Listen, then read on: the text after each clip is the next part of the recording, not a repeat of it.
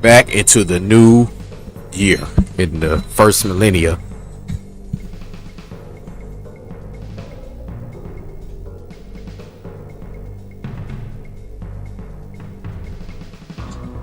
(2022). Happy New Year Day. It is fucking 2022.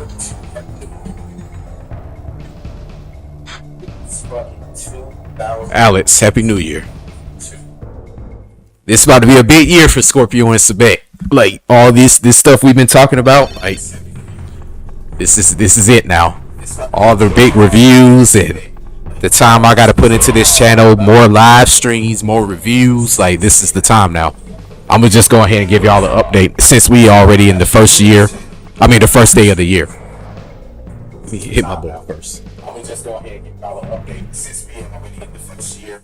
I mean the first day of the year. Are you going home? Wow, that's perfect. Yeah, I'm gonna try to stream long for you since you, cause you driving from South Carolina to New York, right?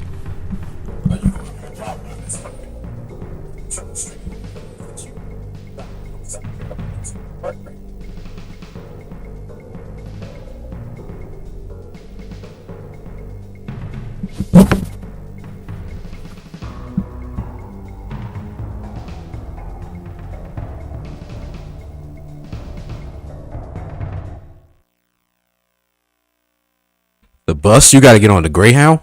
Fucking hell, that's like about 12 hours right there. I remember when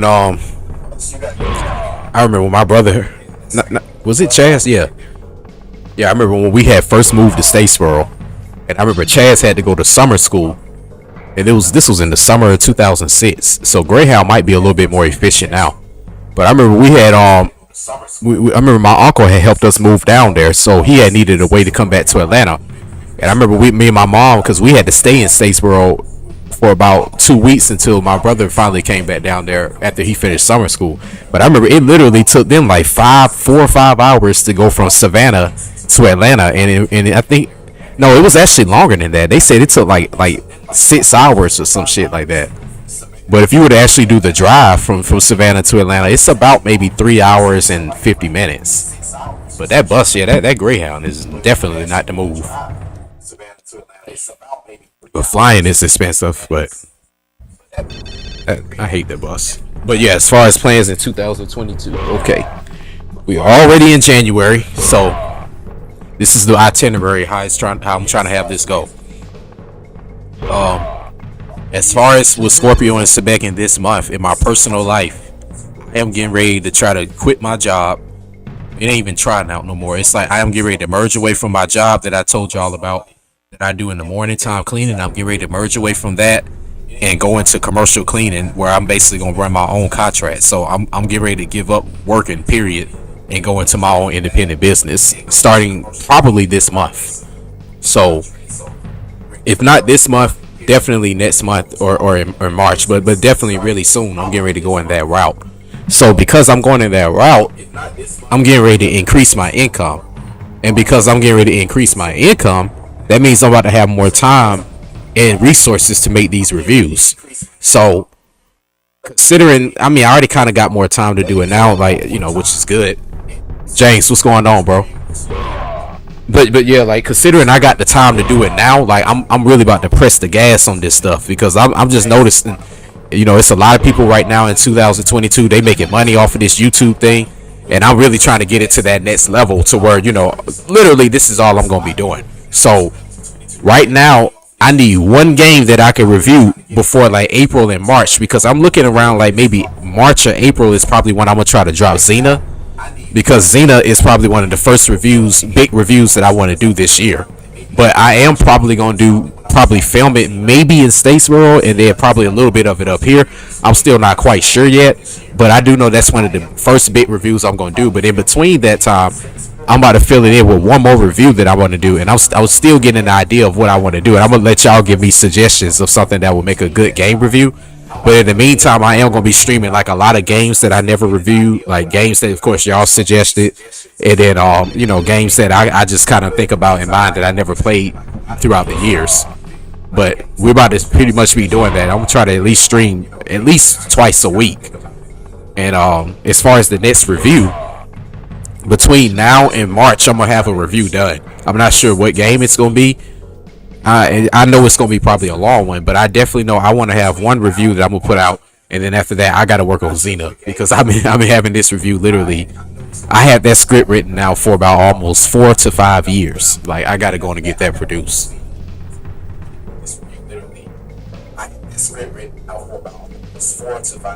Hell yeah, man.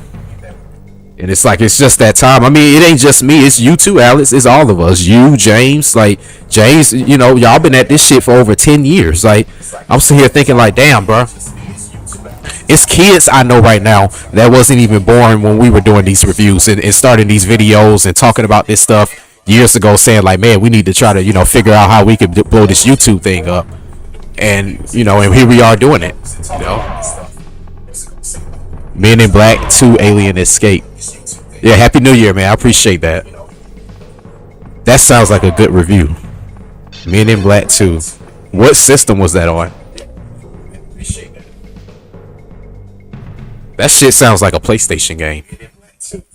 What system was that on? But that shit sounds like a PlayStation. I'm about to work on Xena, probably, like I said, in like March or April. And then right after I get done with that, because see, like I told y'all before, like, I might go down there and get. You said it's PS2, okay? Yeah, but I might go down there probably like in March or April or something like that, because like I said, I got to recruit. I need to find people that I need to, of course, get a guy that's going to be a camera person for me.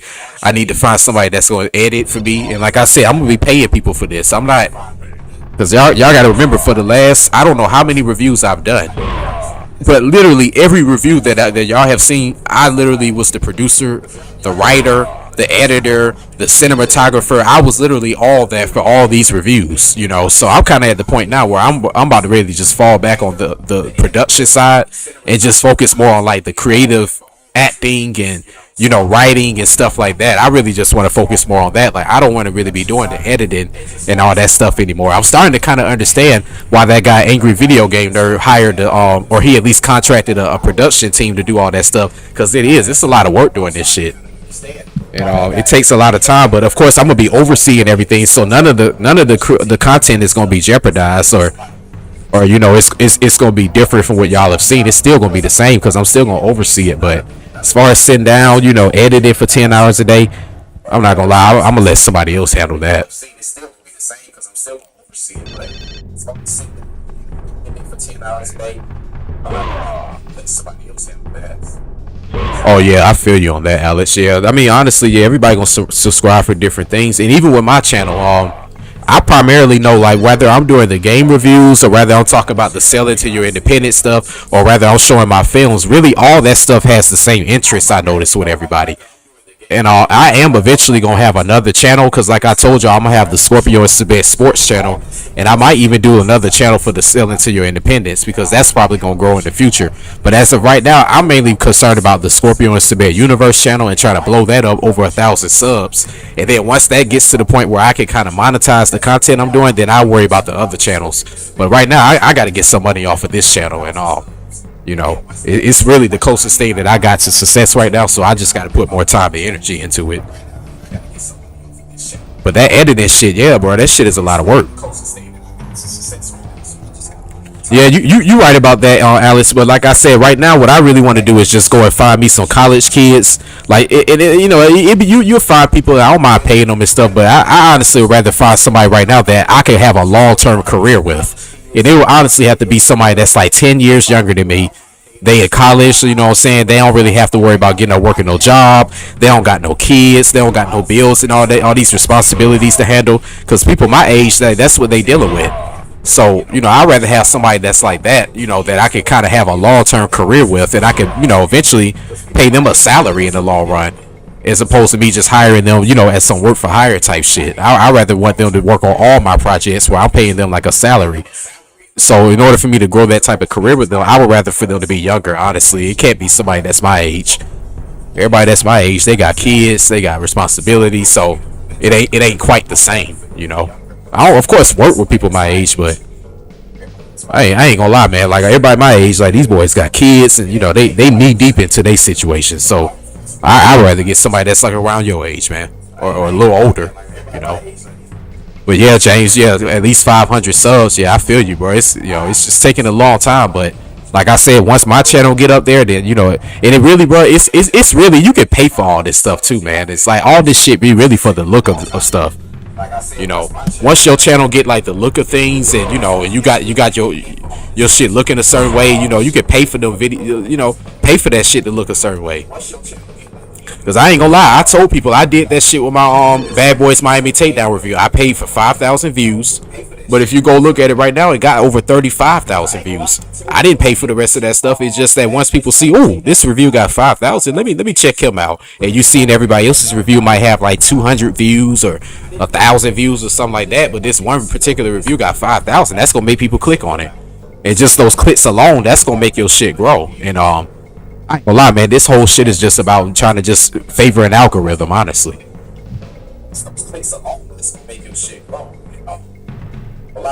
It can blacklist you. I ain't gonna lie, I don't give a damn, Alex. Cause like I said, all my shit is independent. So even if I get blackballed or blacklisted or whatever, I don't care. Cause I ain't gonna never need none of these fuckers' help. The only people I'm trying to entertain is y'all, and like I said, other people that's been following this for years, and people that's gonna catch on to it.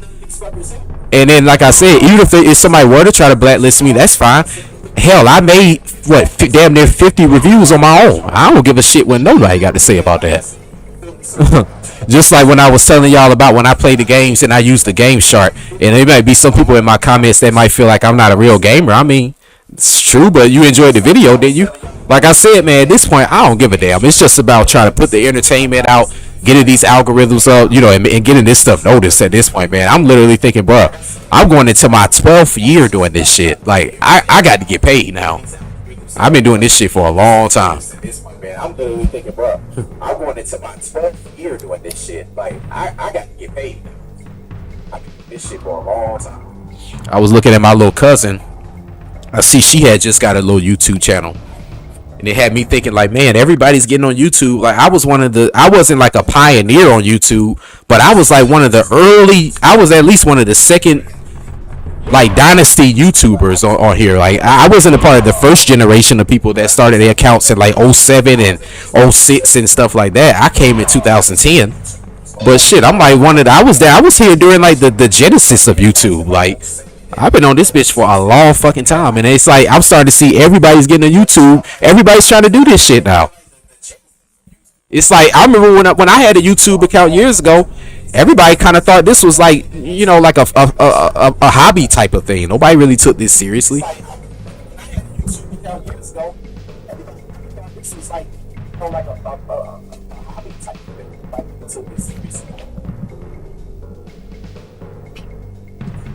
Damn, you said MySpace. I never even had a MySpace account. No, most certainly you should do that, Alex. You know how kind of like AVGN had those title cards years ago? You should do it like that. But I think the way you should do your art, you should make it where you create a certain art piece for the review that you do.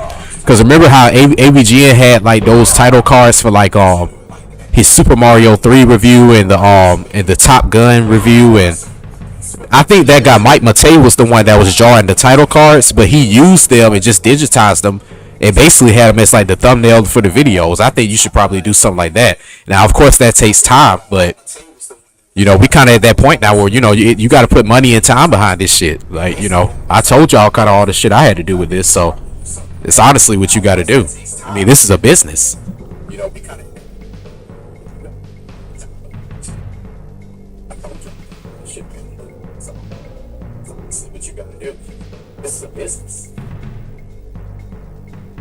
You gotta put money and time behind this shit. Like even this year, I'm thinking about I gotta go down there to Tybee Island, and I gotta go and survey the island and try to figure out places where I can film at and stuff. I gotta go find a crew of people, kids that I could get to help me film and do all this stuff. It's like really the money part ain't even a big deal. It's more like I said, now just trying to build the trust with people now, and just getting somebody to somebody else to believe in your idea. Like it's more that than it is the damn money. It's more like I said, now just trying to build the trust with people now, get somebody else to believe in your idea. Like it's more that. So I ain't gonna lie, man. Like I am not trying to do all these. That's another reason why I kind of fell back on making as many reviews, because it's like I said, like I'm not making the same reviews that I was making back in 2010, where it's only taking me like an hour or two to edit that shit, and like I said, this should be taking me weeks, days, months. Cause y'all gotta remember, I ain't not to mention, am I trying to increase the production value of what I'm doing? But it's like I also got this business that I'm running too. So I gotta, until I could get this to where I want. Cause I mean, get me wrong now. No, that's one thing I tell y'all. One lesson that I learned in business is that it's good to have a female that you got helping you with business. Cause females gonna be more willing to play their role. They're gonna be more willing to listen to you. And that's just naturally what a man's supposed to do anyways, lead the role. But once I could get some of my friends to help me get in the position where they could do the administrative stuff for me, then I'll be able to kind of focus more on this. But it's like, as y'all see, when I be streaming shit, I be getting calls and fucking texting damn contractors and doing all this extra shit. It's like I ain't 19 years old, I'm 30 years old, so I gotta live like a damn grown up now. Like I gotta be fucking paying bills and handling business and shit. It's like I can't just focus on this like I want yet. Don't get me wrong, now I'm 30, but I still feel like I'm 10. Like I don't feel no different. But like I said, but they gotta get to that point, and right now, I just gotta kind of put myself in that position, by getting other people around me to be more trustworthy. And once I get them to that position, which shouldn't take long, then y'all definitely gonna see a lot more. Yeah, I noticed that. Yeah, your Sonic Colors review. Yeah. Man. Yeah, that's pretty much what I did, James. I did the same thing. But sometimes what I do with my thumbnails, I'll get like a certain clip that I saw in my editing when I reviewed the game, and then I'll use that as the thumbnail. That's pretty much what I did. But yeah, I don't, like I told y'all, I always had one. Man, hold on, y'all. Let me turn on the AC. It's so weird down here in the South, bro. Cause it's finna be freezing on Monday, but it's hot as a motherfucker right now.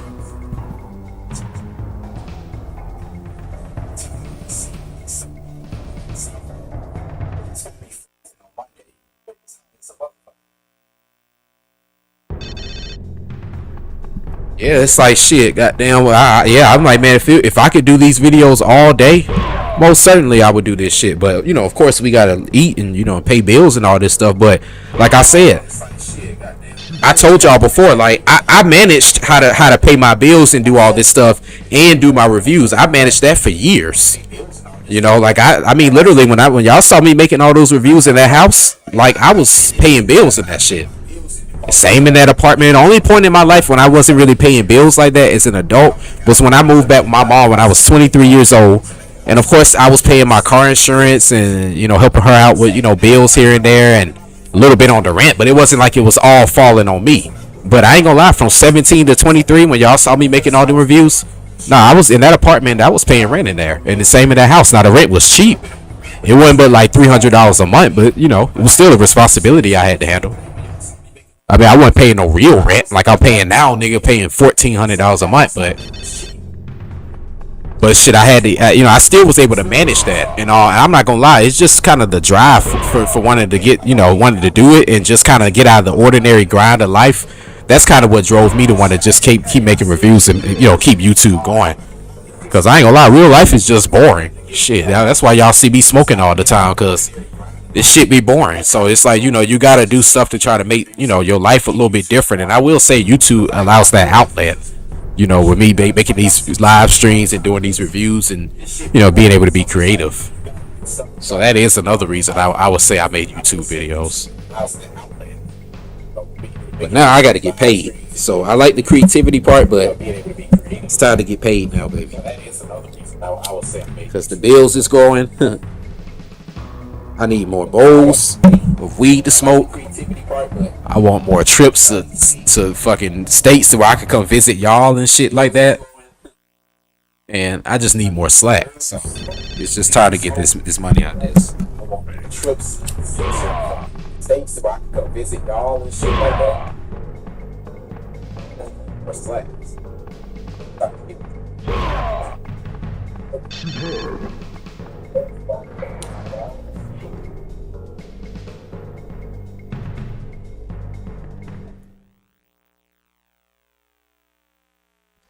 Yeah, I mean, shit. Whether it's Instagram or or this, it's like you still gotta have the audience. And my thing right now is just trying to generate the audience any way I can.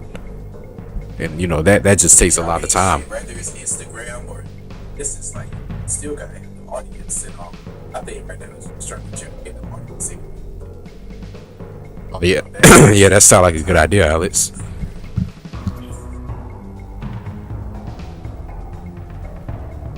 Man, it is hot as a motherfucker down here. Yeah, that's something.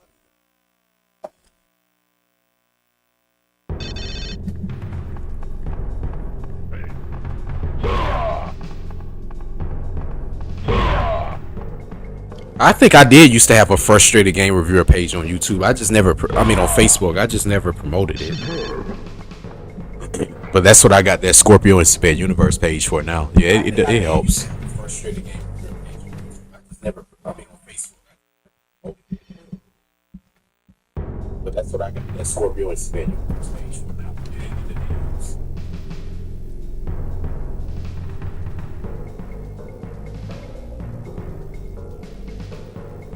Oh yeah. Like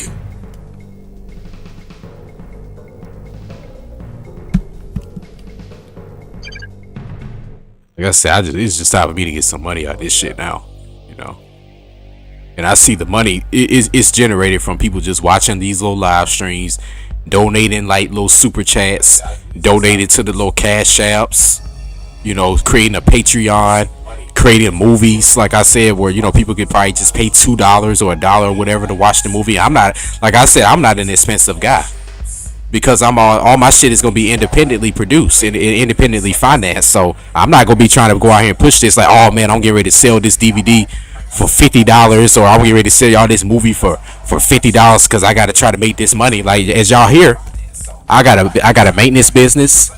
I'm about to have a cleaning business that's probably about to make me at least $250,000 in the next 5 years, guaranteed. And I'm about to have other stuff that I'm about to be making money off of. So it's not like I need YouTube to financially, supplement my lifestyle. Because I'd have had to be challenged with that by just living as a regular nigga out here. So I've already overcome all that stuff throughout my 20s, working multiple jobs, trying to figure out different little business ideas and stuff and experimenting on stuff. I mean, that's why, like I said, in the little seller to your independent stuff, I never really even showed y'all all the stuff I had to deal with trying to get out here and make some money, trying to do this stuff independently. I had to go through hell out here. Dog, it was days when I had to drive to this little place called Dallas, Georgia, and I live in Decatur. It was mornings I remember driving out there in my car. My car, mind you, the tires I had on there was like 5 years old. Days when I'm driving out there 3 and 4 hours, car breaking down while I'm driving out there to go clean a house for 5 hours and stuff. I went through hell trying to do all that shit. So, what's going on, Kelvin?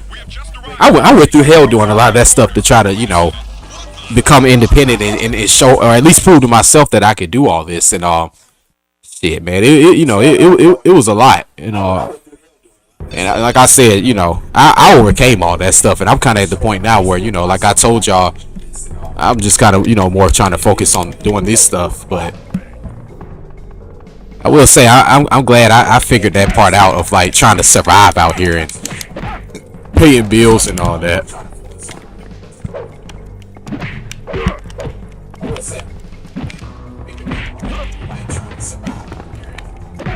Oh my god.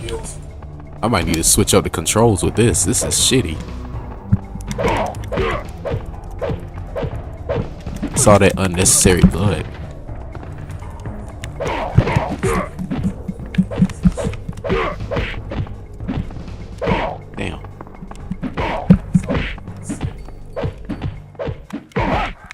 Oh my god.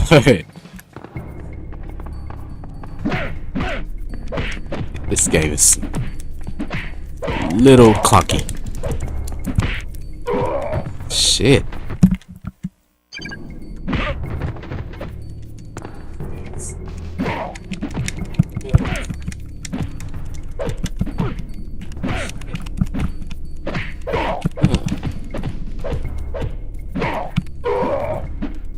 It's like they try to make it like where you throwing combos in like a combat type of motion, but it's like Batman Forever. It's like they try to make it. Oh, the trips, hell yeah. Like I said, we ain't done with that. I was just mentioning in the chat earlier, Kelvin, like what I'm about to do is go to Statesboro and set up business. Where, like I said, that's already an hour away from Tybee and all that stuff. But it, like I was just telling everybody, like it's just time to really expand everything that we doing, and I'm just thinking that in a college town like that, where we already are an alumni, we already have went down there and conquered all that stuff, and we kind of at a point where we could go down there and provide opportunities for those folks. I'm about to go back down there. I'm about to go down there because I mean, at University Village, bro, the rent was $300 a month. I smoked that every month. It's like, why would I not go down there and just try to figure out some kind of business I could expand on and focus on building this YouTube? I'm like, I could use some 20-year-olds right now to help make these videos. It ain't like I'm, too caught up in my rent and all that stuff up here. So I'm about to go down there. I'm about to go down there probably like in the first quarter of the year and get that my room back in University Village, just to get a break out of Atlanta too. You said your rent was $200? God damn. Dude, it's like I smoke that every month. I probably smoke that in a week. Y'all probably have seen me smoke $300 worth of weed. Yeah. It's like I smoke that every week. I smoke that in a week. Yeah, I ain't gonna lie, bro. I'm about to go back down there and get that room back, cause shit. I'll go down there, like I said, and go to that little radio station they used to have down there, promote the stuff that we doing. Go down there during homecoming week, whenever they have them football games, have me a little booth sitting out there, just like we did at Stonecrest Mall that day. We go down there and do stuff like that. It would be more marketable, and it would be more. It would catch on to them a lot better than some niggas that's up here in Atlanta just trying to get some free shit. So that's why I'm like, man, I'm finna go down there and see what's up with that, and like I said, promote Scorpio&Sebek, expand this damn streaming. Let niggas know, like, look, go to the live stream page. I mean, go to the YouTube page, subscribe to the channel, check out these movies. Like I said, I ain't asking nobody to pay for shit no more. All I'm saying is just to go to the YouTube page, subscribe, check on the live streams. Just be updated and stay tuned to everything that I got going on. I'm gonna be doing giveaways and stuff where people can win prizes for money. It's a lot of little stuff I'm about to be doing, like to really put people on. So it's gonna be more of a blessing to other people than it is more so to me. But I got a lot of little things I'm about to be doing and all. But the main thing that I ask some people, really mainly I'm seeing, is just to go to this YouTube channel, subscribe, like the videos, comment. Because when you do that, it builds those algorithms, and by doing that, you're gonna get a check from YouTube every month anyway. To where you start live streaming, shit, you can goddamn, be getting those super chats. Them boys is making thousands of dollars a month. I heard this one dude named JT the Bigger Figure. He don't do nothing but just go live talking about little stuff he be doing with his independent business. This man said he be clearing checks, for $10,000 in a month off of YouTube. I'm like, bro, these folks getting paid on here, and they don't even be really talking about shit but the same stuff like what we be talking about. I'm like, no, I got to get some of that. I don't give a damn what it takes for that. So this year, like I said, this all I'm gonna be focused on. Been doing my independent business, recording that stuff, and building this YouTube channel. And I know Statesboro will be the perfect place to do it, because just imagine how many kids down there right now sitting in University Village at home probably want somebody down there to make some kind of content they can follow and be a part of, but all the guys around them are so uncreative and lame that they don't have enough life experiences to really like do anything to gravitate them towards it. Whereas you got somebody like me who I done showed y'all all this stuff I done did over the years. I definitely got a story to tell and a product to sell. So I just know I would go down there and make way more money than I would make just sitting up here in Atlanta, thinking that some wishing upon the star that something gonna happen. Like, nah, I'm about to take my ass on a college tour, be going to these little college towns around these kids, and letting them know, look, go to that YouTube channel, check out these live streams. You gotta think, hey, if it's somebody in here that's 20 years old, they probably never even played this game before, but they know that has an influence on their life. They know about Mortal Kombat. They gotta know where it started. They weren't even born, so I mean, you can't fault them for not knowing about this. Oh, I got the key.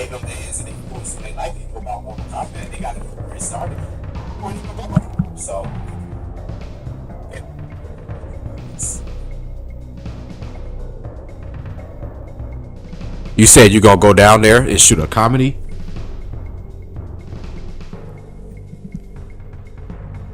Any skit suggestions? Shit. I mean, really, whatever comes to your mind, honestly. I don't, like I say, even with my reviews, I don't be knowing what my next review gonna be. Like I said, a lot of the reviews I got in mind that I already written out years ago, I want to put them out at a certain time when I could really focus on them, because I got to admit, like, I'm the kind of creator sometimes too where I gotta kind of be in the right mental space, before I just start making stuff. Like, if I got shit going on in my life where a nigga gotta be worried about how he gonna pay his rent and and all this other miscellaneous lower level bullshit, when I had to deal with stuff like that, I mean, it didn't deter me from making reviews, but it kind of had me in a mood sometimes where maybe some days I wouldn't be too enthusiastic about it. But I just feel like now, I got a whole bunch of reviews I already had written out that I want to do. It's just that I'm going to put them out when I know I could really have the time to do it. Like I said, Xena. Well, Xena I could do now. It's just, I ain't going to lie. It's a lot of females I could choose for that, but I want to choose a certain female for that role. I had a lot of women I spoke to about that, but I ain't gonna lie. Whoever's gonna play Xena, she's gonna have to be an actress. She's basically gonna be like my Uma Thurman. She gonna be like my Nicole Kidman. Like, she gonna be like my Scarlett Johansson. Like, she gonna be like my main actress for a lot of stuff I do.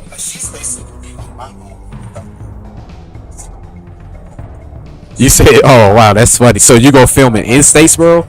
Man, to be honest, Kelvin, that don't even need to be the only movie. Like I told you before, what I'm actually gonna do in Statesboro too. Now that we already here and everybody's here to hear this, we also in 2022. This is the year I'm supposed to get my appeal money.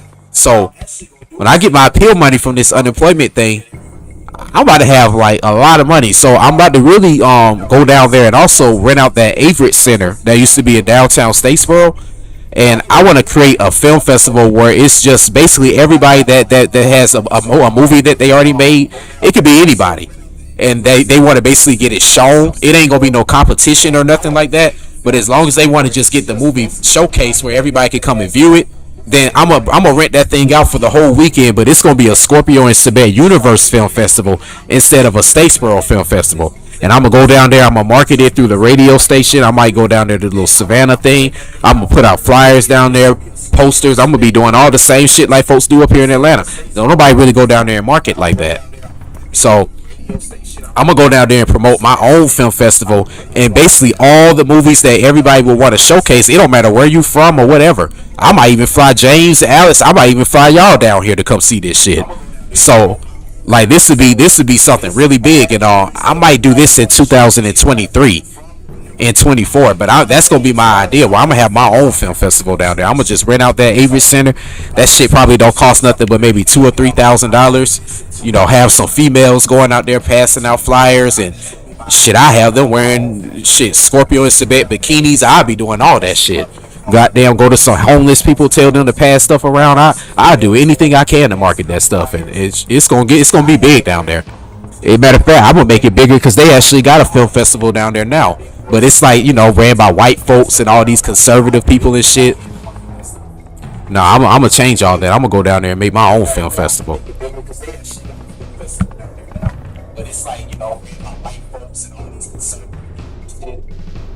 You know, Alex, that's a good idea to have a feature fee.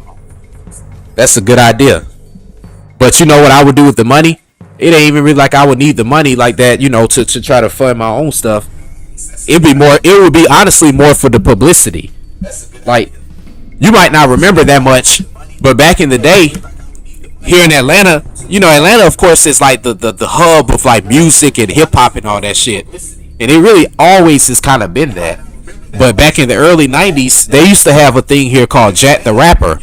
And it was like basically like a music convention where people were all the different record labels that were out at the time. Bad Boy, LaFace, Death Row, Def Jam, you know, like all those record labels that were out, they were all meet up here in Atlanta, and they were all, you know, basically come party and do stuff like that, and basically market their labels. That's how really rap grew. It grew here in Atlanta. It grew up there in New York, and then out there in LA, of course, is where you get your money at. But basically, they used to have that here, where it was like a convention where everybody that, you know, wanted to showcase their thing, they had their own table. So let's say Bad Boy, for instance, you know, Biggie Smalls had just came out, and they want to promote his Ready to Die album that he just came out with. So they gonna come to the Jack the Rapper convention. They gonna get their little table. They gonna, you know, have their little Bad Boy, you know, wallpaper up and shirts and stuff. Like, I could show y'all the documentary. You know, you can look it up. It's called Jack the Rapper. It used to be a convention they had until, you know, niggas started fucking it up. They started shooting the thing up and, you know, like I said, destroying hotels, and, you know, people's insurance was getting messed up, so they got rid of it.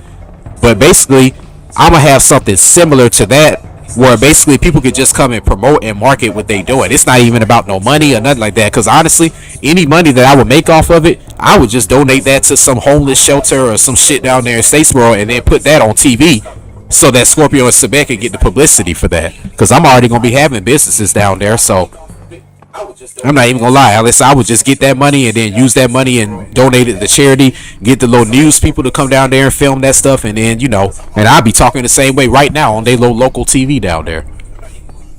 So I would just get the money and do something like that, because right now it's just about marketing and just getting the publicity. You know, so people can get they work showcased. It take a lot. It take other people and selfless people, you know, to allow everybody to get their work showcased, and that's honestly what Scorpio and Sebek is about. Now, of course, when I make the film festival, of course, the movie that I would make, that's gonna get showcased like damn near last. You know, like my movie gonna get showcased last, but everybody else's movie gonna get showcased as well. You know.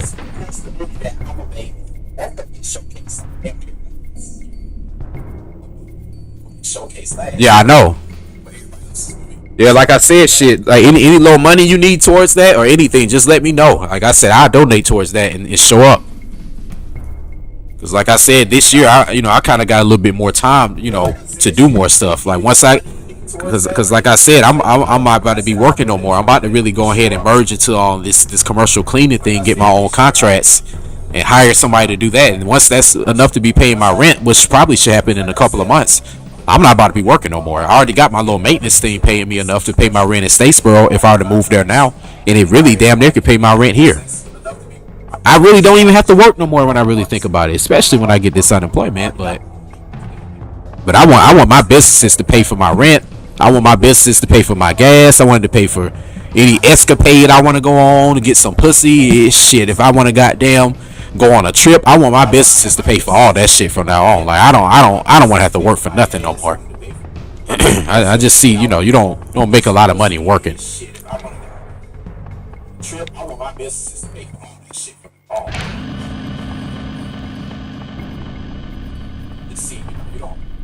But honestly, I mean, I'm gonna eventually come up here to Atlanta. Like I said, I would just do more, just support your film festival up here.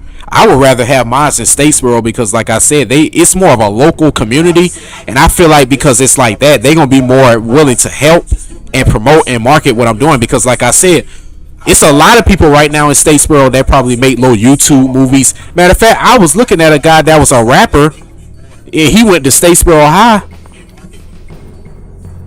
Hold on, y'all. Hello. Matter of fact, I was looking at a guy that was a rapper. Went to Statesboro High. Yeah.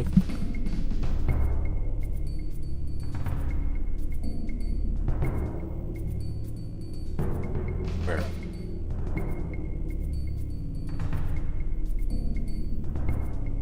Shit, hops.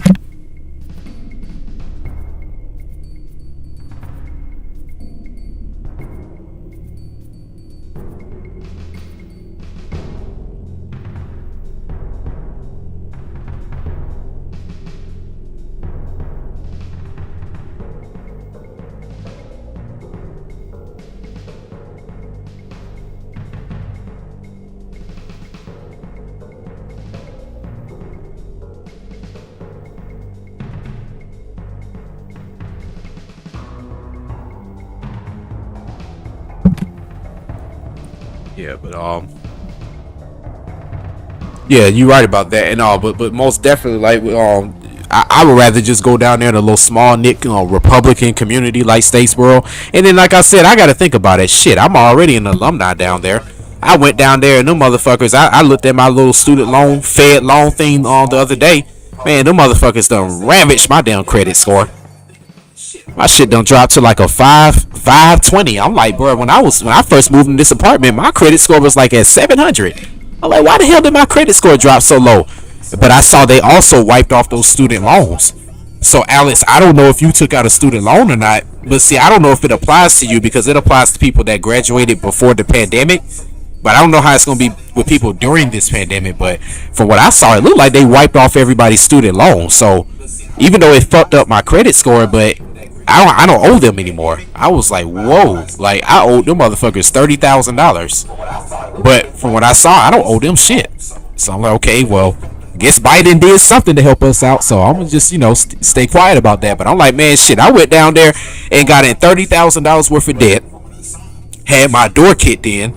I had to deal with the Bullitt County Police. I had to deal with the local Statesboro haters down there. When I first got down there in high school, boy, that was weird. Like I told y'all, being a guy from Atlanta being in Statesboro, it's like everybody going down there expected. This was in '06. Everybody going down there expected me to be doing the Laffy Taffy dance, and everybody thought I was talking crazy. It was just crazy. It was different, being in a place where you're moving a lot. It's moving a lot slower, and you coming from the city and stuff. Like it's a lot different.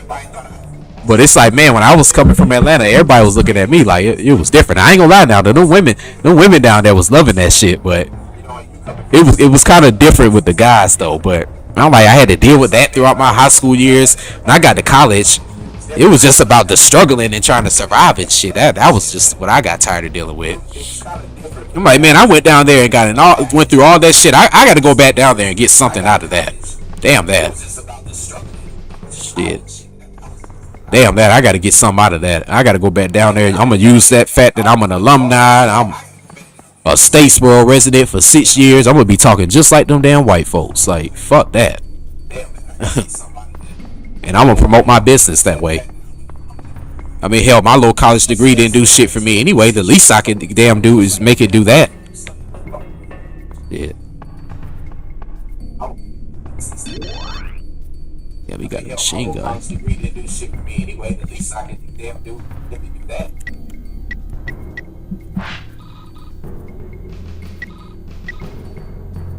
Hell, I got a clip for it, but no gun.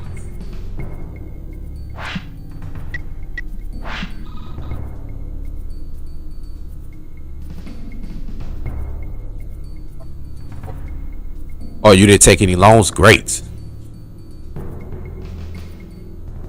You know what? To be honest, James, I am gonna do that, but I just don't have the audience for that right now. Yeah, the live calls, yeah, most definitely, I'm gonna do that. But I gotta get over 1,000 subscribers, and that's when I can use StreamYard for that. It's this little program called StreamYard I can use for that.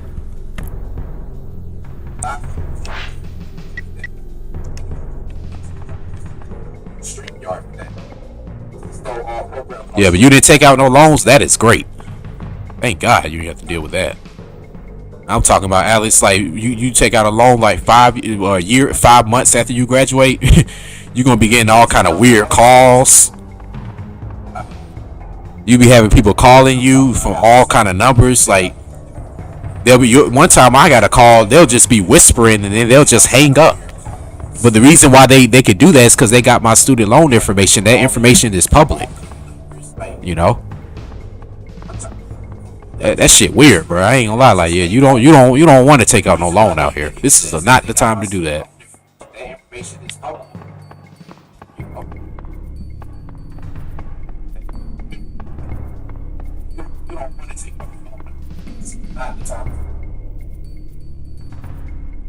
Yeah, yeah, I have.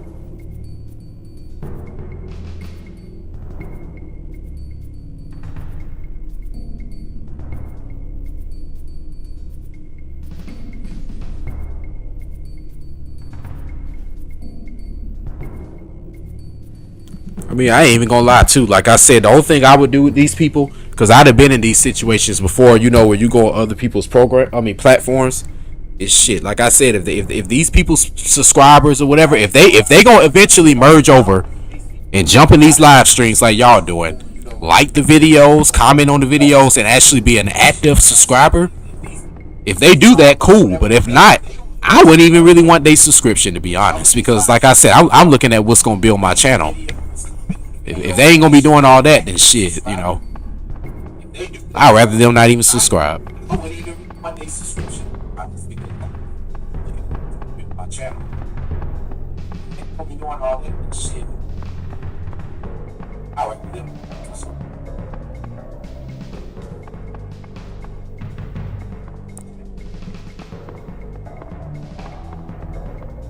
But that film festival is definitely the big thing that I think is gonna catapult me.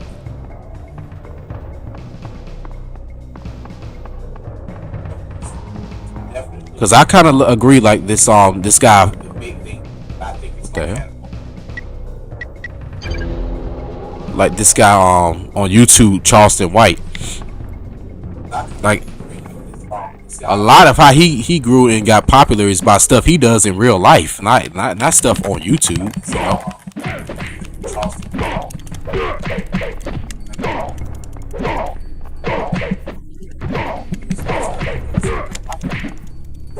But you know, I do feel personally like, you know, you could do a lot of networking and stuff like that, but the stuff you do in real life locally, it really does play a big role in your success. And I'm not gonna lie, I don't mind being known as the local guy, the local hero. Cause oh.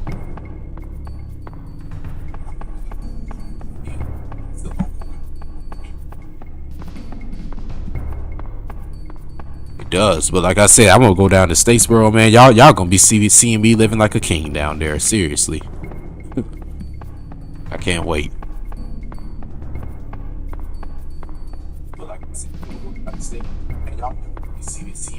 Shit. That shit used to be funny too, because when I used to be down there, and I remember I had when I had that girl Laura I was telling y'all about. I remember I used to be with her in public, boy. I remember them black women down there used to hate that shit, and some of them some of the white guys that used to see you down there with white women and stuff, they used to hate that shit, boy. Them niggas did not like that shit. That shit used to be funny as hell.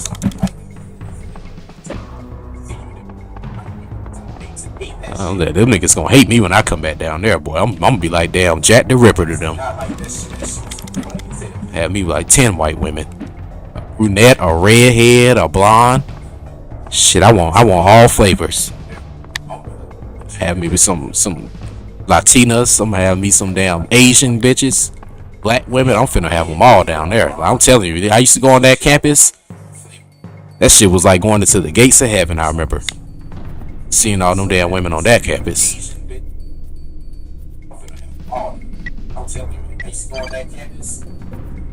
That shit was like going into the gates of heaven. You ain't even dating outside my race. It's shit. Hell, I mean, the way I look at it, it's like shit. Goddamn, all them women like us any damn way. They don't be liking them white. I done had plenty of white girls tell me, I could pull up, I could call a white girl I know right now. She'll tell you that she don't like white boys. And the reason why she don't like them, because she said they're too try to be domineering, and then they're weird. So, I mean, like I said, a lot of them just don't like white guys. I mean, it's just that simple.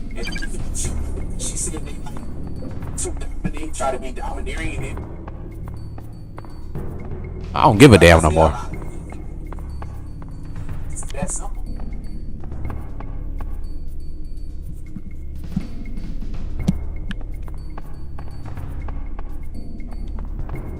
I said, I want to be looked at as Jack the Ripper. That shit used to be funny as hell. I used to be walking around. I remember we was in that Walmart one time. I was with Laura, and she was so confused because she couldn't understand why all the black girls kept going like. I remember we just kept, getting a bunch of. I just kept hearing that, and and getting a lot of like nasty looks and shit. I even got that when I was up here one time. I remember one time I was with my friend Edith, and we were at Kroger. And I just remember I was getting ready to get in the car, and one of it was this black lady that had saw us, and she was like, "Oh hell no!" And she had got in her car and drove off, and I'm like, "Shit, bitch, yeah, you oh shit, bitch, it's my dick, like you ain't got to be tied to me." Fuck. Yes. Use my weapon now. Hey, what's going on, man? Happy New Year. Yeah, they do, but but like I said, a lot of the times it don't even really be about that. A lot of these black girls just don't want to see a nigga happy. I ain't even gonna lie, Alice. A lot of the times, a lot of these black women just don't even want to see you happy. Because the more miserable you are, the more happier they are.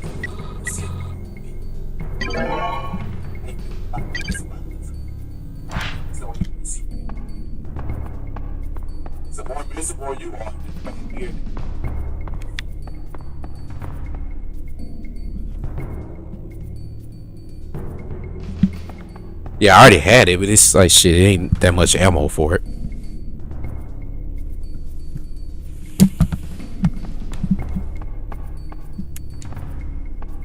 Fire escape close.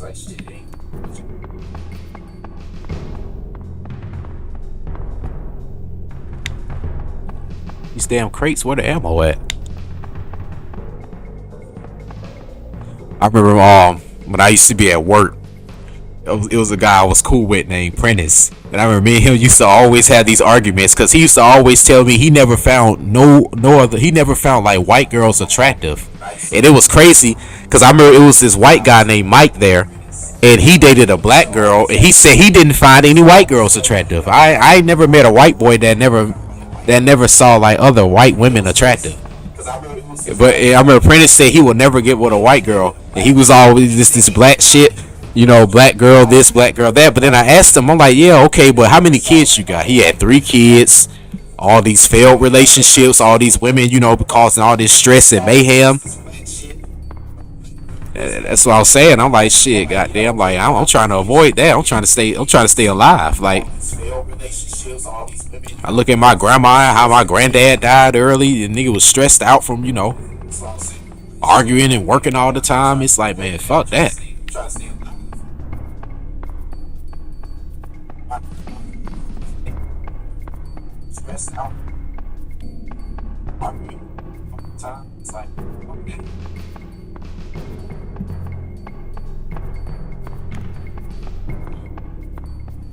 But in conclusion, Alex, get you a white girl or a Latina girl or an Asian bitch. You'll be alright. You gonna enjoy it. I say you do that during your years in college. You got to. You got to experience that.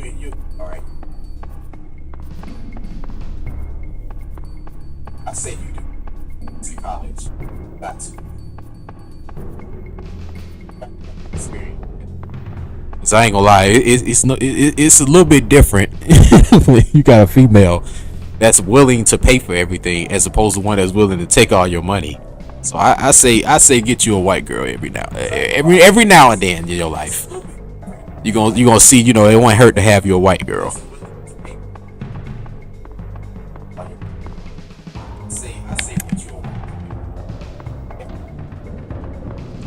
I think it relieves a little bit of stress. Release a little bit of tension.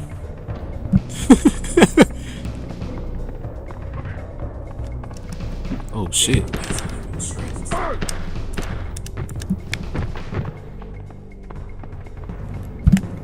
can't switch.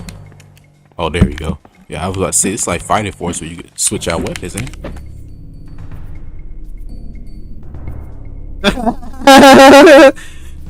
Shit, yeah, that's funny because white girls really can't cook. I remember Laura used to always Laura never wanted to cook. I'm sure Dane can attest to that. Laura never cooked. I remember one time I was in the kitchen. You know, she was looking through the cabinets one time, and I had wrote on the box. It had said "Roman cook, please." she never cooked. I don't care though, man. I could cook for my damn self. But one thing I can say is at least that white girl, she gonna be nice. She gonna be easy to talk to. She ain't gonna be, you know, she gonna have her weird little attitudes and snappy ways because that's just women in general. But she's not gonna be that selfish. That's one thing you're gonna notice about her. I tell you how it is from all my experiences with all different types of women. Okay, with the white girl, I'm gonna be honest. The white girl is not selfish. Like I said, I remember being with Laura. I never forget. It was one time when I was like I was like $60 short on my rent. I was frustrated as hell, and Laura, you know, just gave me the money. You know what I'm saying? At the time, I never had a girl give me money before. That's why it was like so. It was so big to me because I never had a girl give me no money like that before. I mean, that's normal to me now, but I remember at that time she was the first girl that actually gave me money when I needed it. You know. But it seemed like any little thing that I did for her, she was always trying to do for me, and I never really had nobody like that. I never really had nobody that was quite like that, and I got to admit,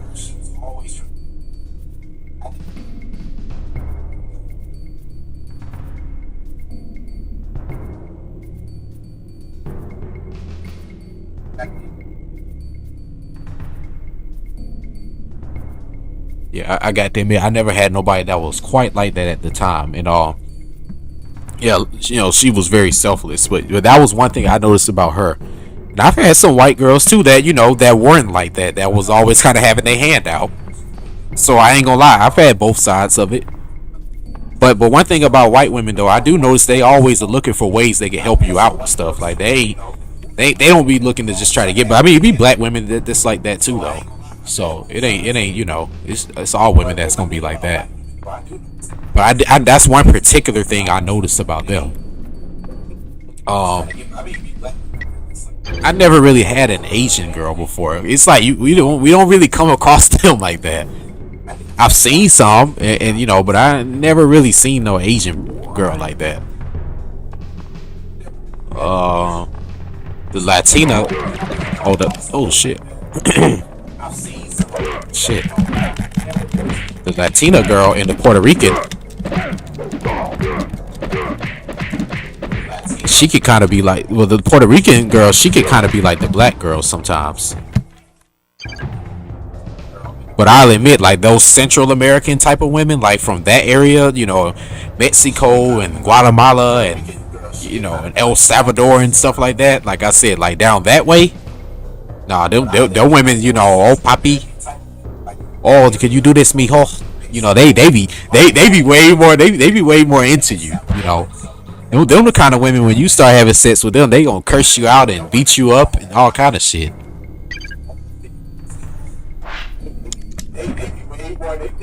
They gonna cook.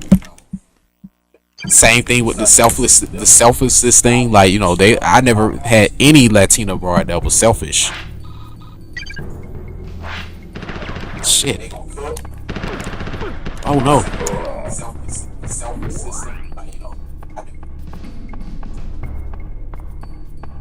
Well, the Latina woman's gonna treat you right. It's funny because I actually got a friend that's she's like in her 40s, who's Latina. Same thing with her.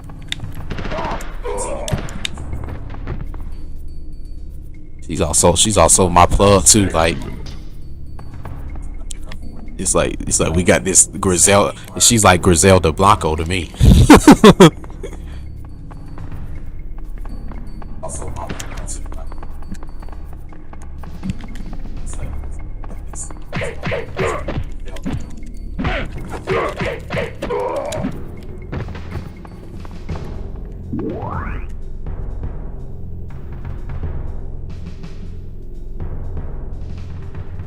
Yeah, that's at the end of the day, that's all you really need. And to be honest, you'll find that out here. But once you have yourself together. But I'm not gonna lie, some guys out here, they have women that just will want to do stuff for them, just because just because of the selfless nature of who you are. Because I'm not gonna lie, as I've gotten older, like I told y'all before, it was kind of like damn, like I didn't know a broad actually want to give me her money like that. But now, what I'm saying, I'm gonna be honest to you. I can't even like rent out. If I were to rent out a room or do any kind of business or whatever, I would rather do it with women because I've made way more money dealing with women than I have with dealing with men. You know, and that's another thing, James. Like that's another reason why I don't really network with too many people like that. 'Cause I'm gonna be honest, bro. I only like working with women. It's easier for me to do stuff with women, right? Rather it be me finding a camera person or whatever. Because like I said, now when it comes to stuff like that, of course I'm gonna have like a younger kid, that'll be able to do that for me, that I could eventually mold into what I want them to be. But as far as that actress part, oh no, I'm finna shit. I'm finna have me, like I said, a Nicole Kidman. Y'all finna see her. Wait till I do this Xena Princess Warrior review. I'm finna have me my own Scarlett Johansson, my own Nicole Kidman. Fuck that. Y'all remember how Quentin Tarantino in all his movies he used Uma Thurman, or he used Foxy Brown, or remember how in all of John Carpenter's movies he used Jamie Lee Curtis? Shit, I'm finna have somebody like that. I'm finna have my own female actress.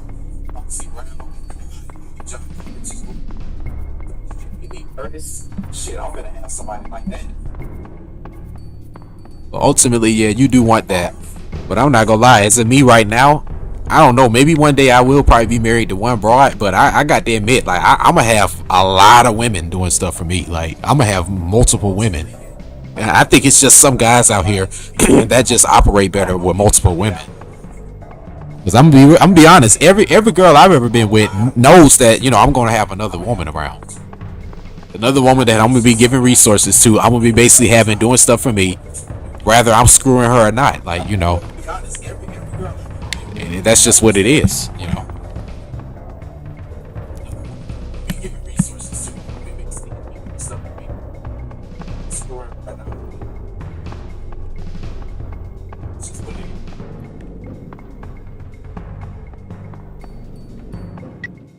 Okay, what am I supposed to do now?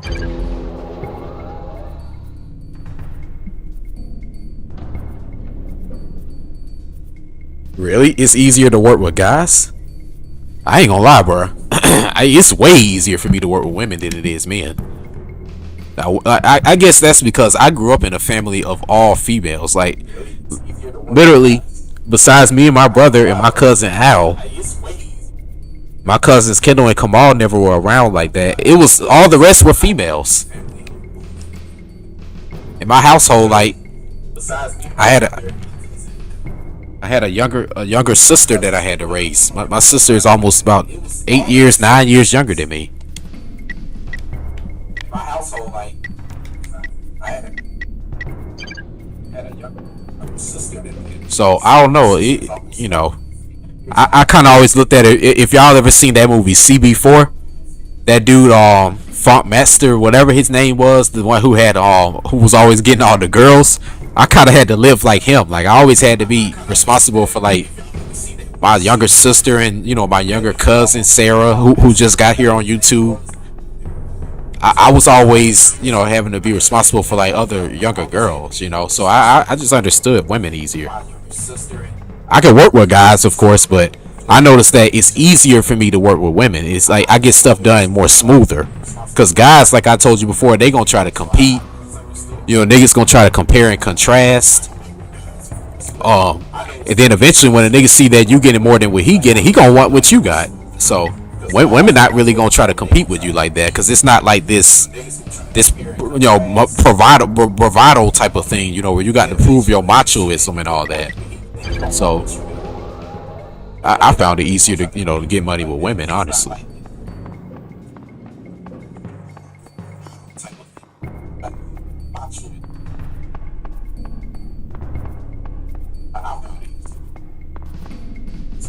I think, Alice, the more you work with women, the more you'll understand what I'm talking about. Because you gotta remember now, I'm 30 years old, and you just turned 20, so that's a 10-year difference of life experiences. So I got to be honest, like the older you get, the more you'll start to understand what I'm talking about. I'm not even gonna lie. Like you literally just became out of you literally just got out of teenagehood. Like I don't even remember when I had became an adult like that. Like a lot of those memories is kind of fading away. Like so I ain't gonna lie, Alice. The older you get, you gonna realize it's easier to work with women. Cause niggas gonna get on your nerves.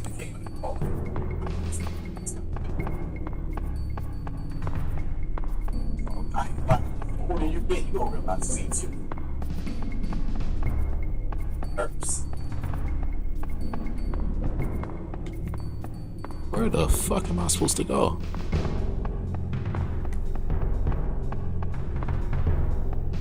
Okay, what all I got?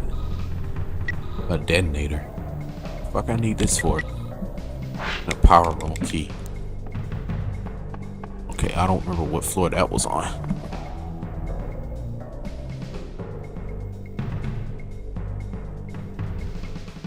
That's interesting. I wouldn't say my mom was masculine, but my mom definitely ain't feminine like that.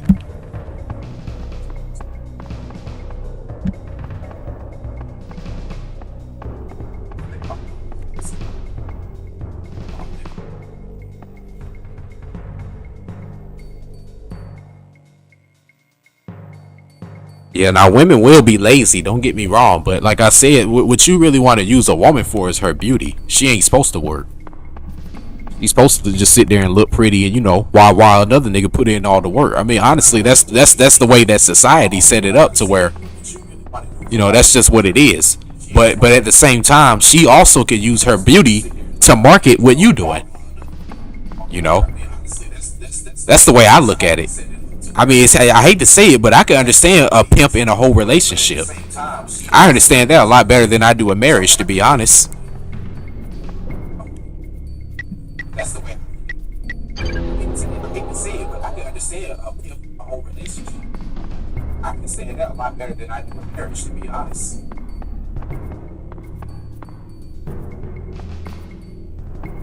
Shit, that pimp know that, he can't be sitting here saying he don't love that hoe, because at the end of the day, shit, he ain't gonna get nothing done without her. You do love her. I remember I was looking at that about that dude Sauce Walker, the rapper down there in Houston. I'm pretty sure you know who he is, James. Shit, they was like that dude put a baby in all that white girl that he got, cause she done made him so much money. Put a baby in all that white girl.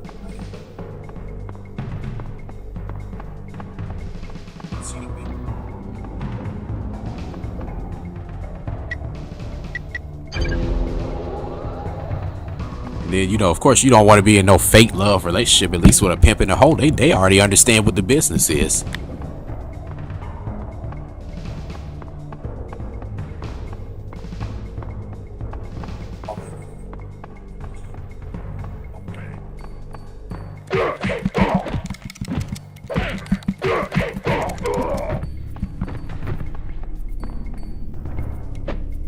What?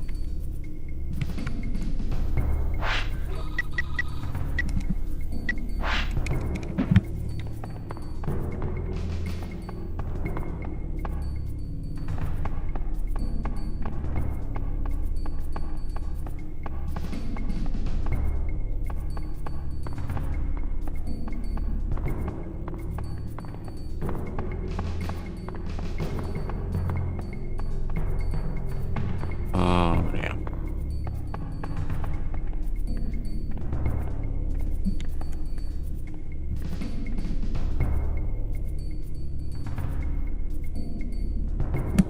No, I'm not shocked, Alex. Wanna know why it's like that? Because the white girl, she gonna handle her business. Matter of fact, I remember I had seen that in a documentary. It was this documentary I saw with this white boy that was a pimp. And he said some of the realest shit I think I've ever heard anybody say, a human being say.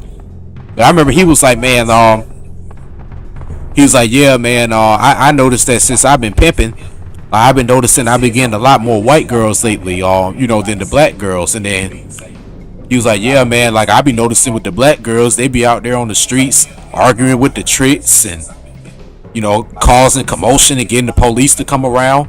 He was like, you can't handle no business like that. Shit, the white girls, it just seemed like everybody want to pay for white pussy because it's marketable, it's just sellable. But the reason why white pussy sell is because it's no different than when you going to Chick-fil-A or when you going into Popeyes. If you going into Popeyes, you gonna get a girl what you want to order. Excuse me, what you want to order, like getting an attitude and stuff. You going to Chick-fil-A? Hi, welcome to Chick-fil-A. May I interest you in some lemonade today? Would you like some sweet tea or a Chick-fil-A chicken sandwich? Would you like to try our mini chickens today? They gonna be nice as hell to you. I remember that's what RDC World, they had made a skit like that. But it's true though. But I noticed you gonna get that from a white girl. But it's like, imagine if you could have this same type of service at home. Like every morning you get up, every day you come home from work tired, when you go on fucking dinner trips and all that. It's just more marketable, and that's why niggas pay for white girls. What's going on, Donovan? Hey, James. I was just telling them about that rapper on Sauce Walker. I know you heard of him, right? And it was that story where he had got that white girl he with pregnant. Hey, James. I was just telling them about that Sauce Walker. I know you heard of him. It was that story where he had got that.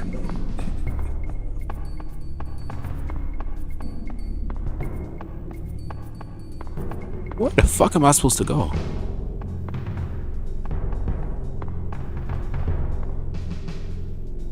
Yeah, like the reason he did that because shit, she played her role. I mean, matter of fact, I heard him say he ain't never that dude right there. Hell, he said he ain't never been with a black girl.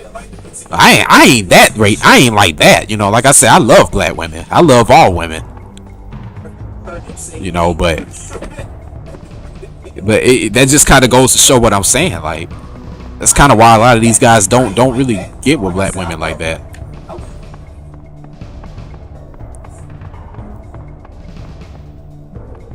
It goes to show what I'm saying. It's kind of why these guys don't really.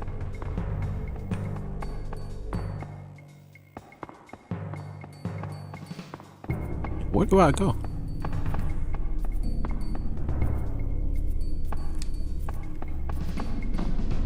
Man, I think one of the worst pains you could feel is in a lifetime. It's like when you eat the inside of a Pop-Tart and that shit burned the roof of your mouth. That shit will hurt for like days, man. It's got me to the point where I don't damn near want to eat anything.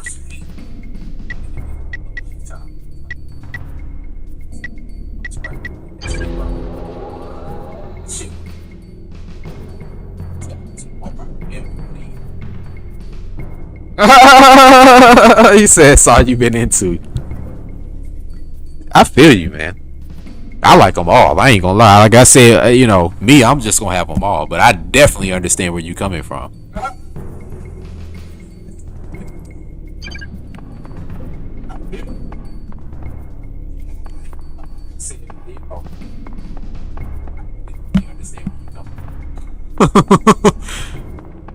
That boy said once he got a taste, that was it. That is hilarious.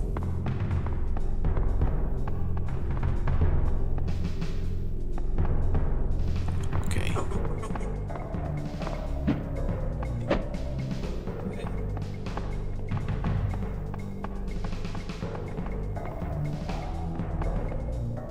But I mean, if you look at history, I could show y'all dozens of pictures where it showed all these, these aboriginals and all these Moors and all these people with all these different ethnicities of women.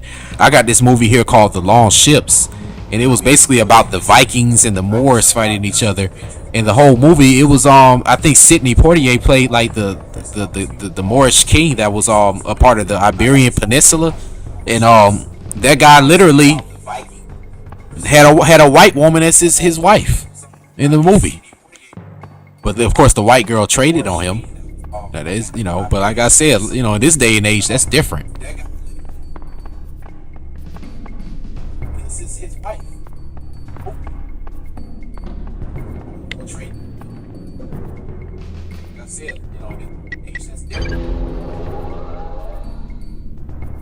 don't even believe in that script, to be honest.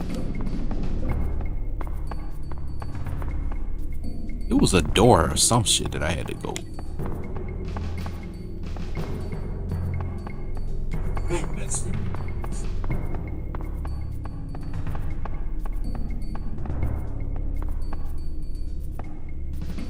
This game reminds me a lot of Fighting Force, to be honest.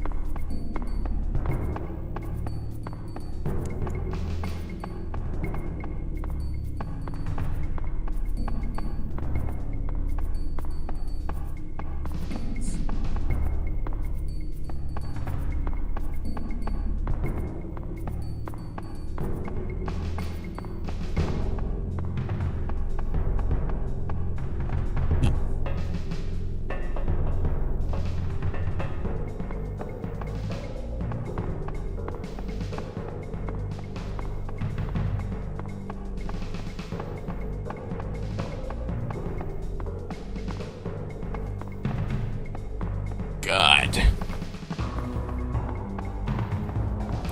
You know, we love all women, to be honest. I don't think no man gonna turn down no pussy. I can't remember who said that, but they made a lot of sense when they said it. But they said, like, literally men come out of a hole and spend their whole life trying to get back into it.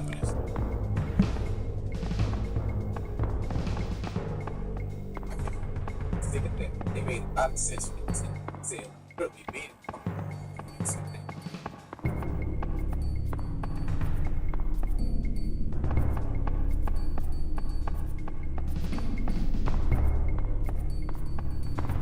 Damn it, where do I go?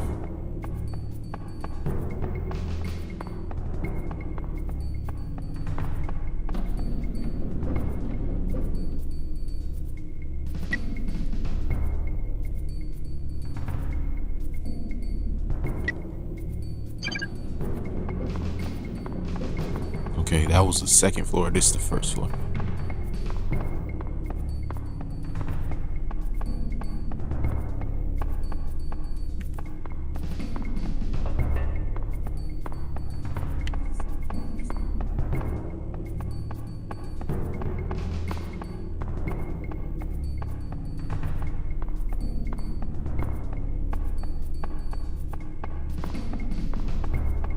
In and now, right? So I do remember it was a door I was looking for that didn't open. I remember where it was though.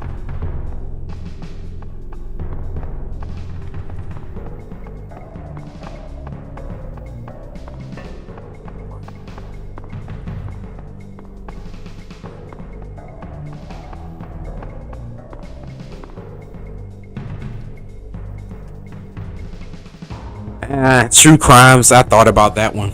That's gonna be a long review, and then you know, if I'm gonna review that, I might as well review Grand Theft Auto 3. I thought about that one. I thought about between that, Dead to Rights, and 25 to Life. I had those three in mind.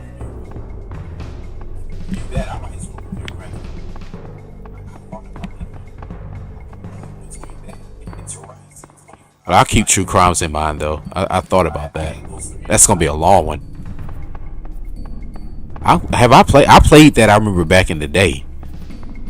I just remember thinking it was basically like Grand Theft Auto. Every time I played it, I was just basically thinking of Grand Theft Auto.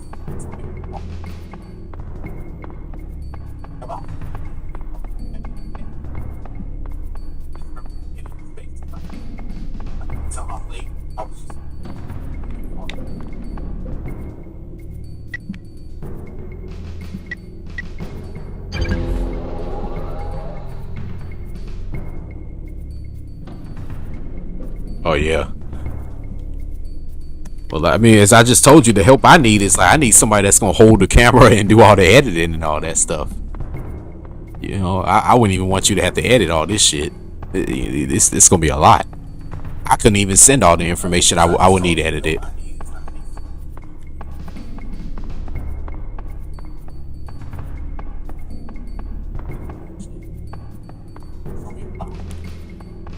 I could easily see a True Crimes review. That would be about at least 40 minutes, and I would have to cut out at least about an hour worth of footage out of that. Because that's a lot of missions, a lot of stuff I'm gonna have to catch.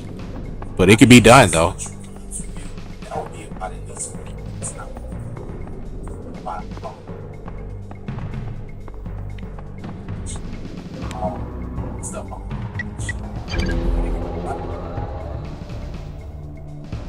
Yep, it's still the first level. I'm trying to figure out where the fuck to go. It's a door I'm supposed to find with this key. It's like I have to find some hostages or some shit like that.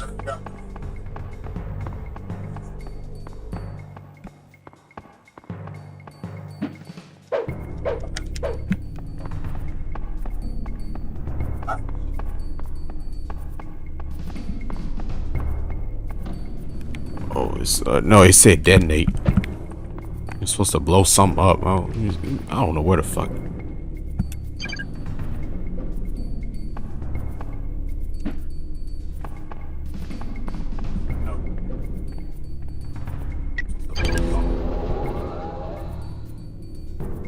Go to the fourth floor. See what's here. I already just came from here, but am I supposed to blow this up? Because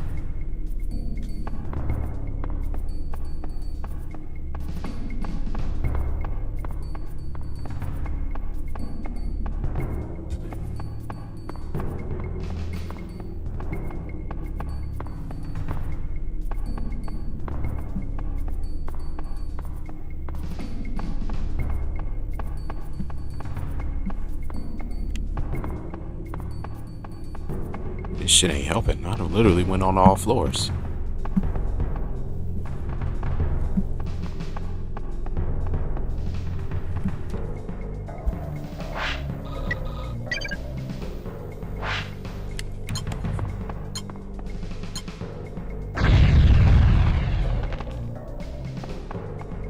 They supposed to tell me that, man. Fuck, how the fuck was I supposed to know that?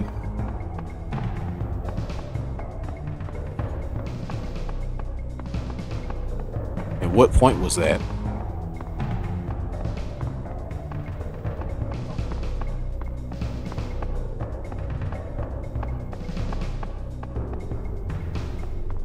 Walk under a ladder, that's bad luck.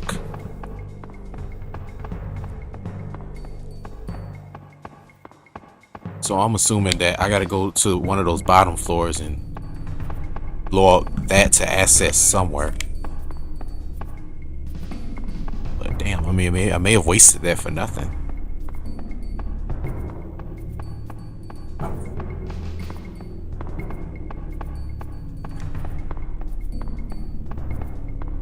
Let me go to one of those lower levels, see where the fuck I need to go.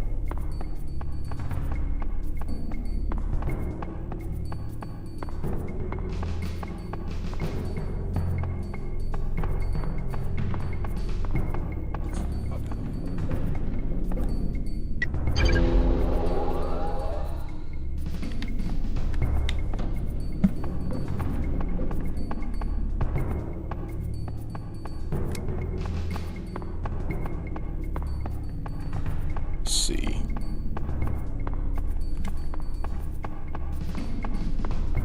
Or do I not have access?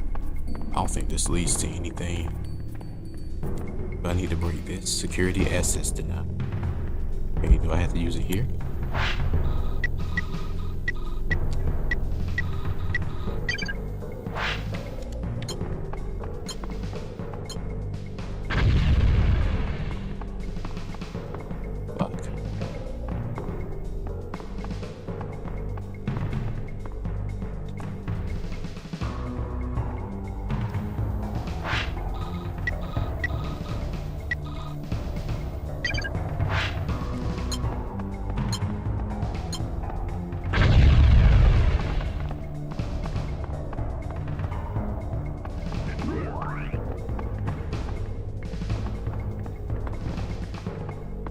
Okay, what the fuck am I supposed to do with this?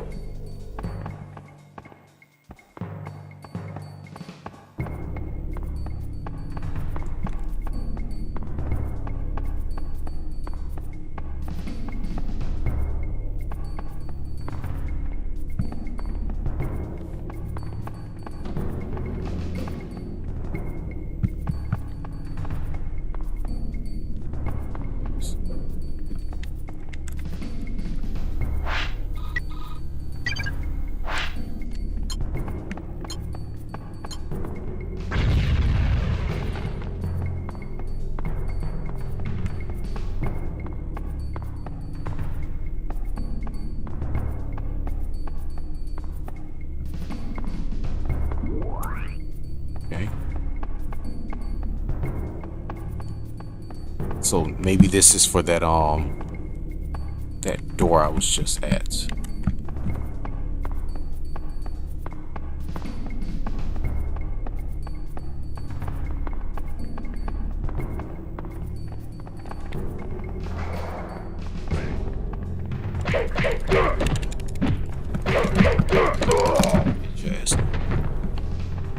Oh, I don't really need the cheat codes because the cheat codes they gonna have is probably for like extra weapons and stuff like that. I would just more so need the walkthrough just to see where the hell to go. I mean, as you see, I'm actually able to stay alive. In fighting forces where I needed the cheat codes. Well, we tried the game shark, but that shit didn't work. It started glitching. What the hell is going on?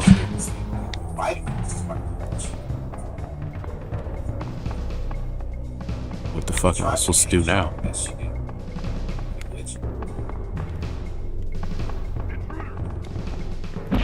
Oh shit.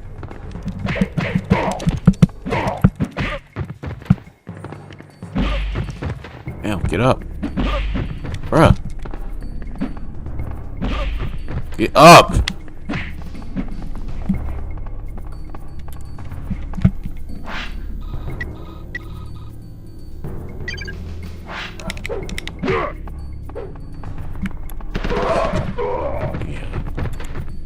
Man with the gun always wins.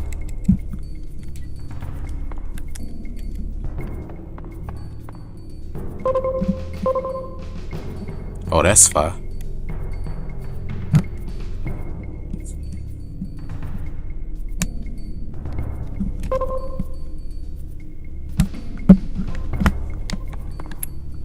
Oh, that's fine.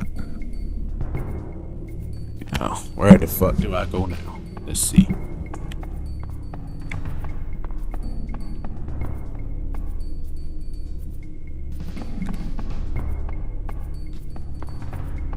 Say I pulled the fire alarm. Now, what did that indicate?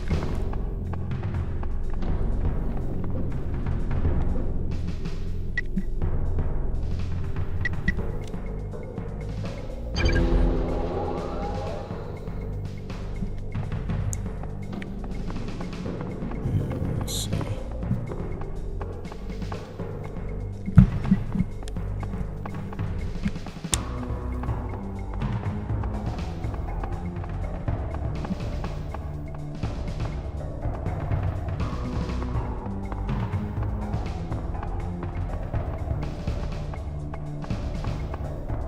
Just don't look shit like Jax, by the way. Yeah, probably. I'm about to look at one in a minute.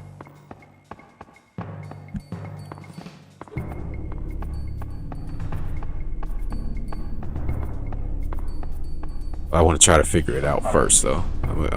I ain't gonna give up just yet. Okay, this is the beginning.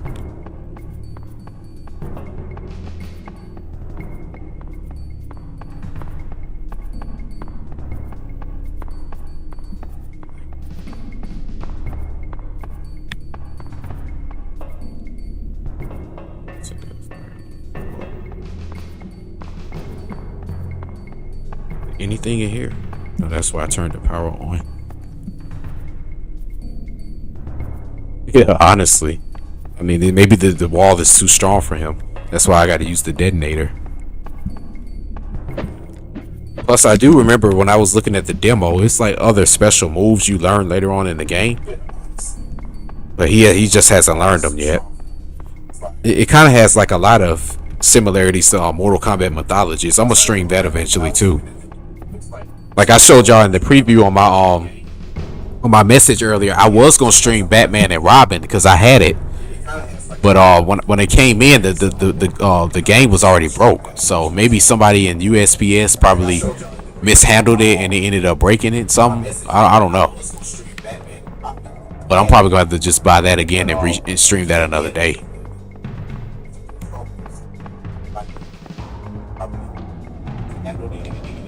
But I might do Mythologist instead now.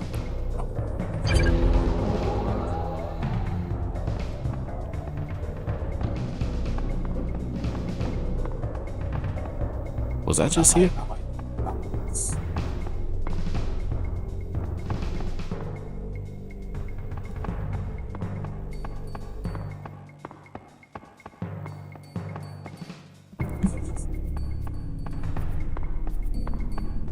I'm about to look at the walkthrough. Give me a second.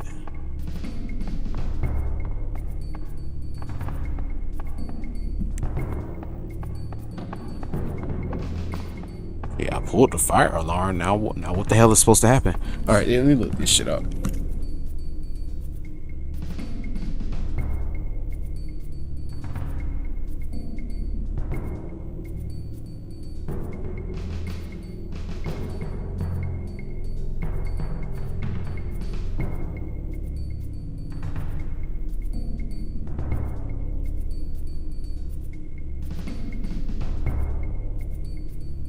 Watching myself stream.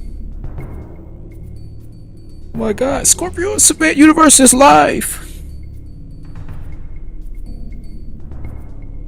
Mortal Kombat Special Forces. I wish I had Mortal Kombat Mythologists on PlayStation. I like how they had those cutscenes in that. I remember I had it on 64.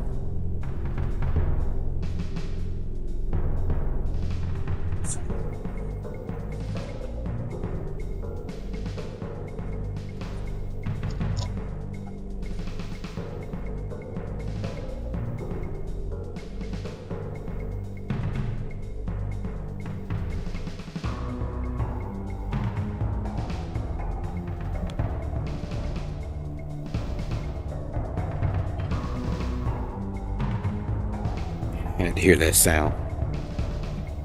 That PlayStation sound. I don't know, nothing beat that. Damn, he got this thing. I like this guy, Kawhi Games. Y'all should check him out. He does walkthroughs. If it wasn't for his Death Trap Dungeon walkthrough, thank God for that shit. I would have never beat that game. Even with the Game Shark, I still couldn't beat it. Y'all should check him. This dude literally does 24-hour live streams of like all games. I can't wait till my channel get to where I can do 24-hour live streams. That's gonna be pretty cool. Dude literally does 24 hours. I can't wait till my channel gets.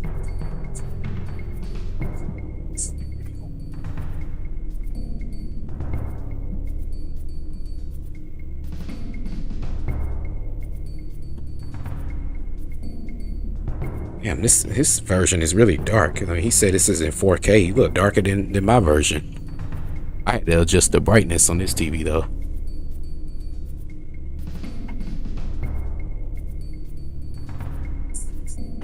Oh no, yeah, we're definitely gonna do Mythologists.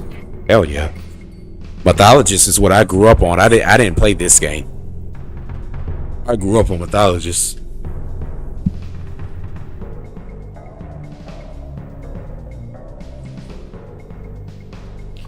And for the first time live, I'm actually about to drink some alcohol.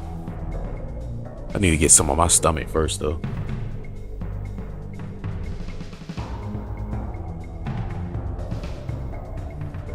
First time. Really? Okay, I'm gonna check that out. So you uploading like your walkthrough of it?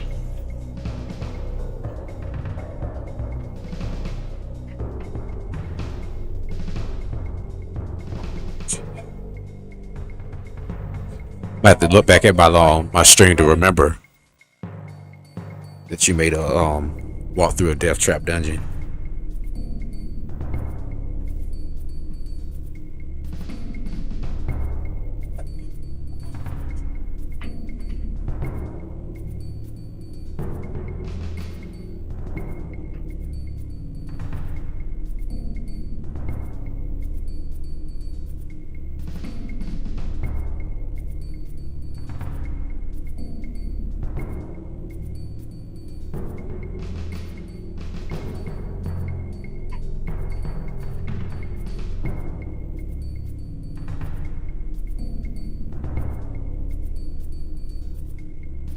Okay, cool.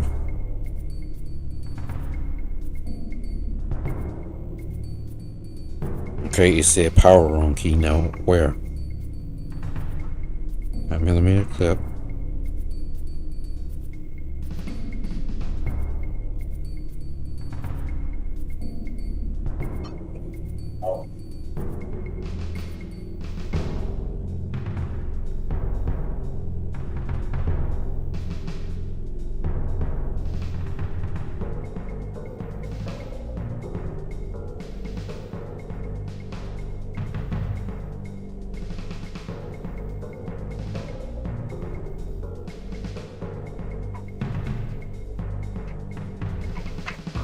It's like, intruder! Get this metal arm nigger out of here.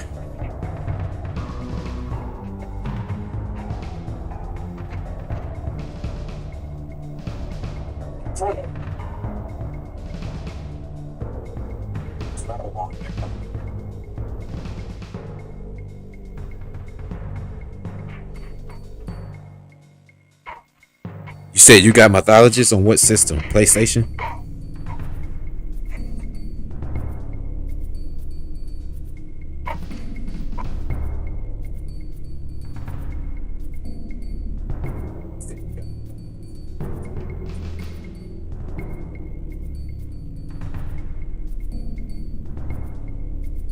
Cause that's honestly the only way to play mythologist, I believe. I mean, like I said, I grew up playing that 64 version. It was just so fun at the time, but I wish I had the PlayStation version.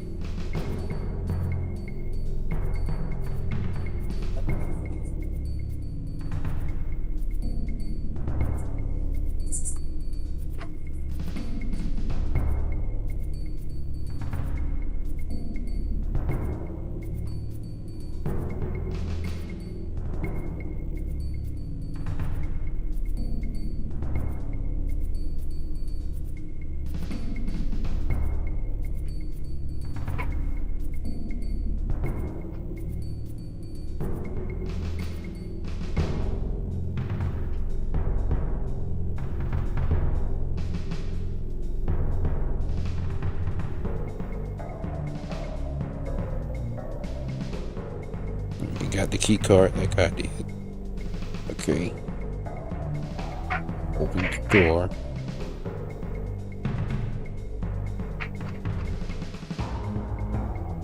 Okay, now we at the same spot. Alright, now what did he do?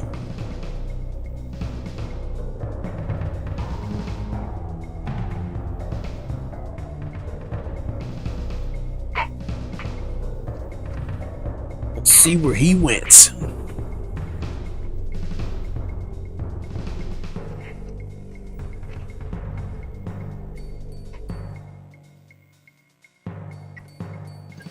Okay, he went to the 3rd floor.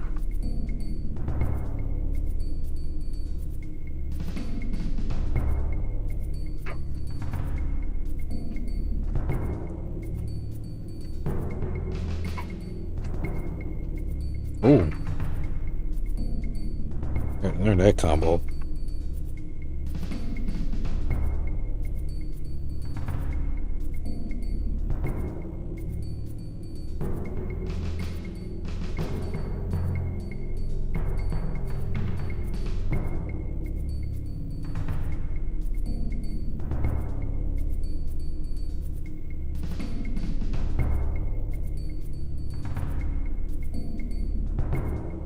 Okay.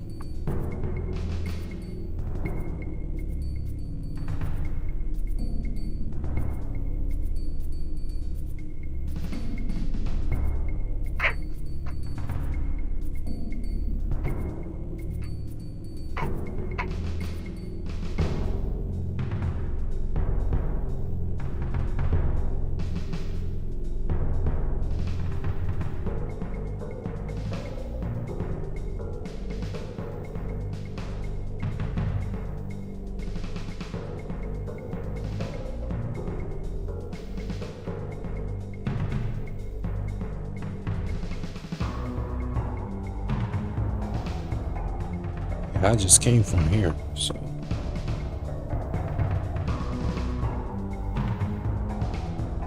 Okay.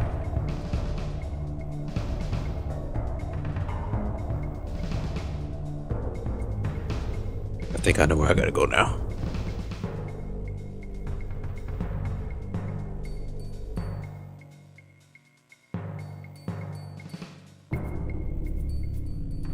Really? I didn't know that. And yeah, I saw how those combos work, James. It's yeah. So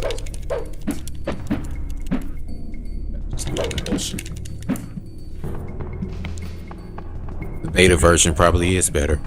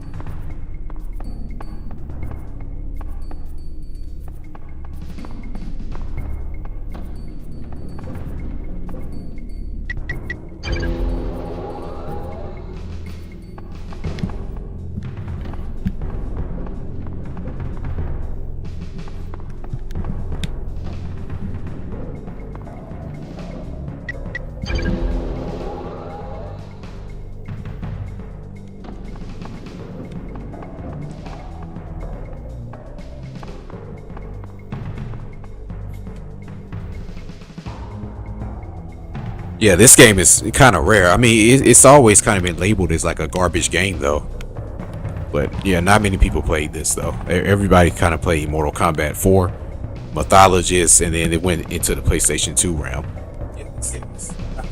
I mean, it really was like that fart that was in the room that nobody wanted to acknowledge. Honestly, like that's kind of what this game was, just to be honest.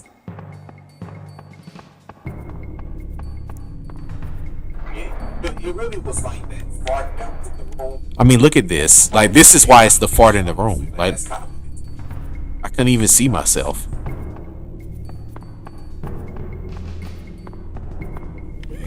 They definitely didn't put as much time into this as they did the other titles. You could definitely tell this was made by another production team.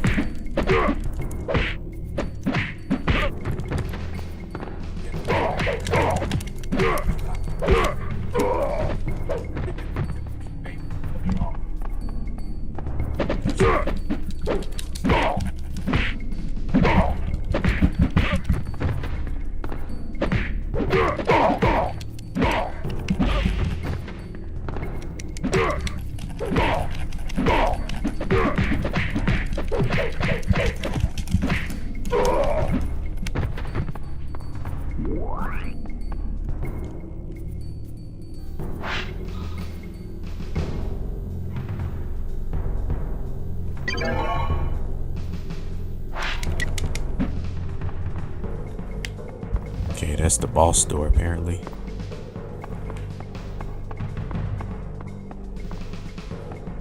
Weapon out.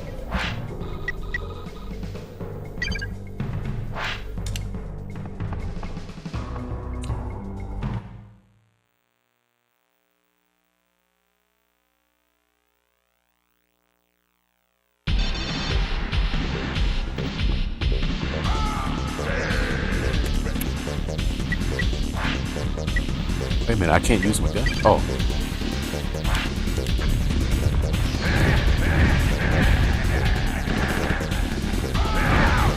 Yeah. Bitch ass motherfucker.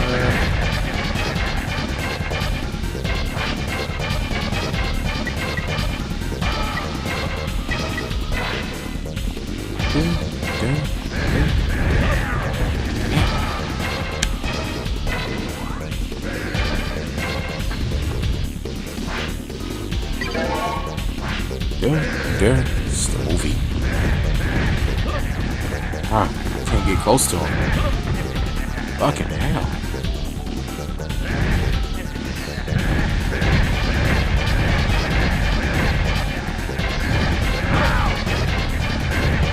Bitch.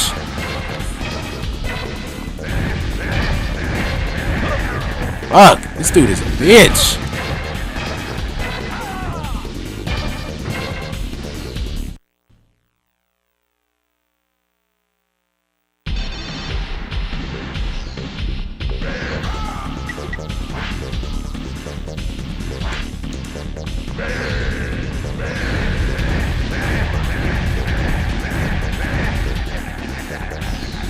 Try to rank fall attacks. Martial fall attacks like that. Beat his ass.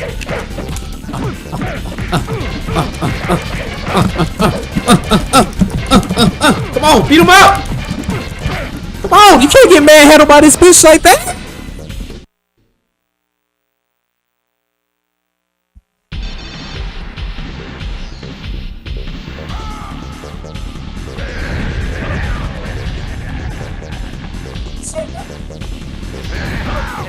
Fuck, dude.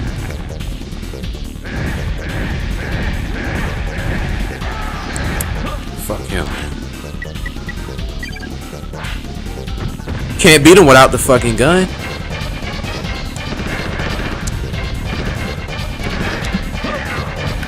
Damn.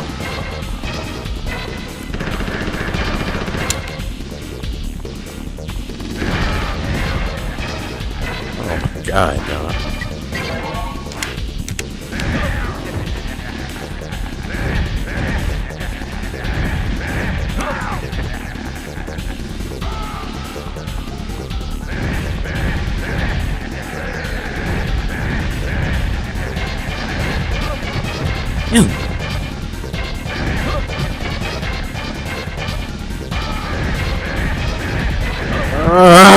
Can't get close to him. Fuck! Shit, I gotta catch him to get to the stick him with the detonator.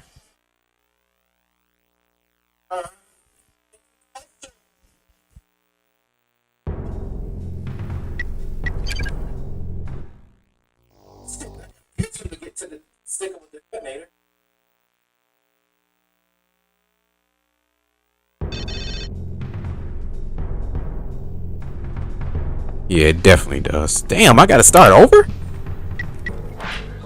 Bruh, come on, man. Alright, time for the codes. Tried to be fair with you. It's 555. It's my lucky number. Come on, man.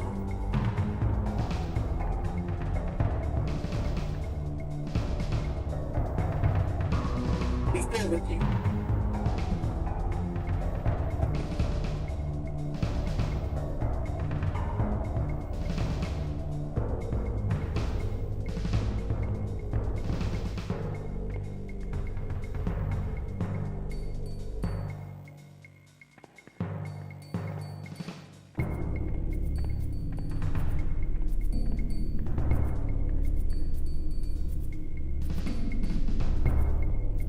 It's the only codes they got? That's bullshit.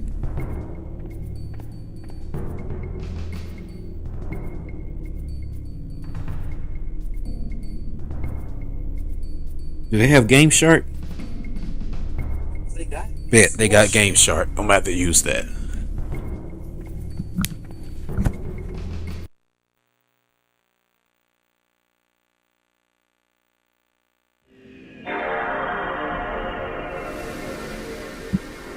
Maybe midway games would be better with Game Shark than Eidos. See how this go. Yeah, well, Eidos made Fighting Force. Eidos, however you pronounce it. Midway games would be better.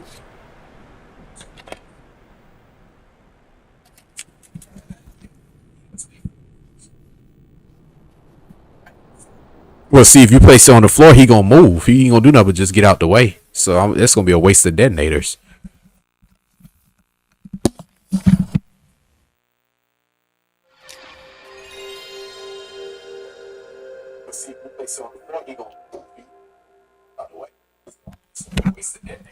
Now y'all about to witness a tipsy, frustrated game review. I ain't drinking a long time. I better drink this cheap wine that my friend got for me. This is one thing about women, man. Women gonna drink some cheap ass shit.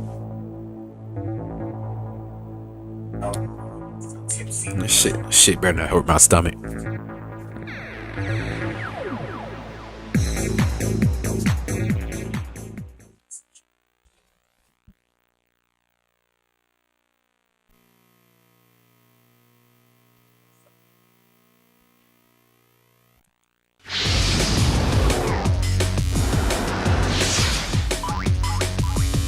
And I pull a fire alarm? What do you mean?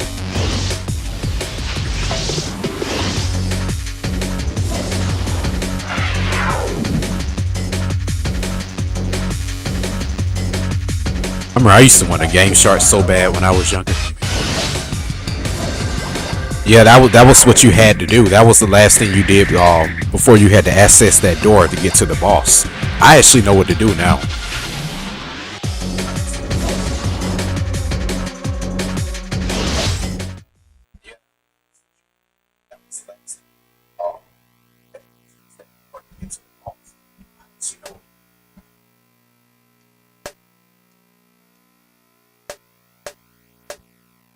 I just need some weapons, you know, because that boss fight, you can't beat him without that gun. You can't get close to him. You know what he reminds me of? That boss fight literally is like the boss fight from the last guy in Scorpion King Rise of the Acadian. It's literally just like that. Like that's why I couldn't complete that review, because I couldn't beat that last boss. Who was the last boss in that game? Magus, I think was his name. Yeah, that guy was a pain in the fuck, boy. I'll never forget that.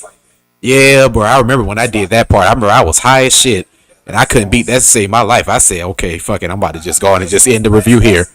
And fortunately, the review turned out pretty well. But yeah, he was a pain in the dick, man. I remember him. I hated that part. But other than that, the game was all right. But I got to admit, getting to him was pretty hard in that game too. Like Scorpion King was not that was not an easy review to do. I didn't do that with no codes, no walkthroughs. I think I used maybe a little bit of a walkthrough in that, but I remember I didn't use no codes in that game. So y'all got to thank me for that. That Scorpion King review was not easy.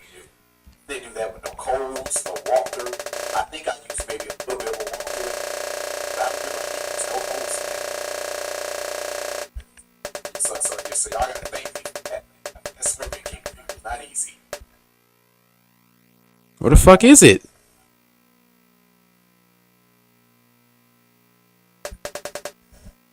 Man, come on, man. They even got codes for Trilogy. But they don't have codes for Special Forces. It just said they got codes for Special Forces. I need that machine gun.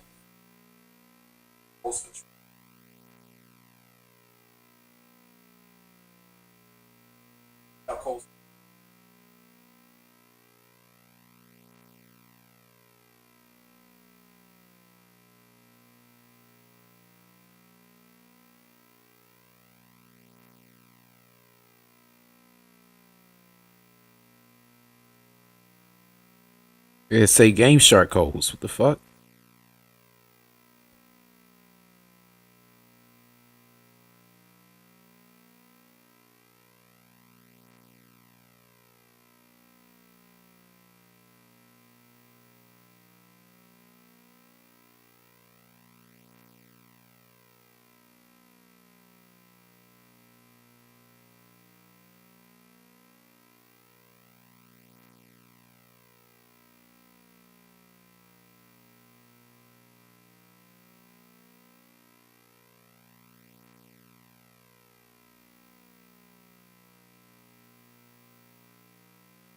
Okay, let's see what this shit say. It say something about like you got to do it in game. Let's see how it go. You said what Death Trap Digest codes do I have? I'll show you. Give me a second. It said it had Game Shark codes, so I just saw it online.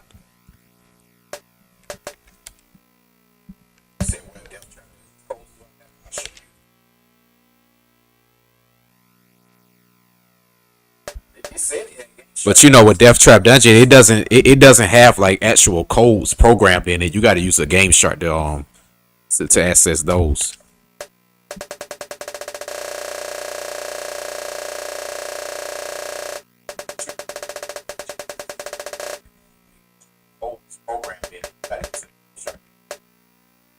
Yeah, but I got all the codes for Death Trap Dungeon. Antidotes, Arts of Power, the Blunderbuss, Bombs, Fireballs. When I did the review, I used the Infinite Fireballs. I used the Black Spirit Sword, and I remember using Infinite Health Potions. I had to have that, and that was it. Because if you use too many, it will start fucking up the game.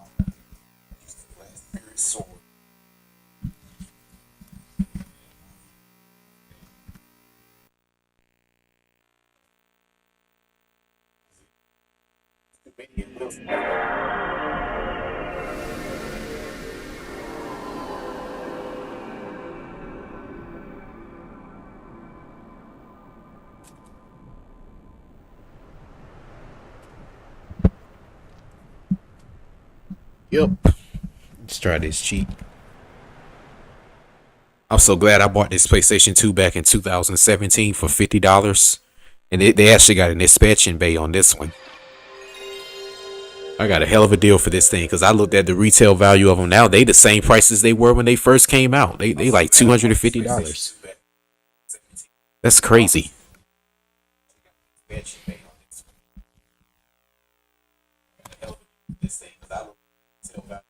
They the same prices they first came out. They like $250. That's crazy.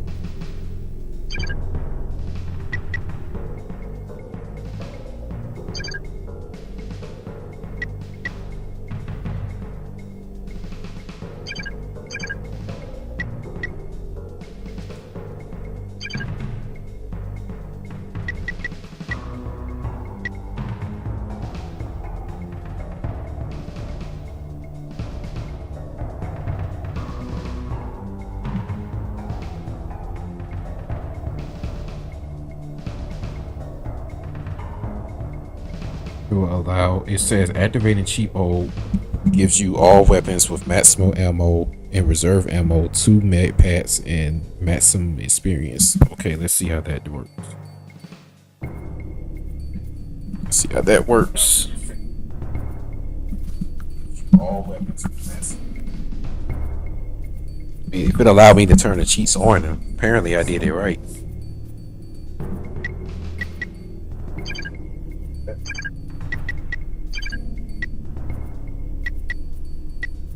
Shit, I didn't even get to the part where I could save the damn game.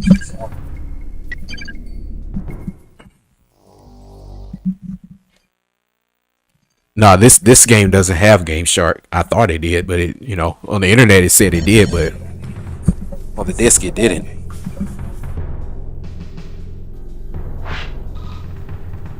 Okay. Look like I got it. Nah, this game doesn't have Game Shark. I thought it did. Internet said it did, but it's cool. I'm still gonna do it with my bare hands.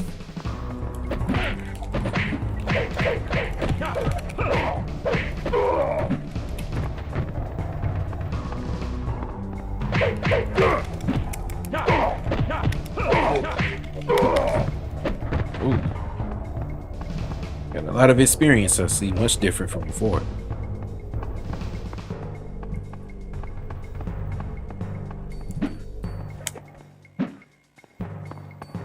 I just want that boss. I want his head again. I don't like the way he kicked my ass like that.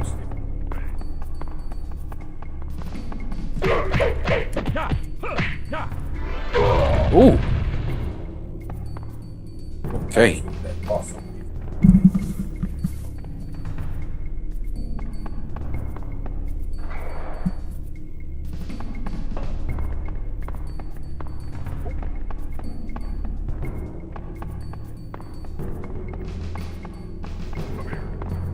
I feel like the guy who just got his ass kicked at the playground and finally learned karate.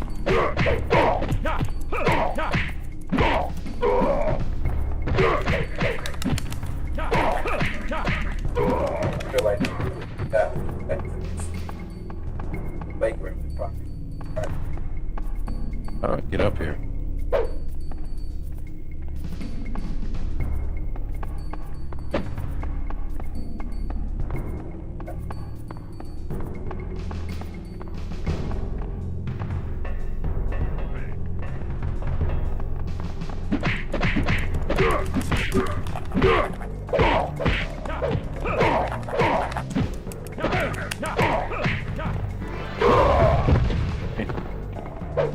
He learned the ground punch, okay. I gotta admit, that is pretty cool how like everybody had their own little video game. Mortal, like Sub-Zero and Jax. It's pretty cool.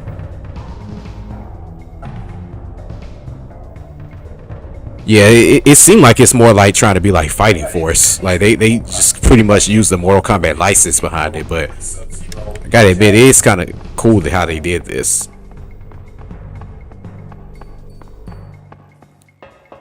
Yeah, but it doesn't seem like it was a Mortal Kombat game like initially in mind.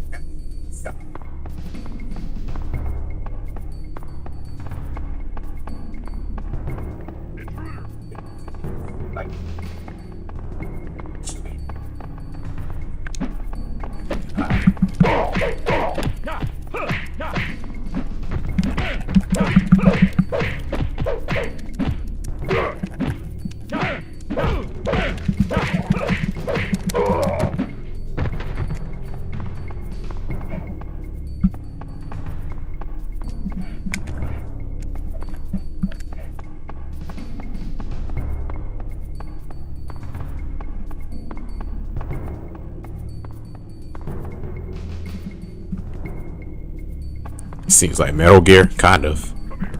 You're just not really doing too much spying, just more kicking ass.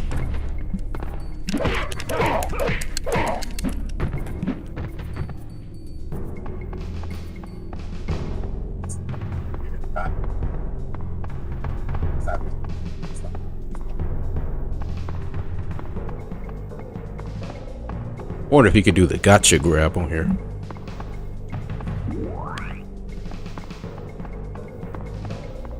They keep giving me all these 9mm clips with no gun.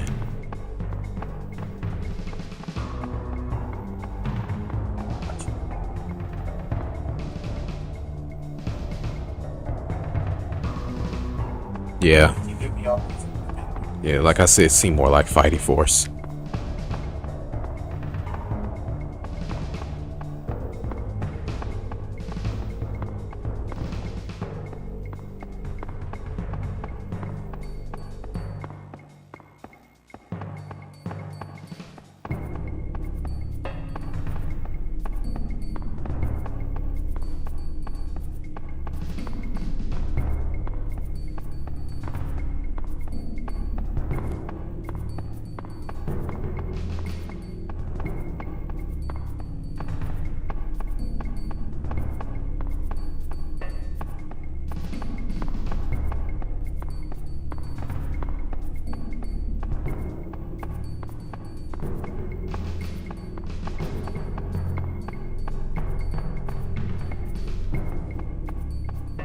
Alright.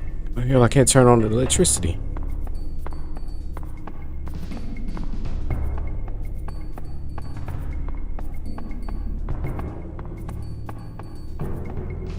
Fuck is that key at?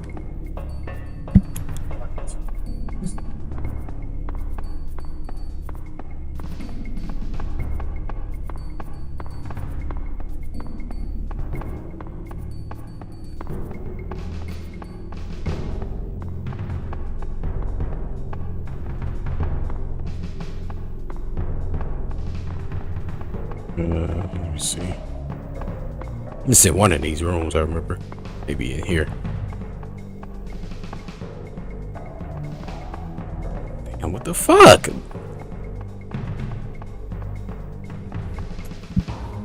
Fuck is the room? There it is.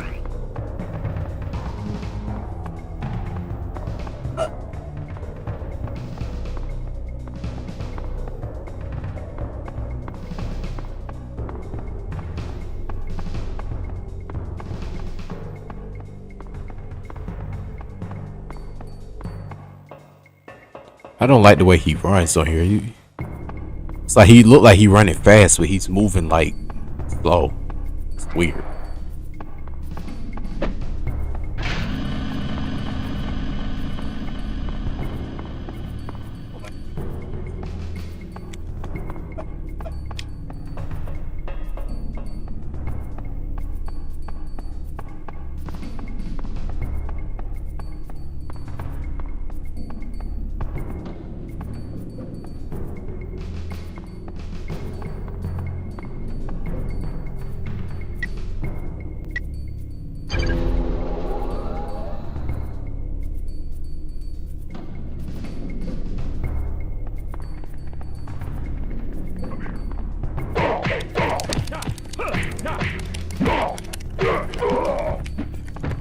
Yeah, they cut a lot of stuff out this game.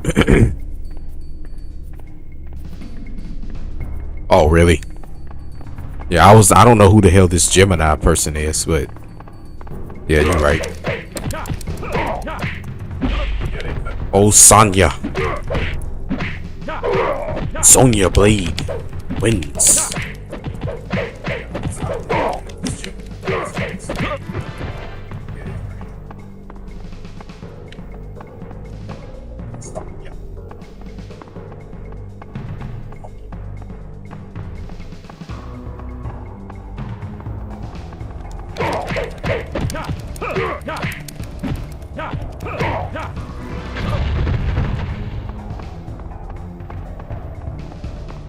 Forgot about this. I need to get the detonator.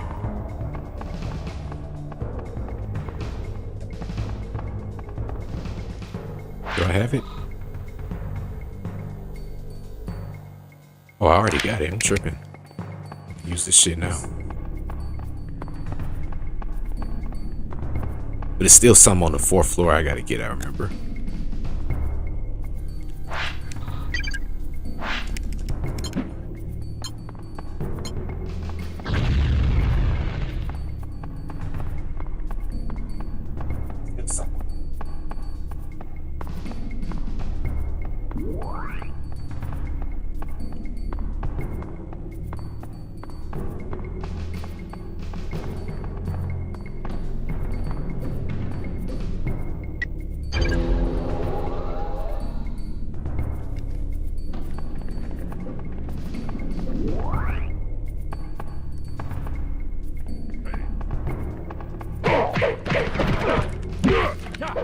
Oh, you want to use the gun? Okay.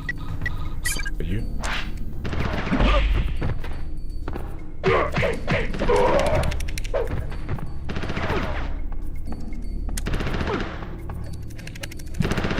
Shoot him. Bruh, shoot him! The fuck are you doing? Shoot him! Like, you know, with the gun? Shit.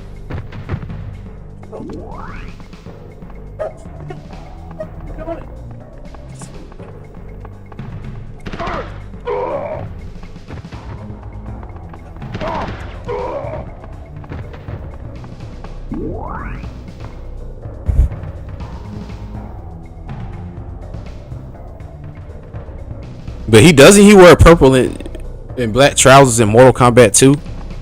Yeah, I mean, I guess this was before he had entered Mortal Kombat.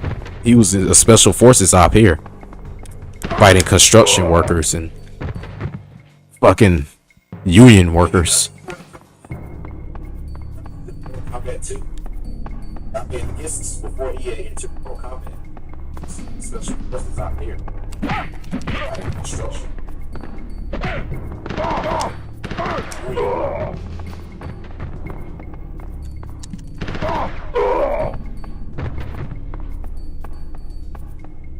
This was long before his Mortal Kombat days here.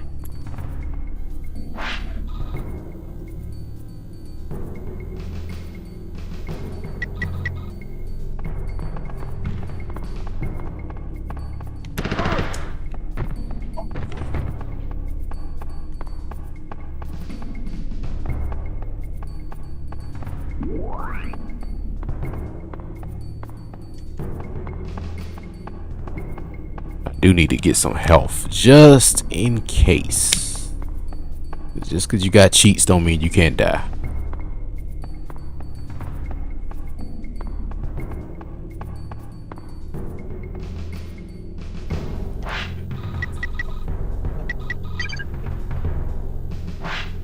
You got cheats.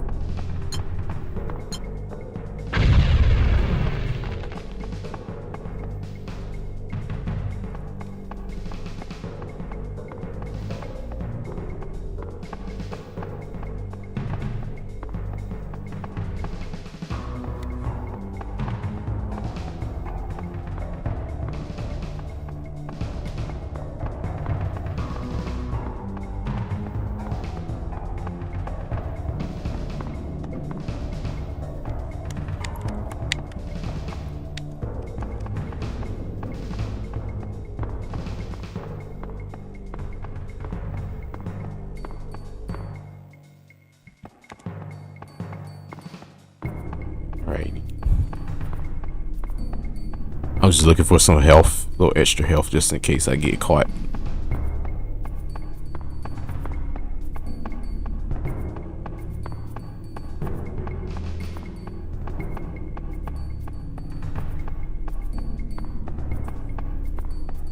I don't think it's shit up here. Let me get out of here. Down to 3rd floor.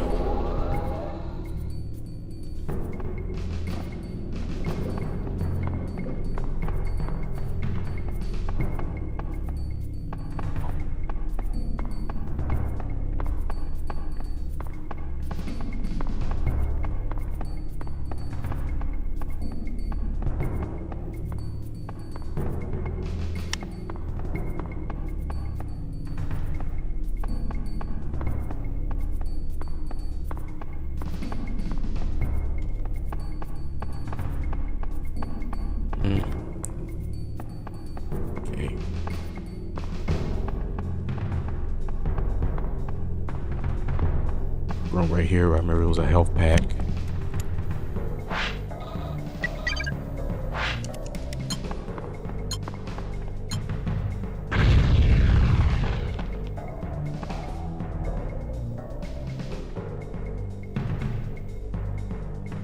I use this program called OBS Studios to stream.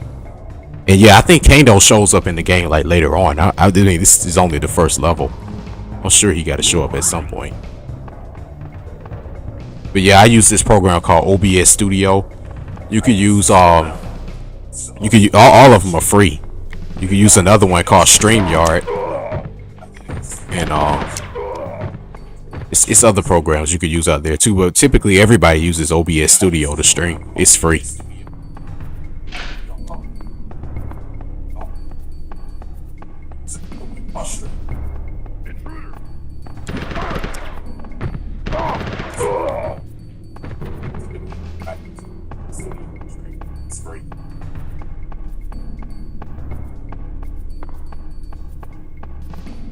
But I know with my streams, particularly, I need to get a separate webcam. I'm gonna actually buy one probably in a couple of weeks because I've been contemplating that too. And I need to figure out a way I could probably get like a wireless microphone, because see, with mine it's plugged in. And it's kind of a pain in the ass to have to keep carrying around this thing, but I might just try to get me like a wireless mic because I've seen a lot of guys using that. So I think that's the route I need to go to myself.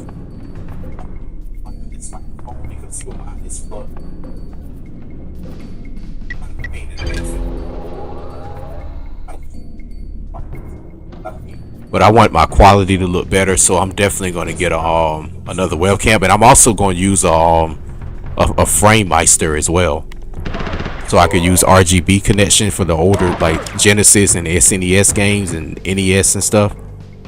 And those FrameMeisters cost about like $700, and I'm probably gonna get me a CRT TV as well. I want one of the ones that costs about at least about $2,000.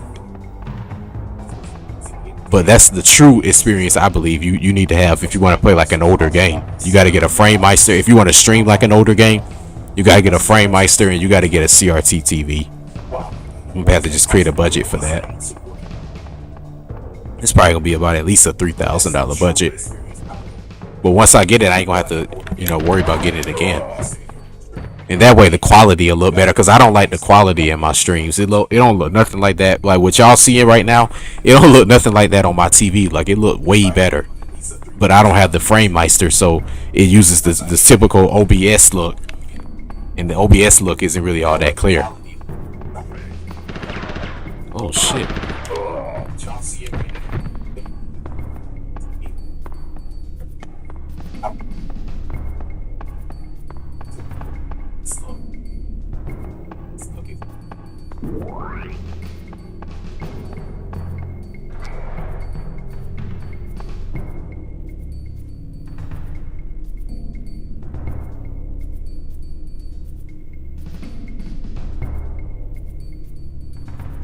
Yeah, I'm only gonna use it for like the Genesis, Sega Master System, NES, like basically all the game systems that's like in 320 resolution. I'm mainly gonna use it for that. Like, but any like PlayStation 2 games, and up, I'm probably gonna, that's like 480 and up. I might just use a regular HD TV for that. Like basically all the game systems that's like in PlayStation 2.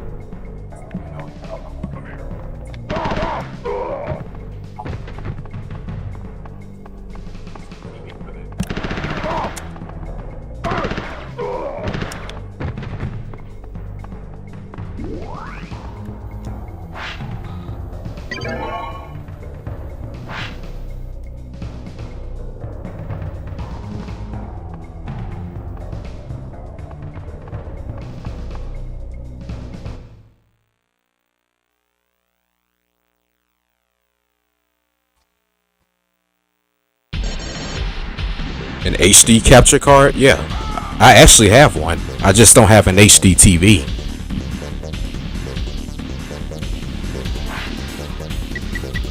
Yeah, I'll plan this on my old school TV, my old Sanyo.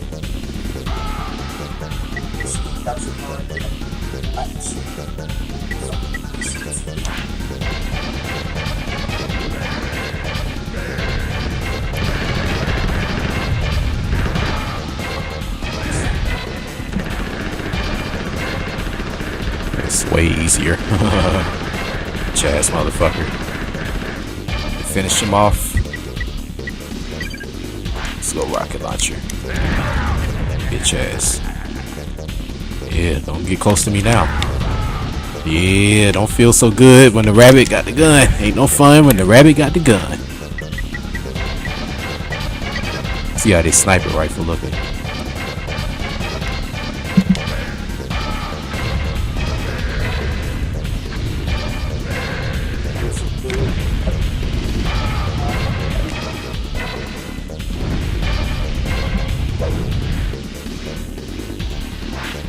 I want to kick his ass.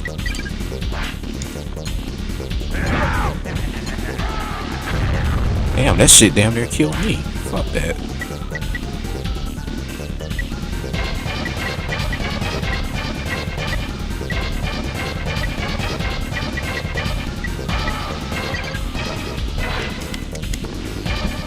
It's saying 9mm clip, but I don't even have a 9mm.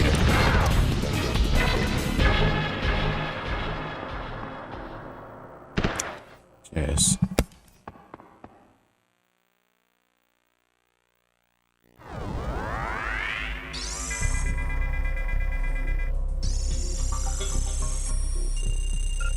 Jax, I was trying to get through to you. Are you all right? I guess in this game, Sonya Blade was still a rookie. She didn't move her way up the ranks yet. The deal is, these bad boys have more in common than we thought. Black Dragon, yeah, Kano gonna show up in here somewhere. Members of Kano's little club, the Black Dragon. Isn't that the gang that gave you so much trouble some time ago? Sure was. Any sign of the escapees? No, our troops have swept the area, but they seem to have slipped by us. We were hoping you would be able to track them down, being the man on the inside. There's an exit ahead of me. I'll see where that takes me. Damn, it's early, but 6:30. Be careful you don't scratch those big metal. I like these early streams that give me all day to stream. I might have to take a break and cook though. I don't know if y'all gonna like that. Definitely about to save this. And why does Jack sound like some 1970s blaxploitation hero? Yeah, I'm gonna save y'all today, and I'm gonna do this on a cool slate. Hello there, Gemini.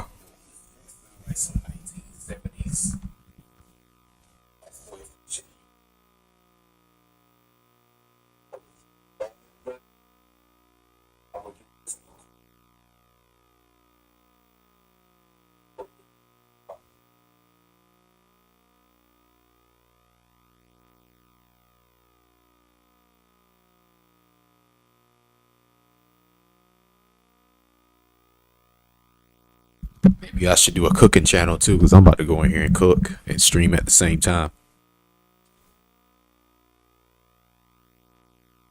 I wish I had something to eat right now. I gotta cook it first. Don't feel like buying nothing. That's one thing about me. I'm so damn cheap. I be having money to go out and eat stuff, and I be wanting to go buy stuff, but I be so lazy. I don't be wanting to wait on food and drive there and gotta get in and come in the house. Like, I be wanting stuff to just show up, but I don't be wanting to pay for Uber Eats and all that stuff. That's one thing about me. I'm so damn cheap. I be having money to buy stuff, and I be wanting to buy stuff. I be so lazy. It's like I be wanting stuff to just show up, but I don't be wanting stuff.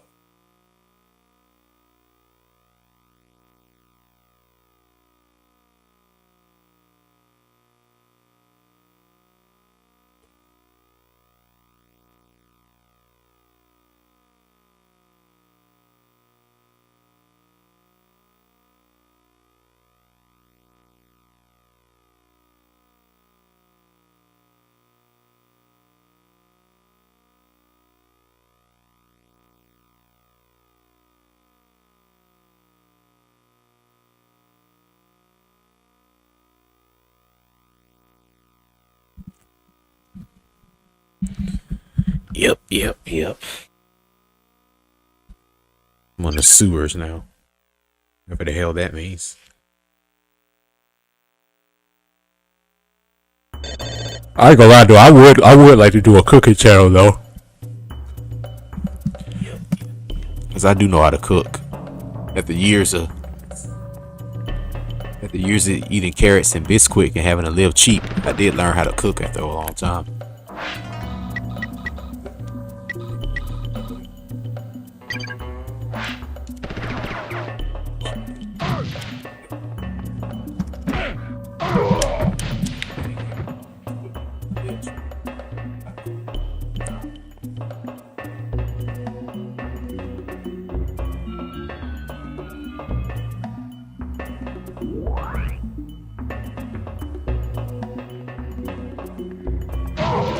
Ooh.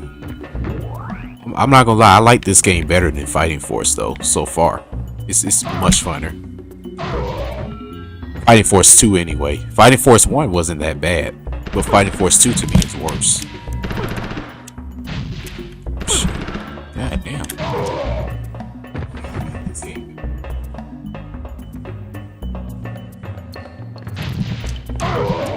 Oh, all of them strapped.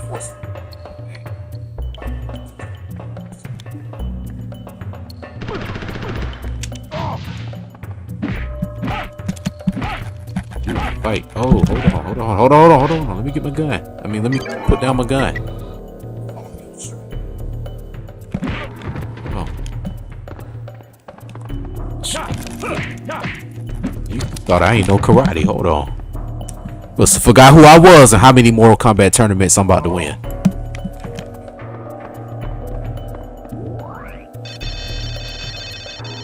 Every victory led earnestly will triumph.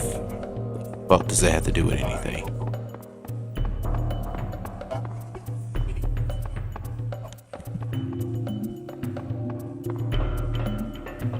Some cool sounding music.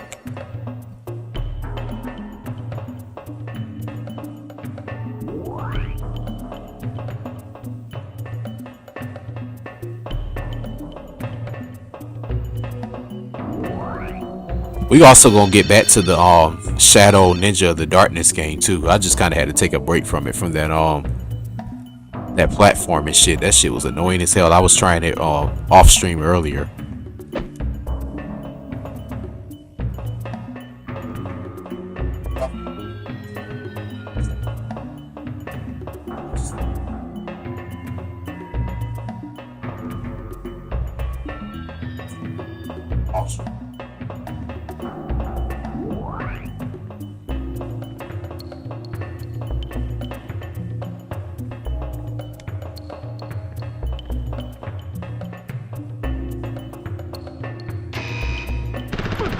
Shit. Damn. Oh, bro.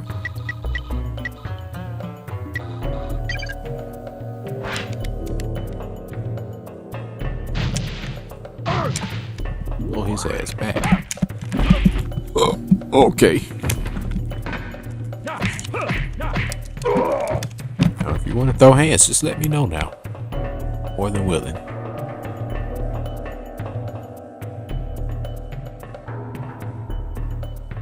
Well, he ain't climbing that ladder like that.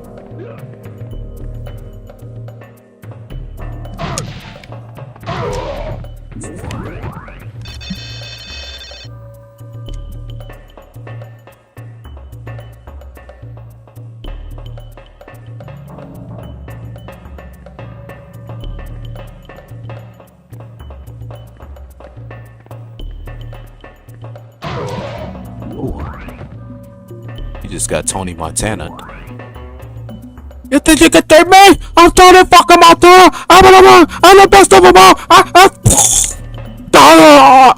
That's how he sounded when he died. He was like, he sounded like a Chinese guy.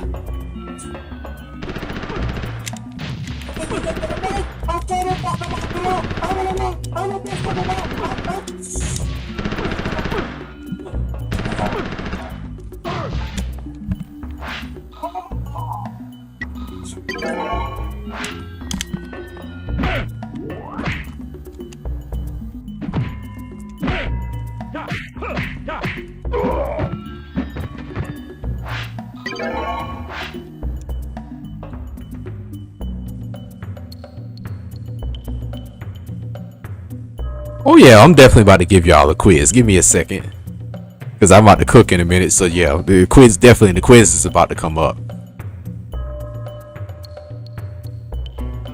You said Trimmer? What's that? And you know what's funny, Alex? My friend who's from Miami, who done literally sat here and heard me reference this movie about 1 billion times, and I know she had to have sat here and watched it with me once, said that she done heard all these references of Scarface her whole life, but never has seen the movie. But I can understand that because she's 26 years old. I mean, she probably wouldn't have no reference to see it like that. I know she had to have sat here and watched it with me once, said that she heard all these references of Scarface like but never has seen it. Wow.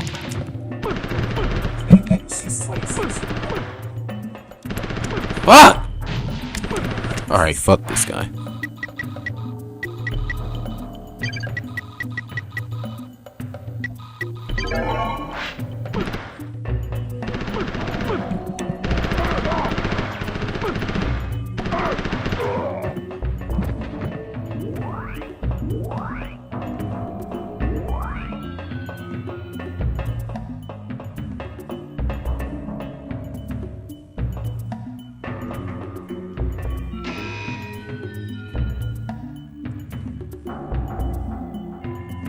Yeah, Carlito's way was more organized. I ain't gonna lie, I feel like Scarface is just more relatable.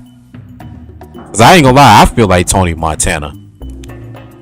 This dirty guy off of a boat, you know, trying to come up in this society where you pretty much are being looked down on. I mean, we all feel like Tony Montana. I just think Scarface, Carlito's Way probably is a better written script, but Scarface is a more relatable movie. Anybody can relate to Scarface.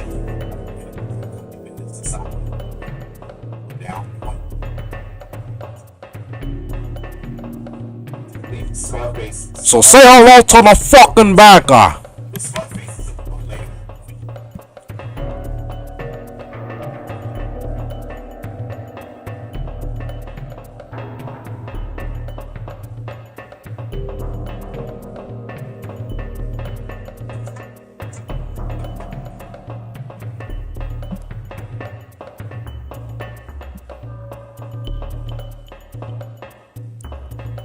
This shit is a maze.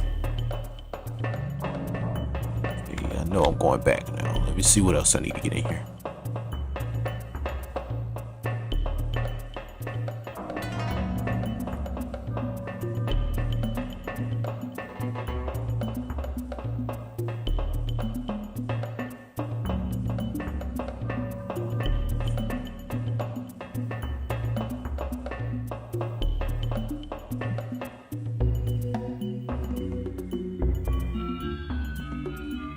Well, in the movie, his problem was his ego, to be honest.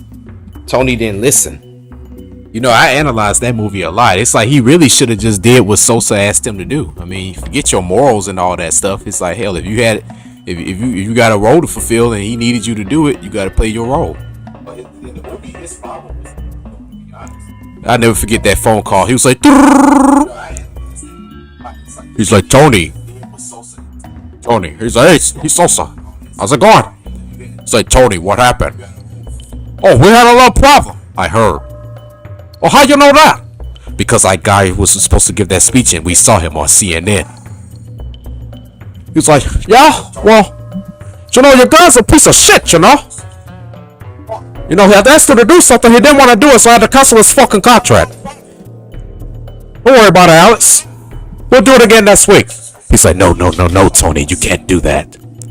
They found what was under the car, Tony. And now the security up the ass. There won't be a next time, you little fucking monkey's piece of shit. He was like, hey, easy, Alice. Watch how you talk to me now. I told you a long time ago not to fuck me, you little fucking monkey. Hey, who the fuck you talking to? He said, who the fuck you talking to? Who the fuck you talking to? You think I'm your fucking bellboy? The fucking dishwasher? Huh? You wanna go to war, Alice? You wanna go to war? You wanna go to war? If we go to war, you wanna go to war, we go to war, okay? That was what fucked him up.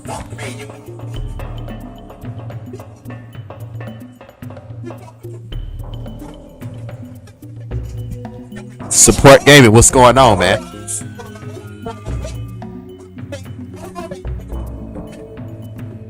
That was what got him killed. He said, I'm only gonna tell you one time, Tony. Don't fuck me, Tony. Don't you ever fuck me. He told him. That's what got him killed.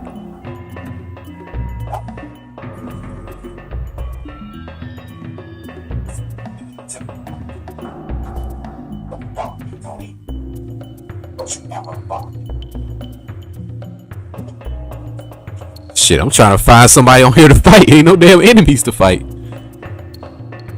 It's a fucking maze. This part is pretty huge.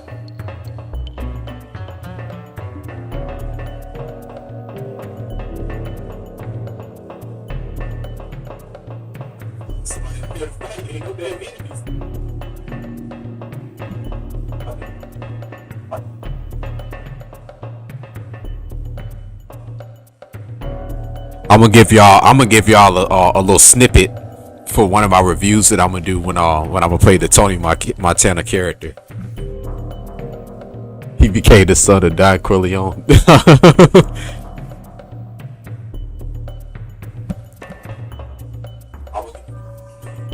In the game, that shit was funny too. He was like, "And Sosa, I want that fucked head on a fucking platter. You hear me? You want me hear me talking to you, Sosa? Nobody fucks with Tony Montana. Nobody."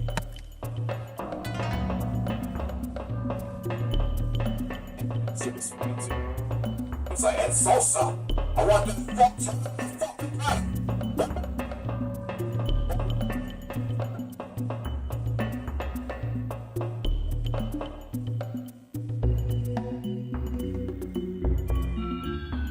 Yeah, it was. Godfather came out in the 70s.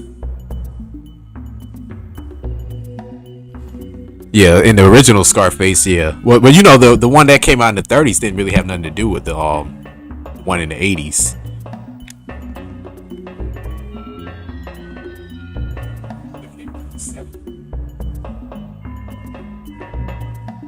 Oh, my little snippet.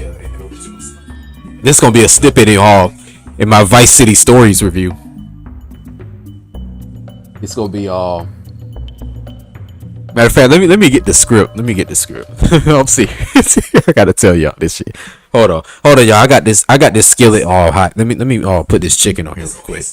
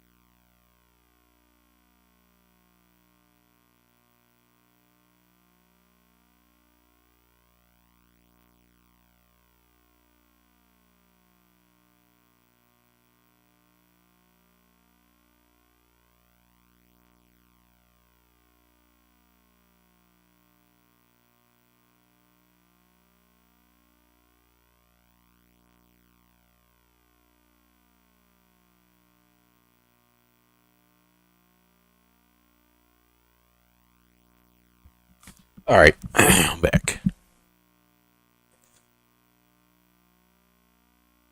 Cabal, yeah, I do remember seeing that Cabal was supposed to be in the main character.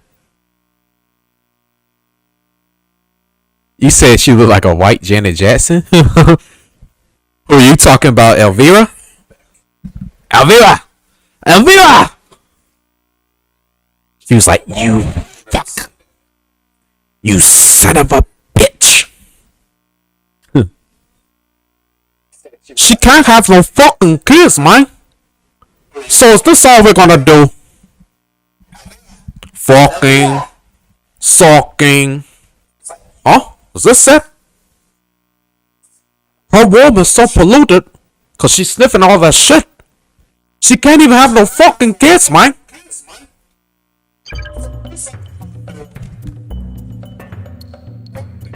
She's like, what are we gonna do?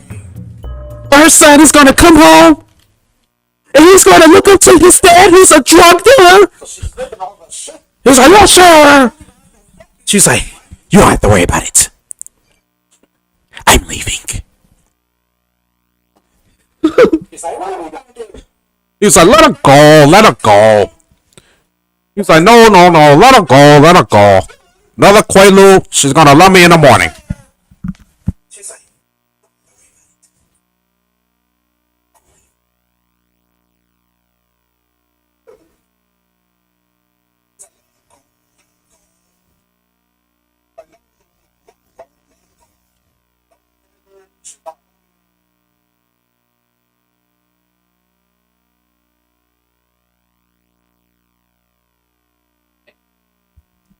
I actually got some of the script written for Vice City Stories. I want y'all to hear. I'm about to do a quiz in a minute, but I want y'all to hear this skit first.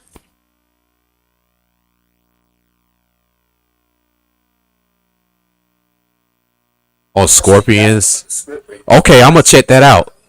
Cause Scorpion actually is my favorite character, and I would love to see that. In fact, what you should do, support gaming.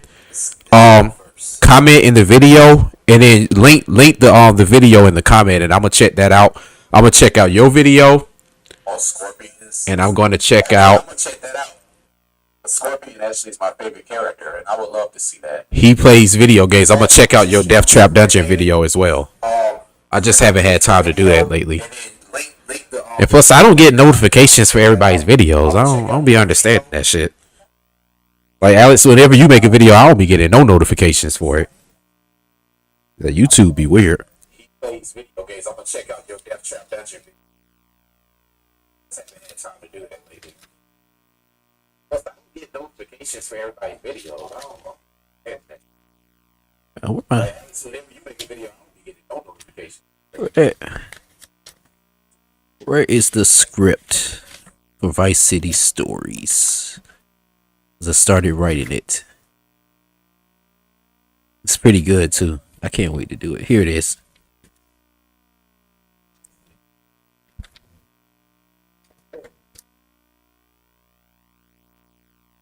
This is gonna be all. Let's see.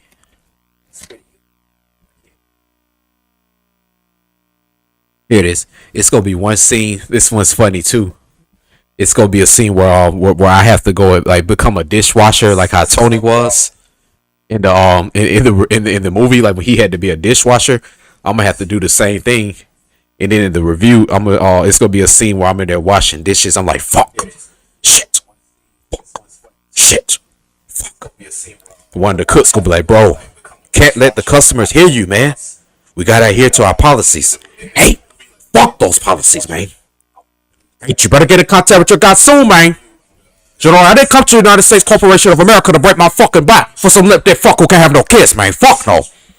But hey, man, I don't even know you, man. Man, I don't even know you, man. I'm your manager. We just met. Hey, I don't give a fuck. Man, fuck this shit, man. I'm getting tired of this dude, man. I'm like, you know what? Get half this shit. I don't need this shit in my life. You hear me, Sosa? We're gonna beat your fucking game. I'm gonna do it better than any game review I've ever done it before. You got me? I'm retired from this shit. And then one of the guys go like, so what the fuck you gonna do now? Like, remember that scene when Tony was like, hey, I retired from this shit. The guy was like, so what the fuck you gonna do now? I'm gonna be the best fucking game reviewer on the internet. And I carved the competition, piece by piece. Did you hear me? You remember that shit?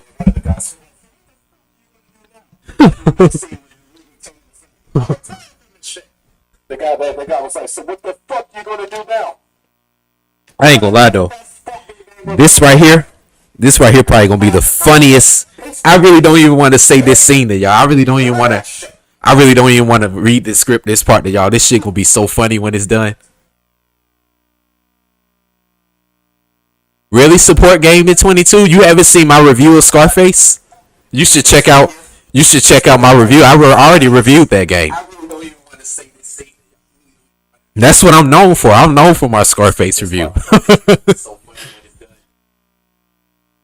But this part, matter of fact, remember I told y'all when I had Dan playing Sosa, I might have Dan still play Sosa, or I might have somebody else. But basically, Sosa is gonna come back in this review, and this is gonna be one of the scenes. This shit is funny as shit, dog. Matter of fact, it's gonna be a scene when basically like Sosa is gonna set me up, and I'm gonna go to Tybee Island, and I'm gonna have to go basically get some drugs. But then I get captured and I get held hostage. And then in the scene, instead of killing me, they gonna force me to play Vice City Stories, and I gotta beat the game to get off the island. And this is what I'm gonna film on Tybee Island, but this is gonna be one of the scenes on it. This shit gonna be funny. Basically, I'm gonna get off a boat and I'm gonna get on the island. And when I get there, it's gonna be like this. Like one of the villagers gonna be speaking Spanish and shit to me. So I just want y'all to picture this in y'all head. Just imagine. Imagine it's me and another guy, and I'm getting off of a boat, and it's a whole bunch of guys with guns standing around, and they like these local villagers basically on this island, and they basically know that I'm coming there to probably fuck them over because I'm fucking with Sosa, and they know that Sosa already has done bad business with them in the past. So I want y'all to just picture this scene in y'all head. This shit about to be funny as hell. Standing around, and they like these local villagers basically on this island, and they basically know that I'm coming there to probably fuck them over because I'm fucking with Sosa, and they know that Sosa already has done bad business with them in the past. So I want y'all to just picture this scene in y'all head. This shit about to be funny as hell. Sosa, yeah, Sosa, you fuck. Yeah, but this is what it's gonna be like. I'm gonna go on the island, and one of the villagers gonna be speaking Spanish to me. He gonna be like, "¿Quién eres?" You know, "¿Quién eres?" That means basically, "Who are you?" And then I'm gonna stay silent. And he gonna be like, "Oh, grande hombre, ¿Quién eres? ¿Por qué? He gonna be like, "¿Quién eres? ¿Por qué estás aquí?" That basically means like, you know, "Who are you? Like, why are you here?" And then I'm gonna be like, "Soy game reviewer." That means I am game reviewer.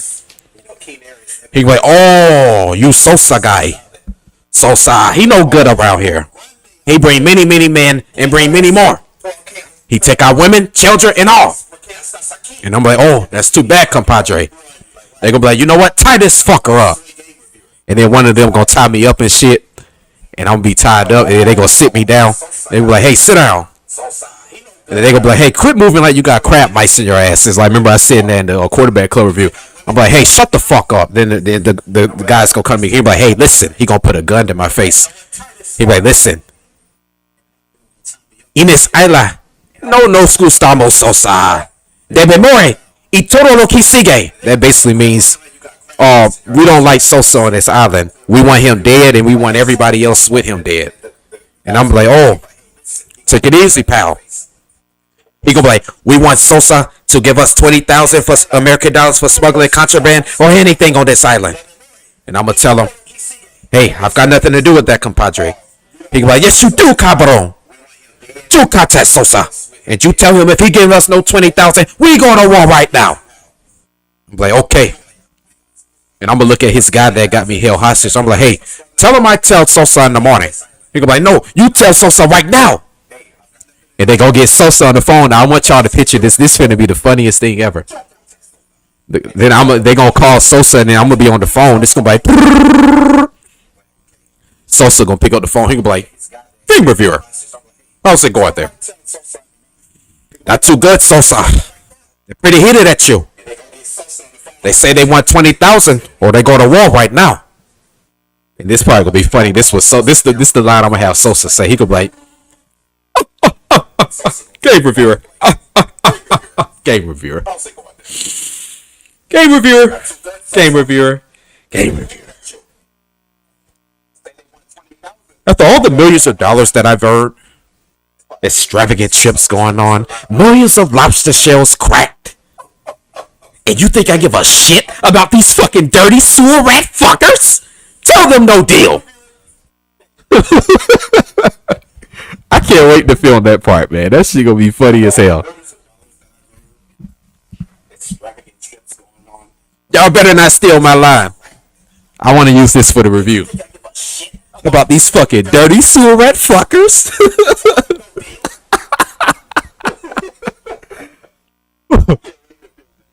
Oh my god, dog. Y'all gonna love this fucking review. I can't wait to do this shit, dog. This gonna be the funniest review ever done. I want to use this for the review. About these fucking dirty sewer rat fuckers. This gonna be another one. It's gonna be another one. This gonna be when I meet Sosa for the first time. This gonna be when I meet Sosa for the first time again. He's gonna be like, "Game reviewer, how are you doing?" I'm like, "Do I know you?" So after all the trips that I've made you take to the islands, millions of dollars earned, millions of hitchmen hired, and you can't remember an old pal? What? Sosa? Is that you? Yes, game reviewer. It is. Long time no hear from. Indeed. There's been a misunderstanding. I'm going to need you. And it basically, he going to, get me to fly, and I'm going to meet him and shit like that. But this part right here is going to be funny. He going to be like, now let's discuss why you're here. I've been having some problems on these locals who destroyed some of my fronts on the island.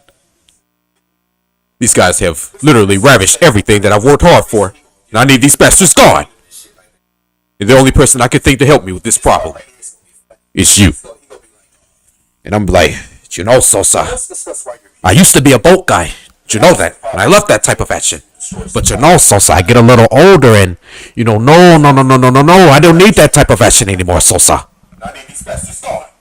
This isn't an offer, game reviewer. This is a command.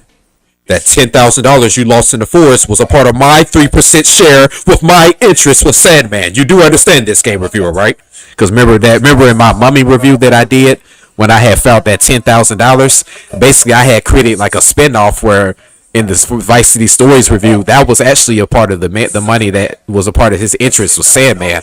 And I was supposed to get it and bring it to him, but I really left it there. So really I owe him a favor because of this. And he really is pissed off about it. And then I'm going to be like, Sosa, you got to be fucking kidding me, man. I wanted to review games and put that shit out of my life. And now you put it back in, and now you crucify me now for Sosa. What the hell? And he gonna tell me like in the movie. He gonna be like, I don't give a shit, you dirty little fucking monkey. That was my money. It was mine. I want you to go to that fucking island and get my fucking jaws and the money, okay? He gonna be like, alright, Sosa, I do whatever you say. But how'd you expect me to get there? What, you got a fucking plane that turns into a boat or something? No. You will have a raffle waiting for you, and my guy will make sure you arrive there safely, and then that will basically lead to when I go to that island. But this review gonna be funny as hell. Like y'all got to stay tuned for this one. This shit gonna be funny as hell. My guy will make sure you arrive there safely, and then that will basically lead to when I go to that island. But this review gonna be funny as hell, man. Y'all gotta stay tuned. Now let's do a little bit of trivia. Funny as hell. All right, I will get a little in depth with this one.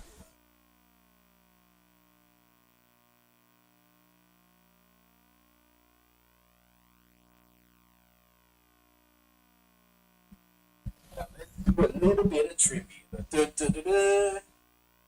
Yeah, y'all just got a sneak peek of the Vice City Stories review.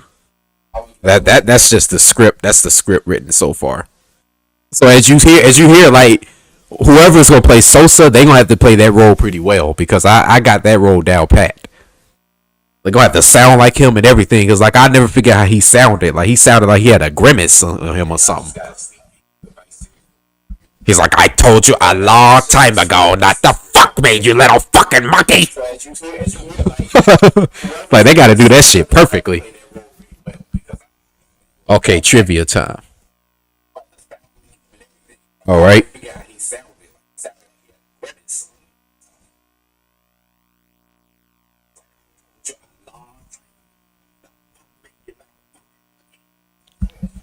Let me see. Let me think. Okay, this one was recent. And this one, I was like, what the hell? Is this the fucking entire Dia de los Muertos chasing me? Y'all better get this one. I know they ain't gonna get it.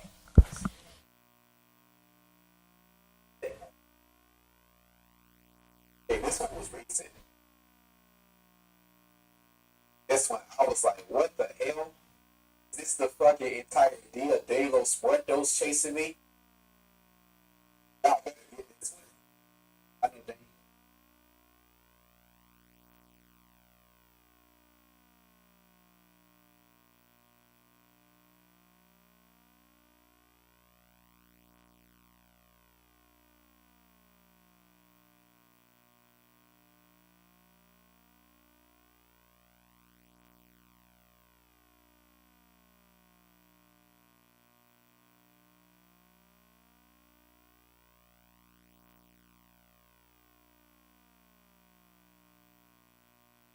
Of course, the Cap Attack. That was too easy. Think of another one. Go back in time on this one. All right. Let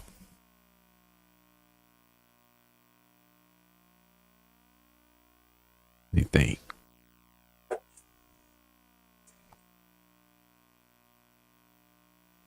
In this review, I was like,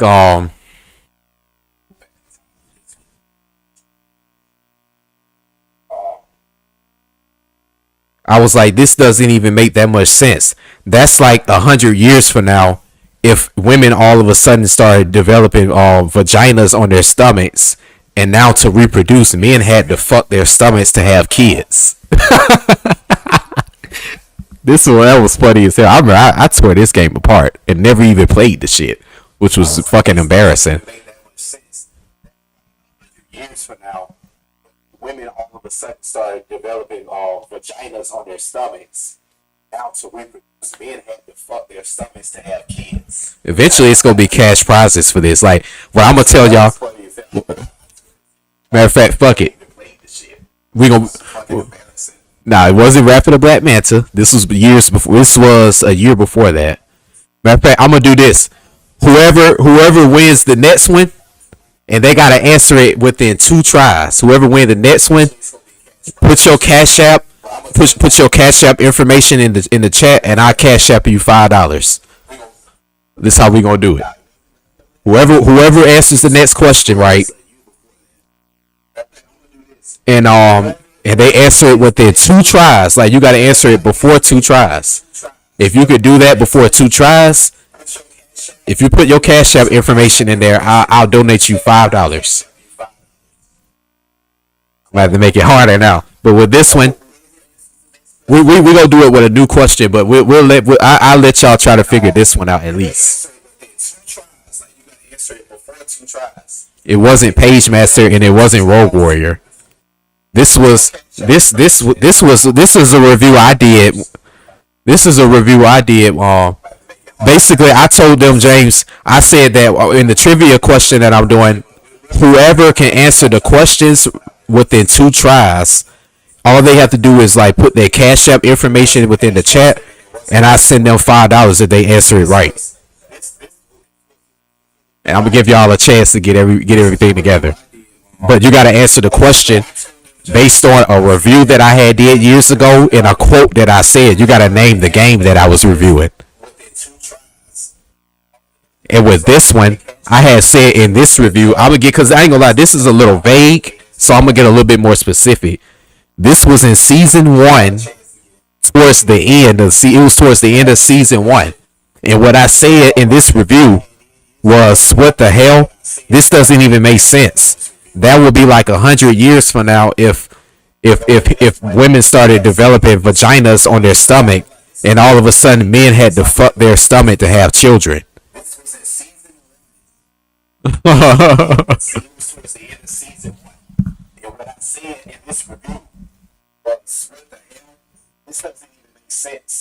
That would be like 100 years from now if it wasn't Echo the Dolphin. Wait, I ain't gonna do it with this question. I'm gonna do it with the next question, because this one is a little harder to figure out. This was one of those obscure reviews I did that was like a filler. I'm gonna give y'all one more try, then I'm gonna go on and just say it. Yeah, it was from my Captain Planet review. I remember in the review, I can't remember exactly. No, it wasn't Eternal Champions. It was Captain Planet.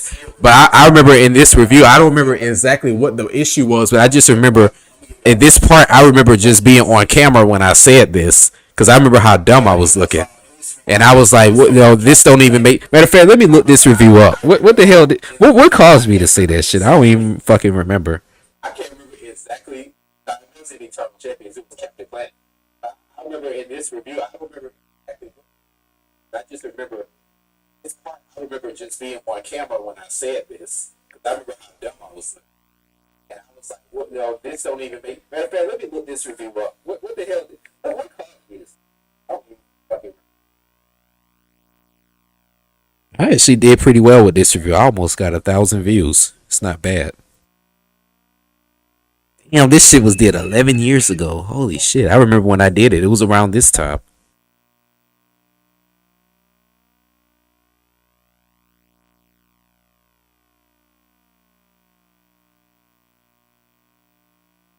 Oh, man. I actually did pretty well with this. Almost. Play. What the fuck is going on? This shit was did 11 years. I remember this time.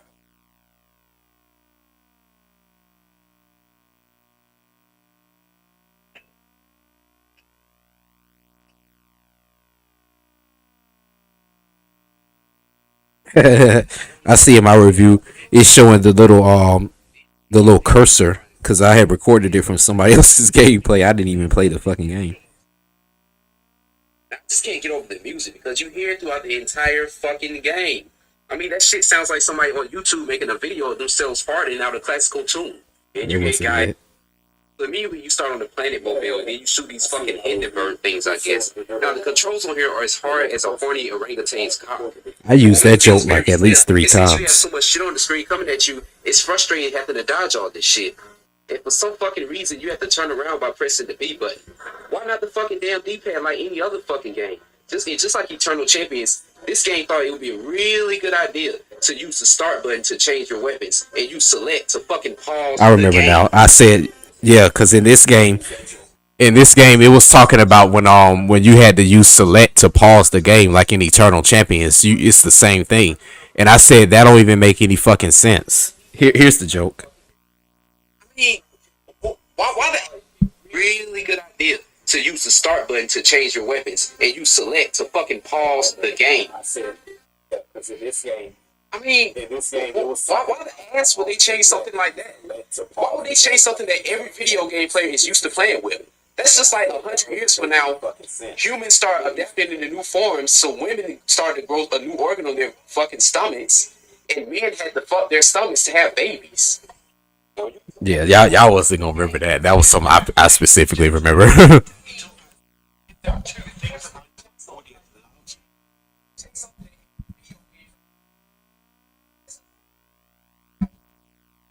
Yeah, I remember that one. Okay, next question. Shit, goddamn. Hold on real quick.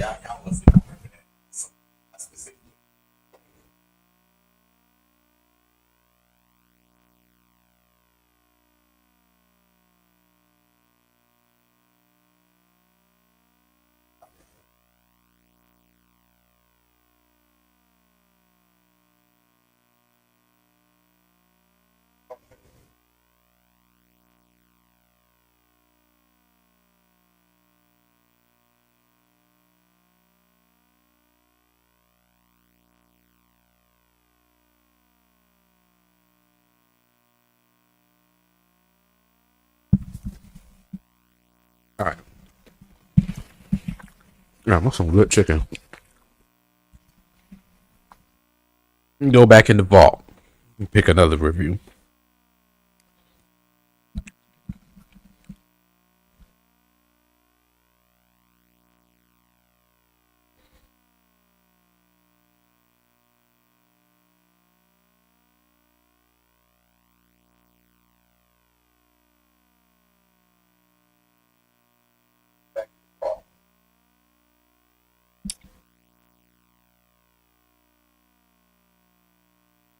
Remember now, this one right here, like I told y'all, yeah, the game paused because I'm in here cooking real quick, and I was doing like a trivia.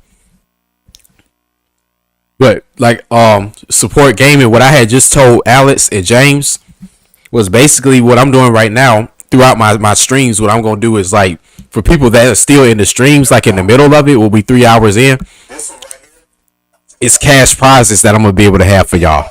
So what I usually do is like I will quote something that I said in one of my reviews that I did years ago, and for people that basically watch those reviews and can remember stuff that I said, if they can remember that game that I was particularly talking about, then they win. But what I'm going to do with this one this time is whoever can answer the question right within 2 answers, they could get a cash prize for $5, and all they would have to do is put their Cash App information in the chat, and I'll send them $5 right as soon as they answer the question right. So what I'm going to do now is pick another game review that I did, and I'm about to mention a quote, and whoever can get it right can get $5 starting now. They can get a cash prize for $5, and all they have to do is put their Cash App information. Ooh, y'all ain't gonna get this one right here.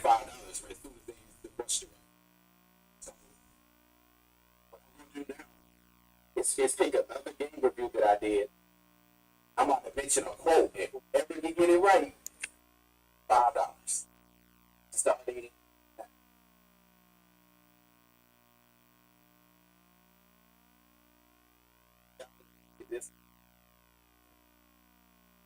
Ooh, y'all really ain't gonna get this one. This one right here finna be funny.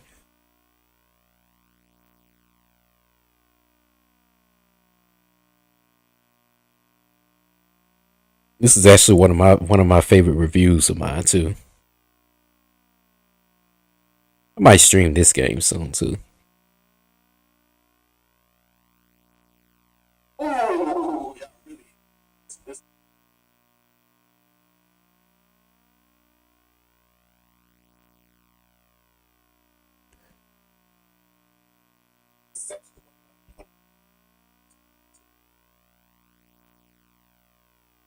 Stream this game. All right, here. This is what I said. I said, in this review, I was like, I mean, in this part right here, I said this is literally one of the hardest jumps I've ever had to try to do. I mean, it's already hard enough trying to jump with the stiffness of these controls, but I mean, did they really have to add these floating hairballs? I mean, these floating hairballs from a bear's nuts? I mean, fuck, like this shit is just fucking impossible. What game was I talking about in that review? I say it again. I mean, it's hard enough trying to deal with the stiffness of these controls, but I mean, fuck, did they really have to add the floating hairballs from a bear's nuts? I mean, god damn, this shit is just fucking impossible. No, it definitely was a Strider or Page Master. What was I talking about in that review? I say it again. I mean, it's hard enough trying to deal with the stiffness of these controls, but I mean, fuck, did they really have to add the floating hairballs from a bear's nuts? I mean, god damn, this shit is just fucking impossible. Dude, it definitely was started.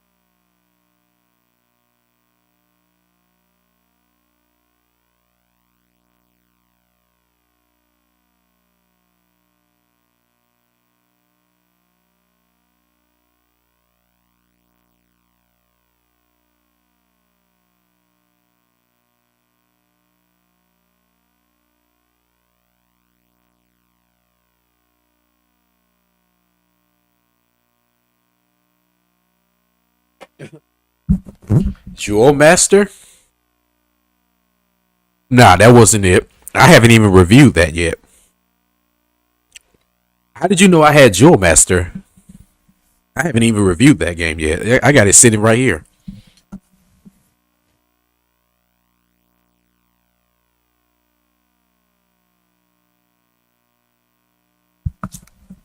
It wasn't Congo Bongo.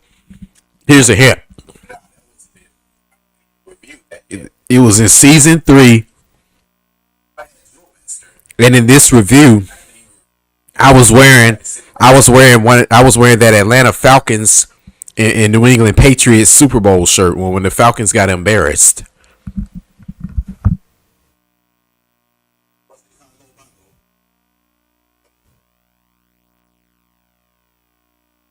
Season 3, and in this review, I was wearing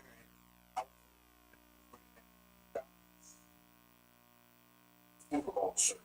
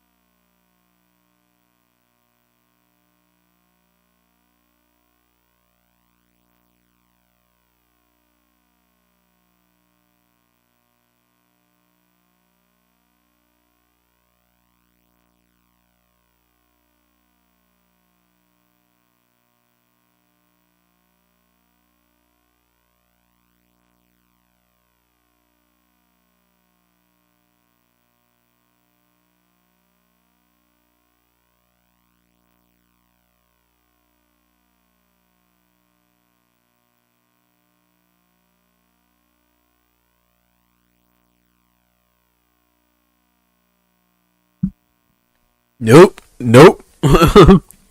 Yeah, my bad, y'all. I exploded this goddamn potato inside the microwave. My whole potato looked like Vietnam right now. I had to just look and clean that shit out. I'm gonna give y'all one more try, and then I'm gonna have to just give y'all the answer. One more hint. I was wearing that Atlanta Falcons and New England Patriots shirt in the review, and it was in season 3. Y'all gonna look at like a million videos to see what the hell I'm talking about. And in that review, I said, on this part, I was trying to jump, and it was one of the hardest jumps I ever tried to do in a video game. And I was like, damn, it's hard enough trying to deal with the stiffness of this game's controls, but did they really have to add these floating hairballs from a bear's nuts? This is just fucking impossible. It was before Maximo Army is in.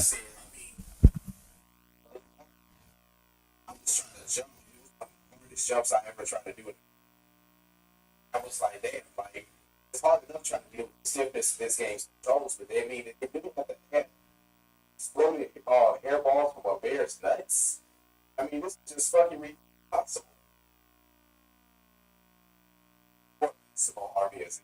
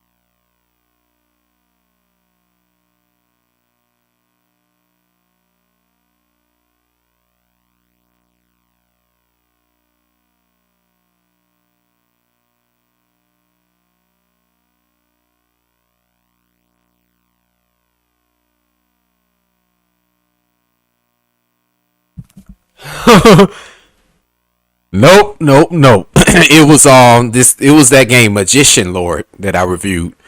It was in February of 2017. And if you go back in the review, I'll even play it for y'all. My bad right now. My fucking microwave had exploded. I'm in here cleaning that shit. That shit literally looked like fucking Nagasaki after they dropped the atomic bomb. So I'm trying to clean that shit, but I'm gonna play y'all that part in a minute.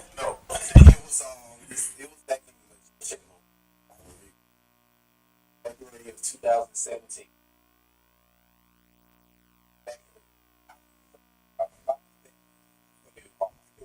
Exploded. I'm here. Shit literally like fucking Nagasaki after they dropped the atomic bomb. So I'm trying to clean that shit, but I'm gonna play y'all that part in a minute.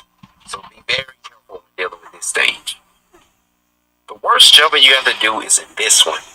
I mean, literally, in the whole game, I think this is the worst jump you have to do. It's hard enough trying to jump and then deal with the stiffness of these controls, but do they really need to add these floating hairballs from a bear's nuts just to get in your fucking way? I mean, fuck, like, this shit it's just a nightmare. You see the true side of frustration. I had a lot of audio editing to do. But yeah, that was in this. I didn't review Jewel Master. I mentioned Jewel Master.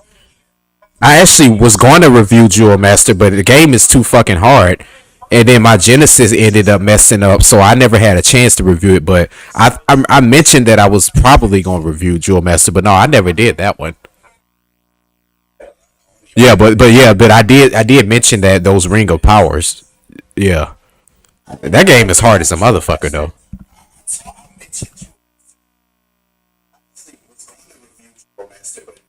Too fucking hard. And then my Genesis is messing up, so I never had a chance. I mentioned that I was probably, but I did mention that those hours. As hard as a motherfucker.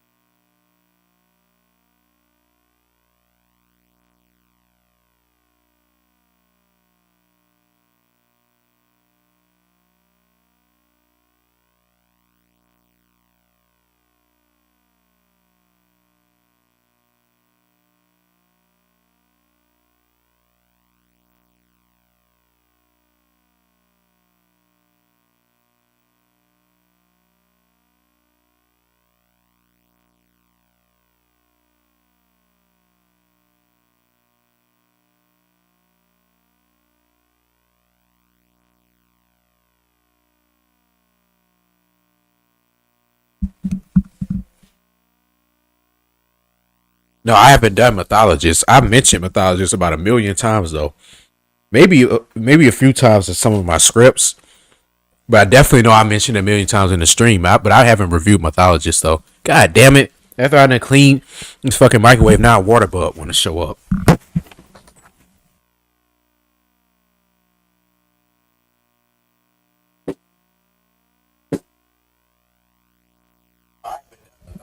I mentioned about.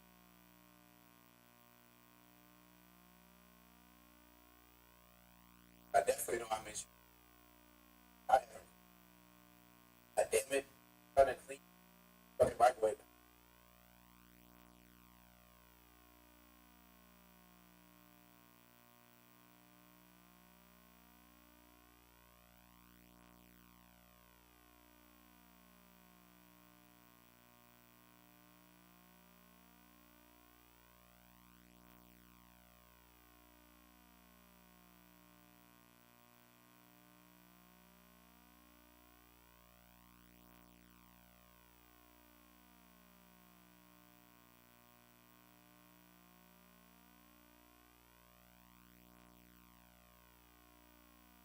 Damn it! I can't get a break.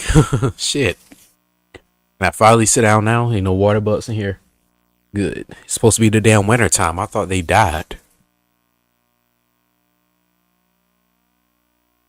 Yeah, but I haven't reviewed mythologist yet though. It's probably something I would rather stream than review. I mean, as soon as I review it, everybody gonna be, oh, he's trying to copy angry video game nerd. So I look at it like any game he reviewed, I try to review something totally obscure and differently.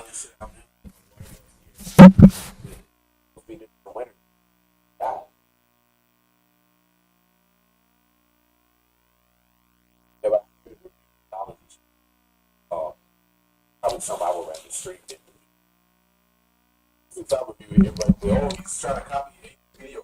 So, hey, what's going on, man? Happy New Year. Something totally obscure and different.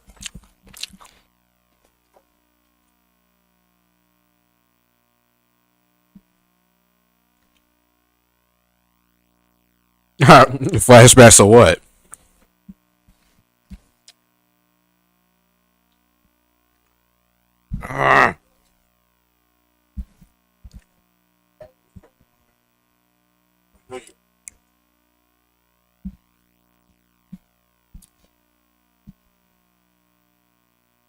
If anything, you missed the trivia.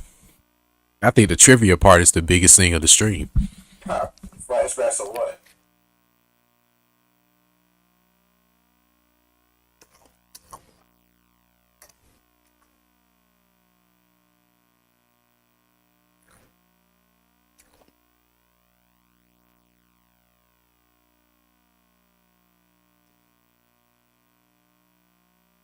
The trivia.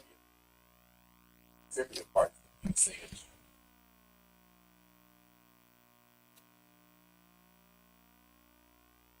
That's what I said. Oh, you actually grew up playing this. Yeah, but I said the same thing, Alex, but no, you know how the internet is. Somebody that got a bigger channel than yours, it's like all that overweighs everything.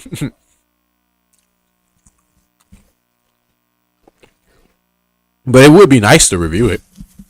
That's what I said. No, maybe I could review it. Oh, you actually grew up playing this. Yeah, I said the same thing. Oh, you're not. Somebody that got a bigger channel than yours, it's like all that overweighs it.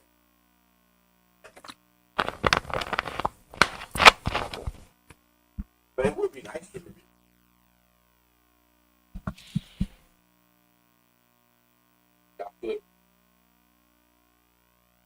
Yeah, I mean, to be honest, he really didn't elaborate on a lot of stuff in the game. Like, he didn't elaborate on the herbs and what what they were able to do. He didn't elaborate on like the checkpoint thing and how that used to be hard to figure out. He didn't talk about that Quan Chi level. That level was hard as hell. I remember the final level in the game. And he also did talk about the final boss with Chinook. When he turned into that thing It was like a big monster. I remember you had to run and grab the little amulet thing off of him, and then you had to run into this portal to escape. I just spoiled the whole review right there. Shit, that's literally the game.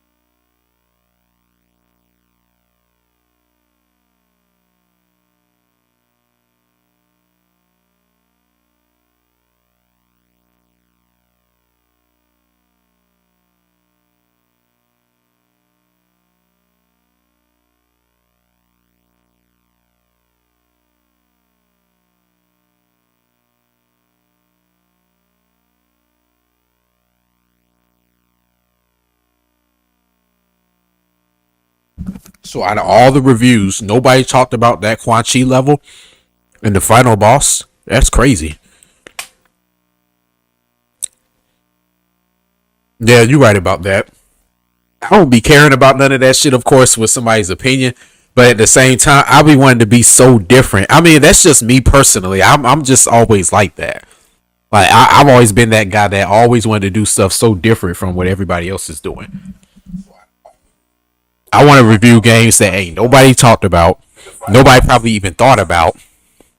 That I would rather get famous for like I said, reviewing a game that nobody talked about instead of one that everybody talked about. You know, that'd be my challenge in the whole thing. I be trying to challenge myself by finding the most obscure, reviewable type of game that's gonna blow everybody's mind. And some people catch reviews before I do. I mean, that's cool, but I got to admit, I'll be able to catch the most obscure type of games and blow them games up sky high. Because I'm gonna be honest, I probably have created more sales for Crave Entertainment these last 10 years just off of my videos.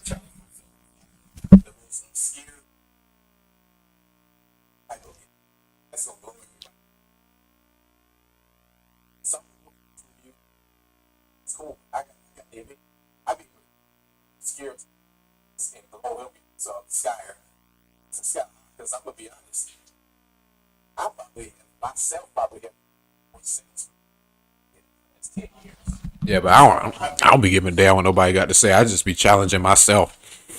I be wanting to do things just so different from everybody. So I want to just be so different to where nobody can say that I'm an AVGN ripoff. They'll have to say some shit like, "Oh, he's the angry hood rat reviewer," or the nigger head nappy head reviewer. Like they'll have to make some shit up like that because what I'm doing is just so different from everybody. You know. Hey, what's going on, Devon?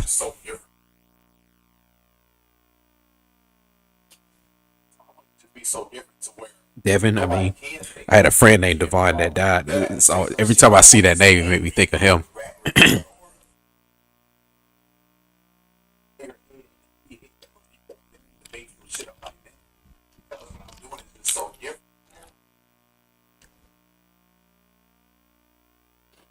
Like you said, I mean, I'll always give him his credit, but no.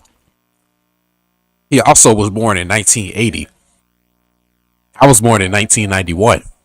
So, I mean, the way he sees life and the way I see life is he grew up north. I grew up down south. Like we're two totally different people. You know?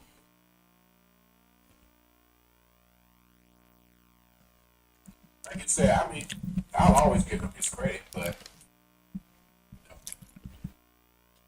so was born in 1980. I was born in 1991. So, the way he sees life. And the way oh yeah, man. He grew up. Oh, that's what's up. Going back to Seattle.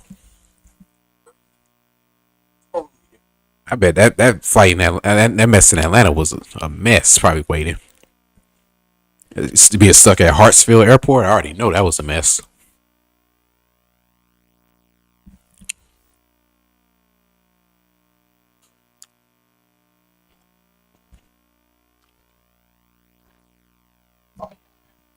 Yeah, but as far as AVGN, I'm trying to think. He reviewed like I saw he talked about that game Royal Rumble that was made by LJN on the Genesis. Now that used to be one of my favorite wrestling games of all time.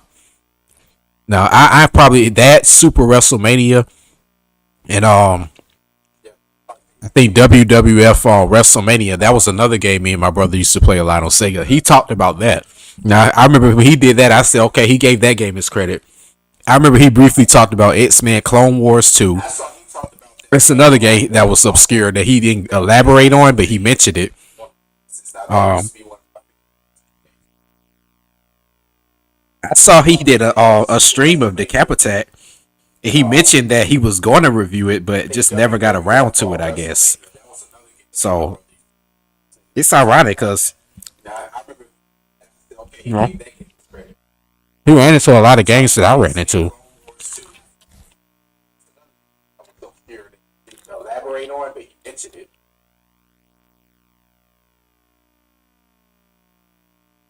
I saw he did a stream of Decapitat.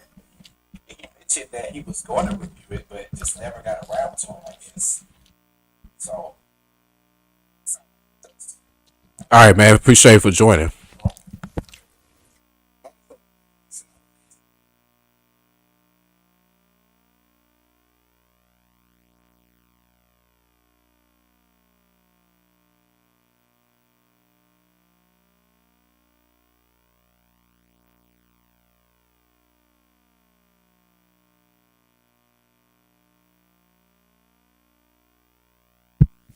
Yeah, but all right. Time to get back to the game. Like about what an hour later. I had to eat. I'm sorry. I was about to die. Plus, I had a little bit of drink. That shit was draining me.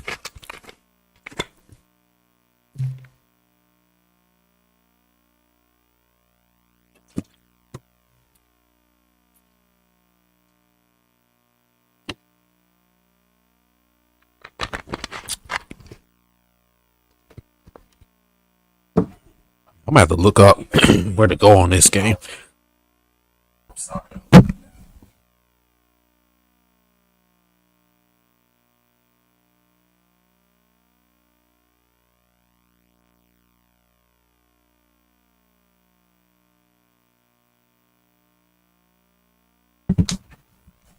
Where to go?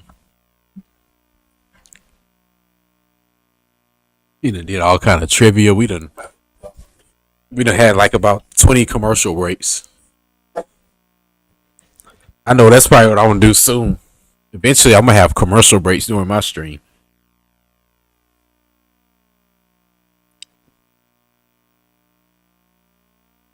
Y'all gonna be seeing. Did you play any video games between the years 2005 and 2008? If so, you might be entitled to a compensation worth $7,000. Call 1-800. We don't want it to get that far where I get advertising like that.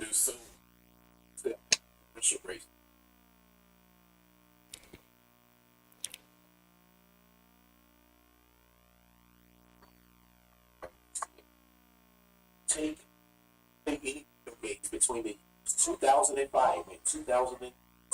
So, to a compensation for $7,000. Call 1-800. don't want to get that far.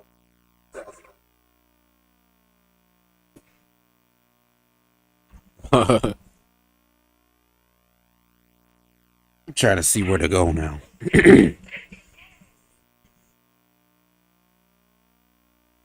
I think I can figure it out. Let me see.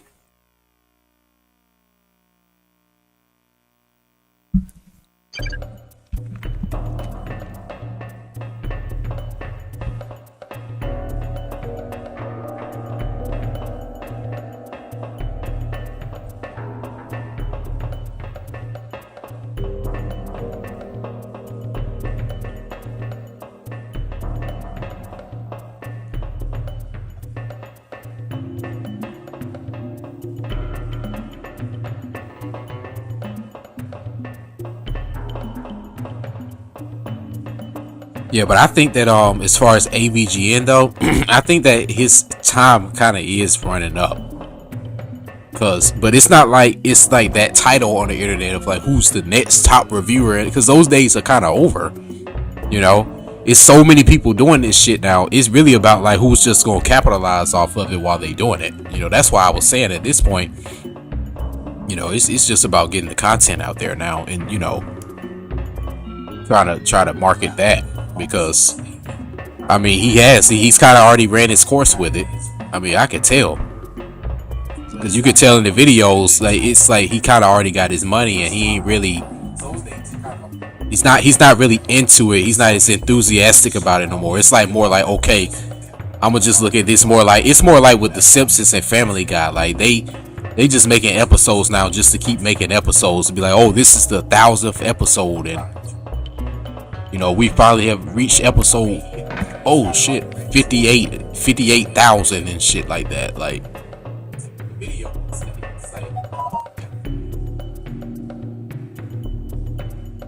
but you could definitely tell that, man, I don't be trusting shit. I be getting these weird fucking text messages from like these weird email accounts and stuff like that. I'm like, how the hell these people have my fucking number?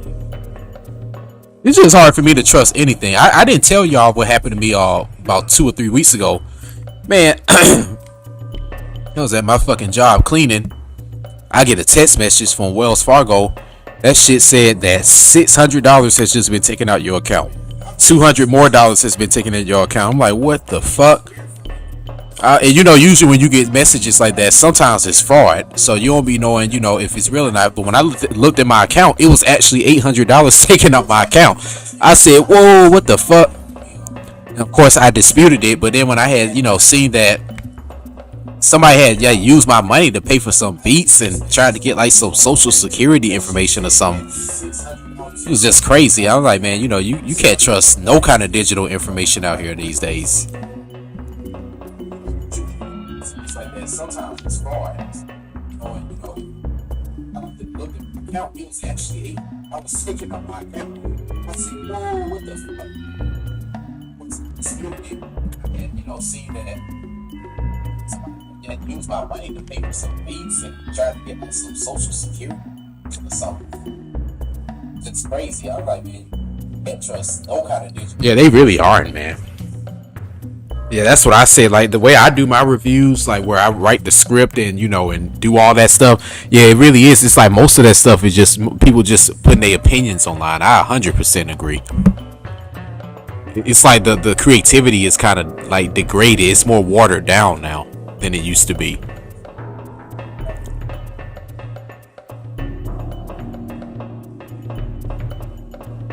But I will say that AVGN's videos are still funny. It's just, you know, but when you compare them to how they were years ago, it's not that I've gotten that much older to where I'm just that, you know, more mature to where I don't look at the videos the same. No, I still look at them the same. I could just really tell that he done got his money off of that shit. He looking at it like, man, you know, I'm just gonna put out some reviews or whatnot, but I'm pretty much gonna let the Screenwave company, let them take over this shit and just keep getting my check from this. I say it like this, he ain't doing all the work no more. You can definitely tell that. He definitely ain't doing all the work no more. I can just tell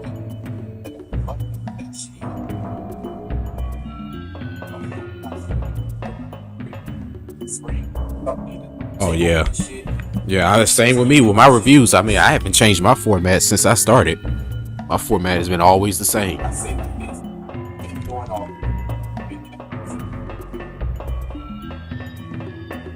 I just think that with my reviews now, I try to put more production value into it, so it takes longer because of that.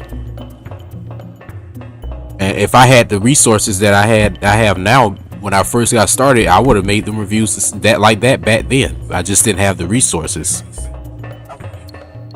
I just had a little basic little handy cam, digital handy cam for about 180. Had my little memory card for it. I had my little compact computer. Man, where the fuck do I go?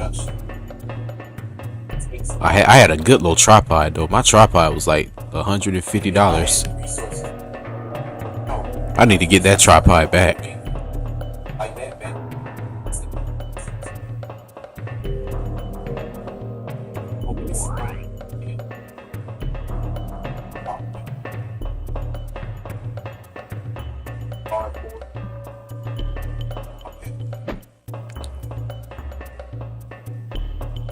But I did it though.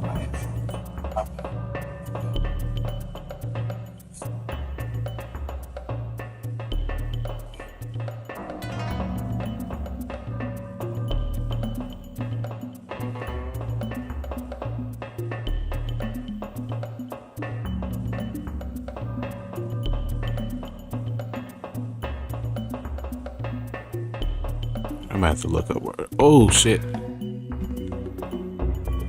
Oh.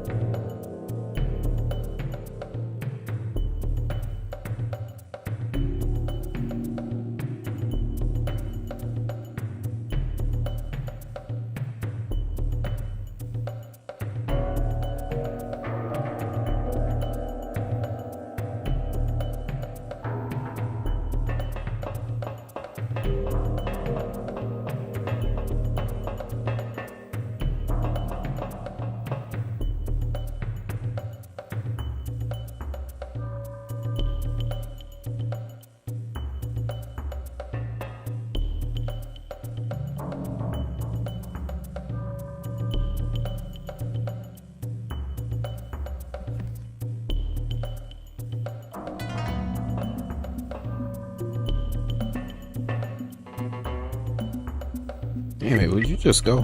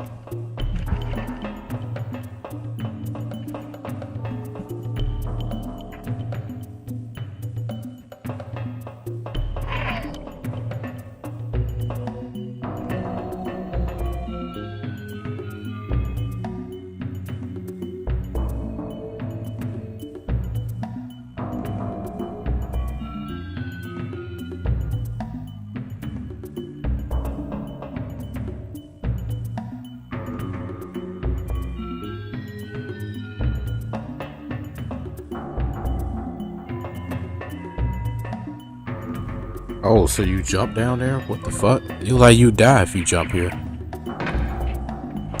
I'm sorry, but I wouldn't expect that. Would y'all like them? Didn't that look like some shit you would die if you jump down?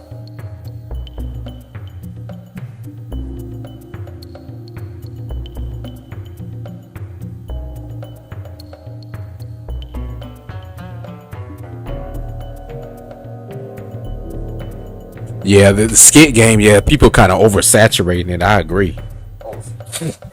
I agree.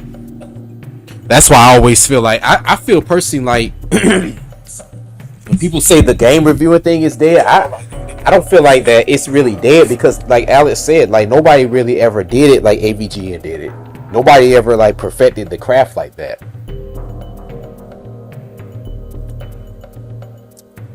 I mean, the closest person to him,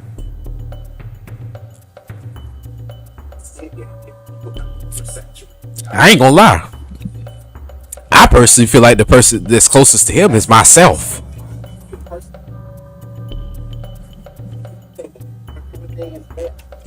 I don't feel like that it's really dead, because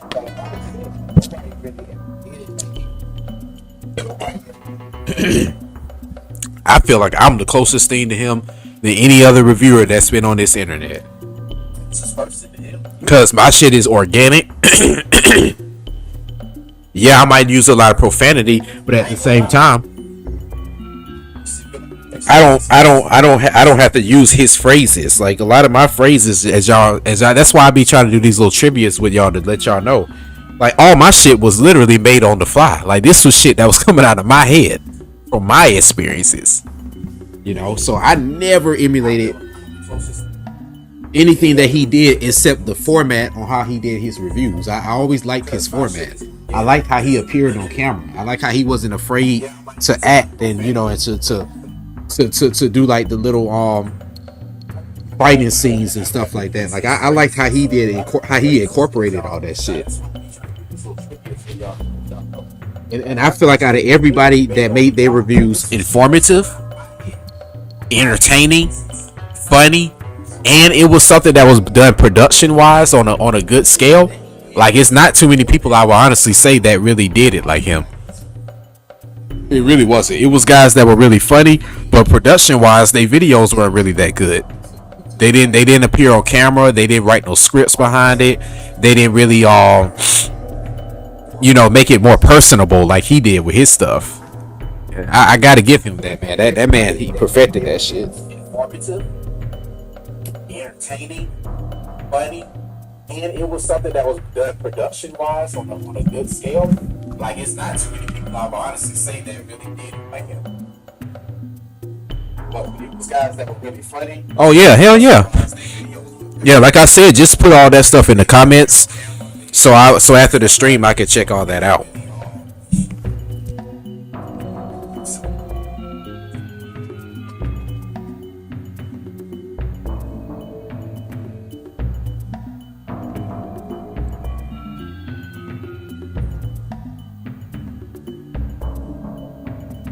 Yeah, I mean, everybody got to use a format of something. Shit. That's why I think I mentioned that to y'all before with the rap thing. Just put all that stuff in the comments. It's no different like with the rap thing. Like, just because you hear somebody using like a flow that sounds like another rapper, that don't mean that he's biting his style. It's just that that's kind of the sound that people are used to in the format and the structure. So that's kind of what they gonna use and what they gotta use to get your attention. But I got to admit, with AVGN shit, I just always liked how he structured his shit. Like, the way he structured it was kind of how I imagined the whole like idea of a reviewing show, a video game reviewing show, to be like on TV. Like, the way he structured and formatted it is exactly the way I imagined it to be years ago. It was like he took the idea of what I had in my mind and literally did it. Like, the way he formatted that shit was just fine. And like I said, I just felt like that's the way you're supposed to do it, where you give it your insight, personal experiences on the game. You're appearing on camera. It's entertaining. You got like a little funny script and skits and little fight scenes and stuff like that you can add behind it. And then when you're reviewing the game, you're reviewing it in the commentary. You're saying it's not this written shit that you could tell somebody really just is writing off of a piece of paper, but more so they just are writing their ideas out onto a sheet of paper, and then they're just recalling that memory as they're writing or as they're saying their commentary. Because that's honestly how I feel. I feel like when I write my commentary and when I'm saying it, I'm literally just telling y'all everything that I remember from the moment of playing that game.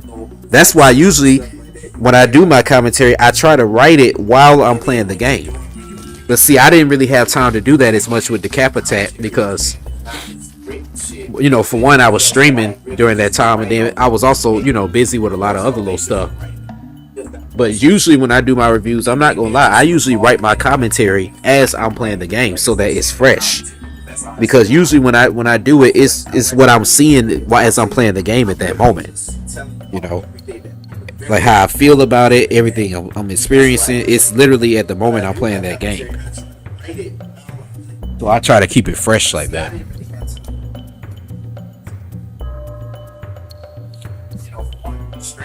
During that time, and then I was also, busy with a lot of other stuff. But you said certain channels. Shit, I ain't gonna delete it. This on my channel. I would say like just put the link in my comment section, like for this video, and then that way later on I can check it out. Nah, I ain't gonna delete that shit. The only way it would get deleted is if it were spam.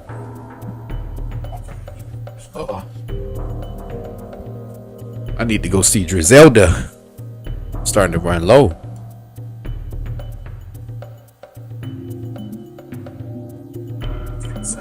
Shit, I ain't gonna look at some channel. I'll say just put the in my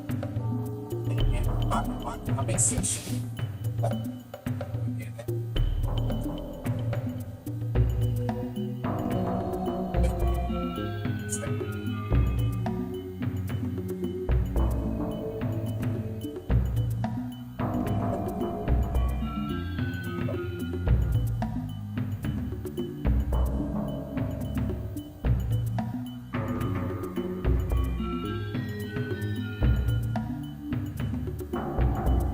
Yeah, as far as like missing reviews, the only missing review I got, Alex, is NBA Live 10. Like I remember I mentioned before on my on one of these streams, I had a review of NBA Live 10. I literally had produced, recorded, edited, and all that back in 2010. This was actually before my door got kicked in. It was about a couple of weeks before it got kicked in. I remember I did a review of Live 10. That review it was on the DVD that I told y'all about, but I don't have a copy of that DVD. I don't know. I don't know. Like all of it seemed to have. I only made like a few copies of it. I know Jimmy had one, and it was somebody else that had one too. But I don't have any copies of that DVD, and that was the only copy I had of that review. That's actually a missing review that was done, but it was never uploaded.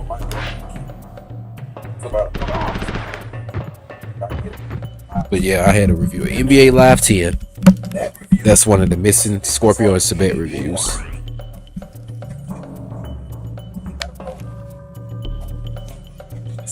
I only made like a few copies of it. I know Jim had one. Somebody else that had one too.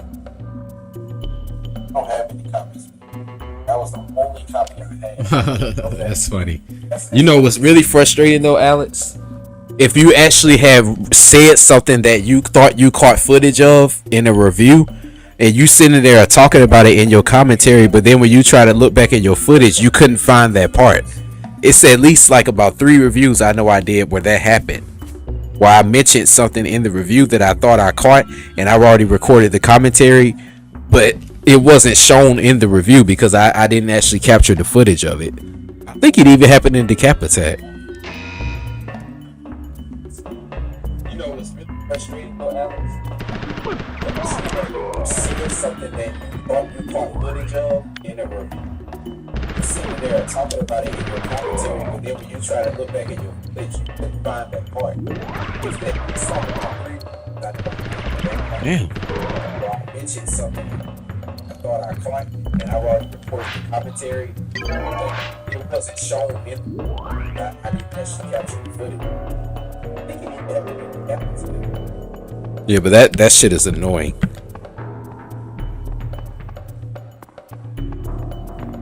Oh, tell me I got a platform on here. Cause I can't even jump. What the hell? Enter access code. What the fuck?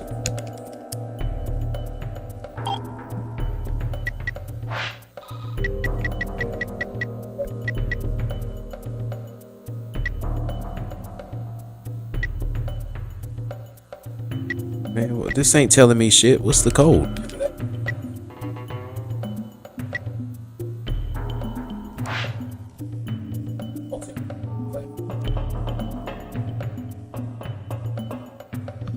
What, through?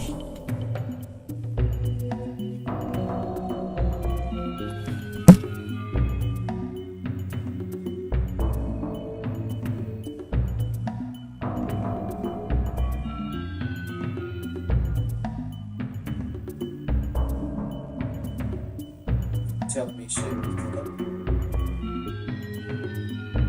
Damn, where the my phone?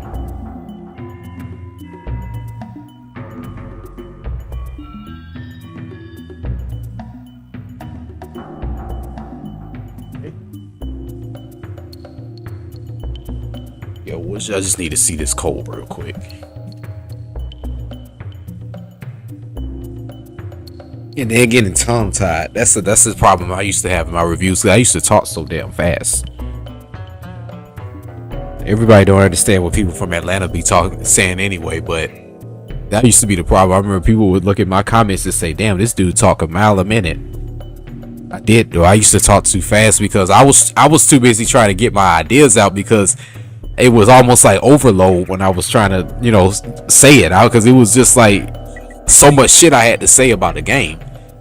It was like I was trying to say it all at one time. Like that's why, like I said, all my reviews be so detailed to the point where I shouldn't have to re-review any games. As y'all notice, I've only re-reviewed one game, and that was in my early years because I really couldn't record all the footage I needed to, and I honestly didn't know how to like edit that well, so I had to omit a lot of stuff. I was too busy But as y'all saw, as I started to kind of understand the technology a little bit better, I don't think I have to re-review too many games I did. Shit I can say about it. Like I'm trying to say it all. That's why, like I said, all my reviews so deep to the point where I shouldn't have to. As y'all notice, I've only reviewed. That was the really. Because I really put the word on. I think it's not honestly go out of my head. If I had to go stuff. I'm talking that started kind of. How would you? I don't think. 312. That's all they had to say. God damn it! They got all this cryptic shit going on with me trying to figure this out.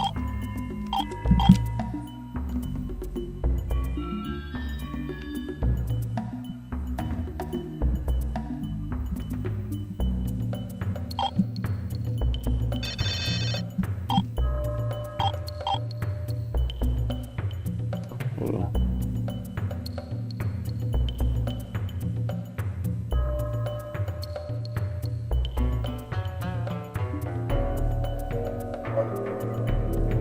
One, two, nine. Okay.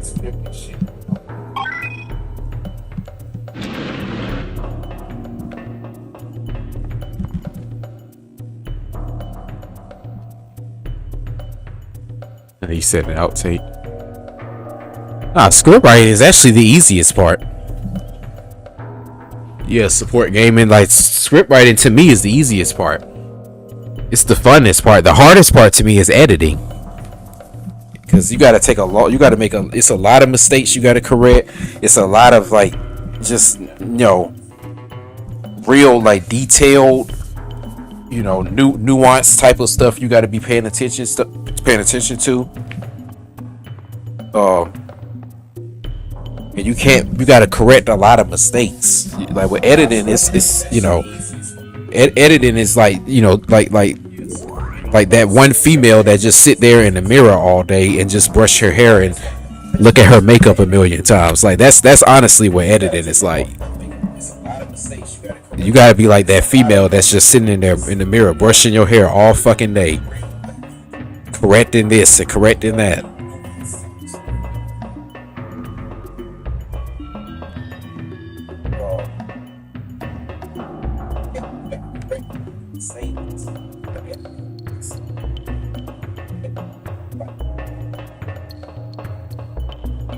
Sit there in the mirror all day, brush your hair, look at the makeup a million times. Like that's honestly what editing is like. You gotta be like that female that's just sitting there, brushing your hair all fucking day, correcting.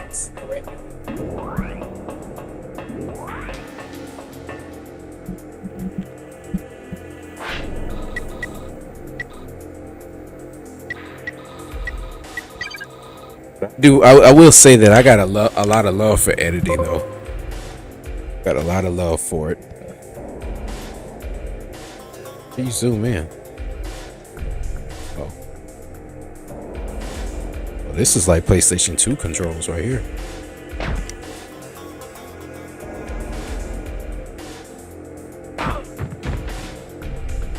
Oh, man, he not finna get. Whoa! Damn. He not finna get up off no sniper rifle shot. Like, come on.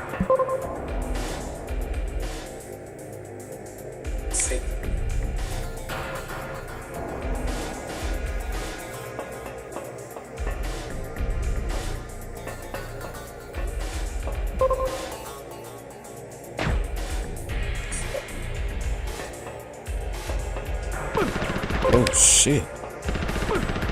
Fuck. He just got ate up.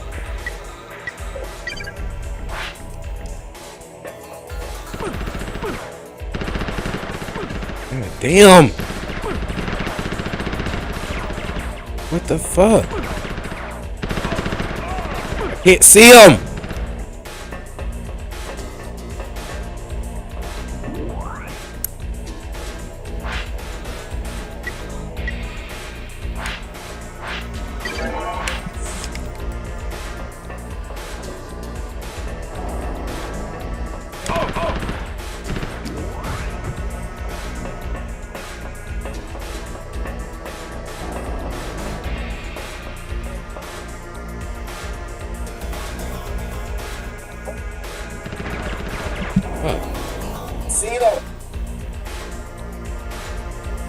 Yeah, definitely. We knew that about Sonya Blade.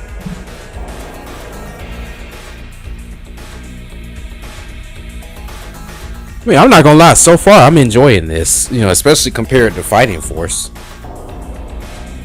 It's better than that. I know that. If you had to compare it to something, that's the grounds of what you got to compare it on.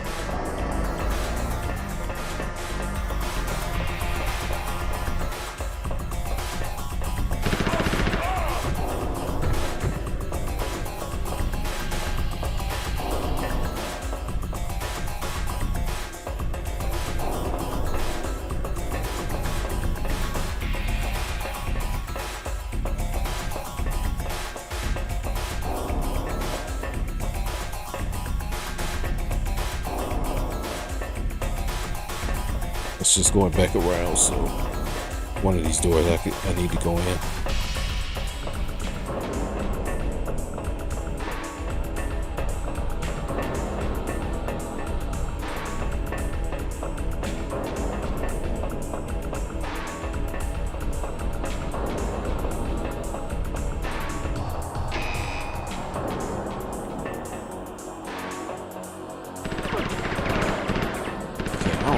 Can't see him, god damn it. Damn, at least let me see him.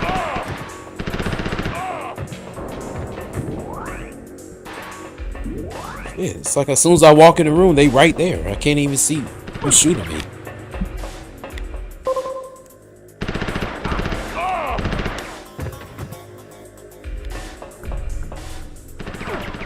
Fuck, dude.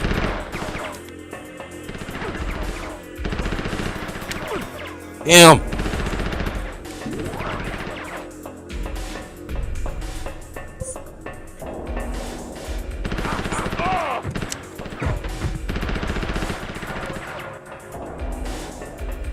That's one downfall to this game is you can't see who's in front of you.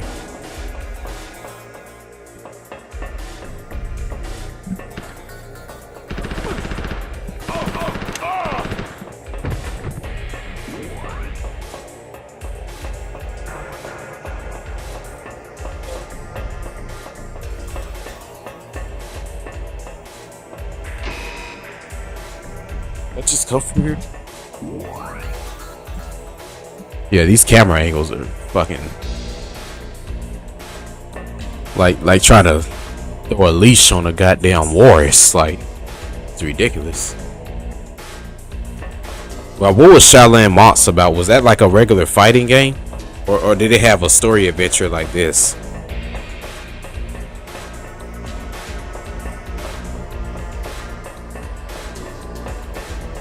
'Cause I never played Shaolin Monks. God damn.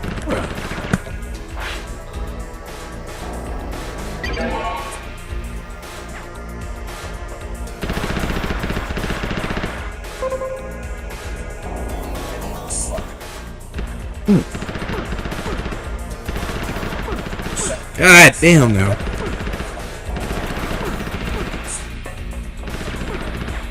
Holy shit.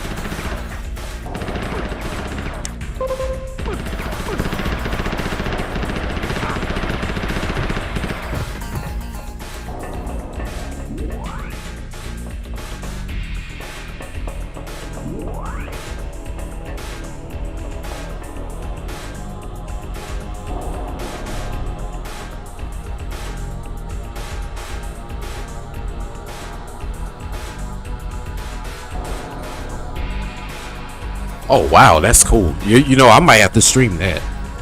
So was it like the conquest mode in Armageddon, or is it like this? It's just like this where it's like its own story and it's a side-scrolling type of adventure. Oh, it still has a story mode. That's cool. Yeah, I'm definitely gonna have to play that. I never really gave it much attention, honestly.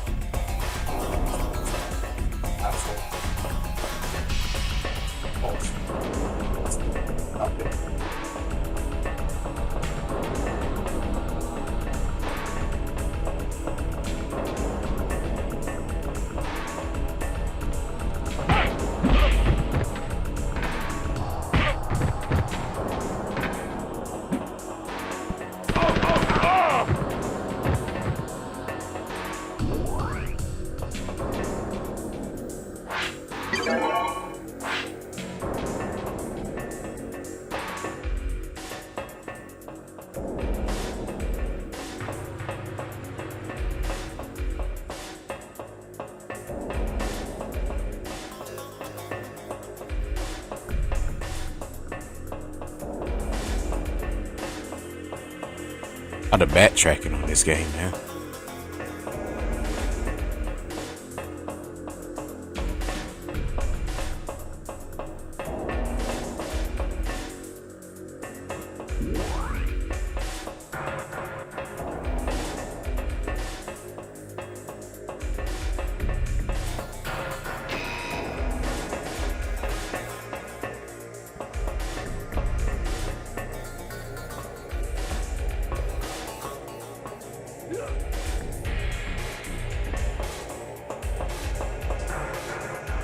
Don't kill me. Don't kill me.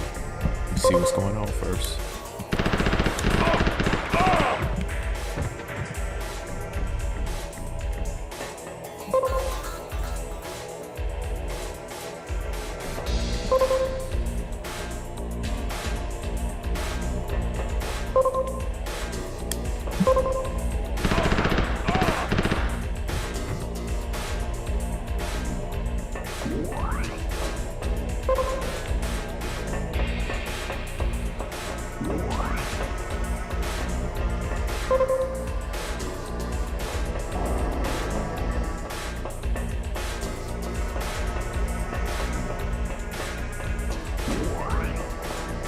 The large level. Damn.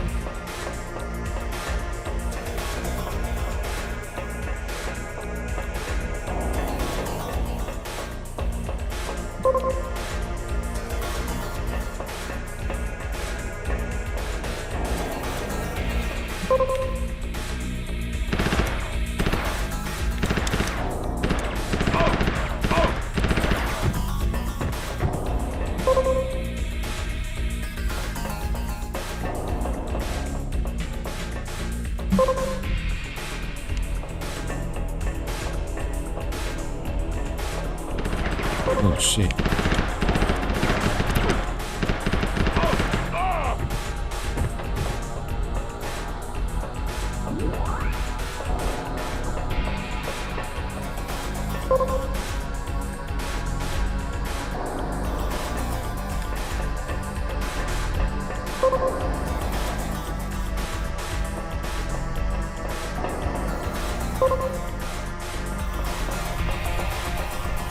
Kind of weird shooting like this, but it's kind of how you shoot a gun for real though. I can't be too mad at it. Okay, where am I going? Am I going back?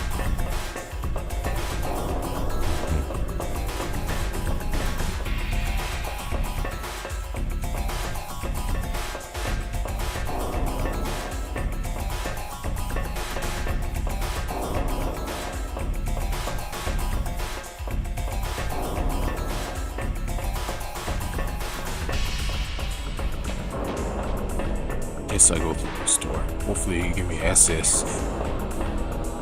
Any car key or somebody else in here.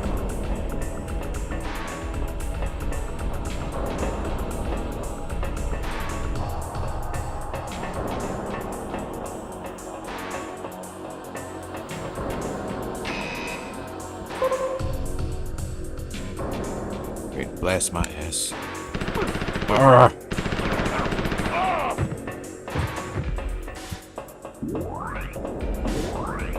He didn't get me too bad, thank God.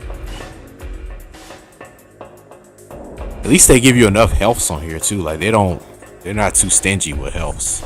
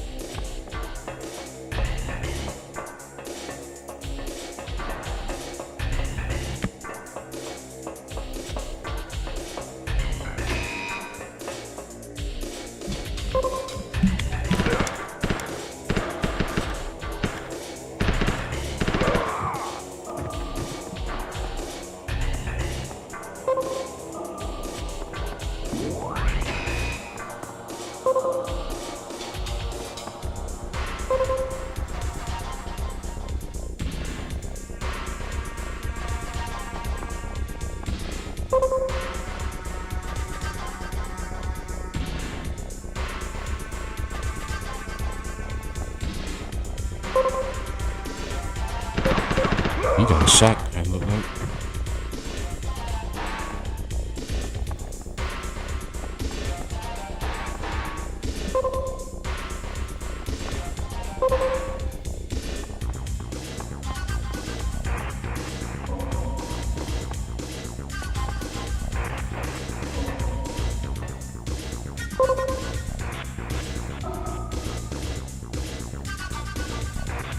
Long range sniper for this.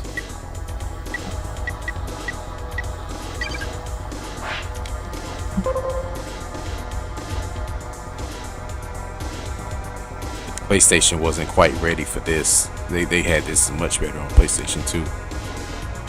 Still kind of laggy. They tried though. You gotta give it to them.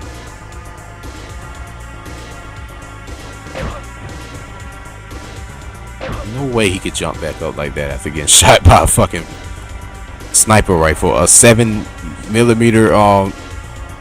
inch bullet in him.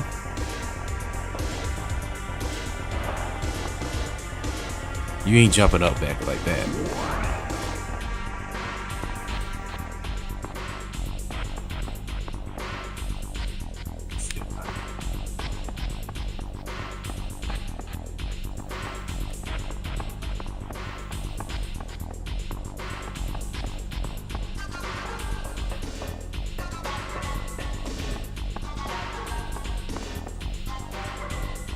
Sniper rifle, a 7.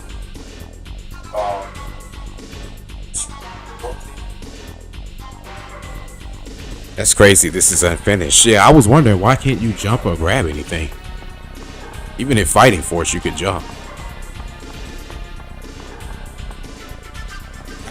I totally believe you when you say this was unfinished, because it's like a lot of things I feel like I'm limited from.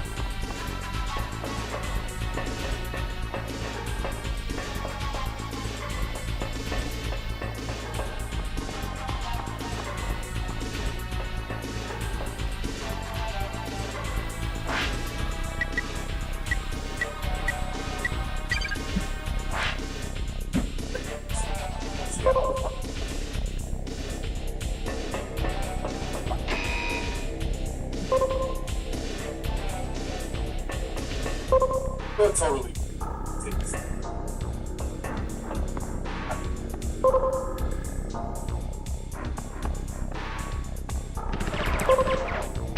Seeing is one of the main things I'm limited from. It's like they could have got these camera angles a little bit better than this.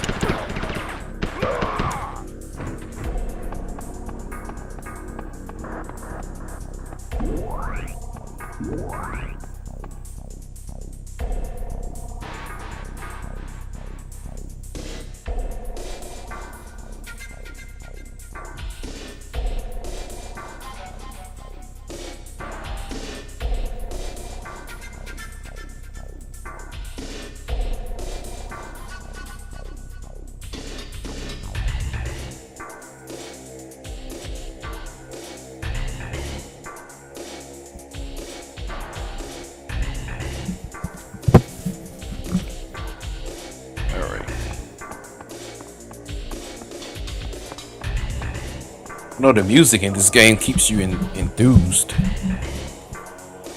It's really grungy and metal, like not metal, it's just like grungy, like chaos, like.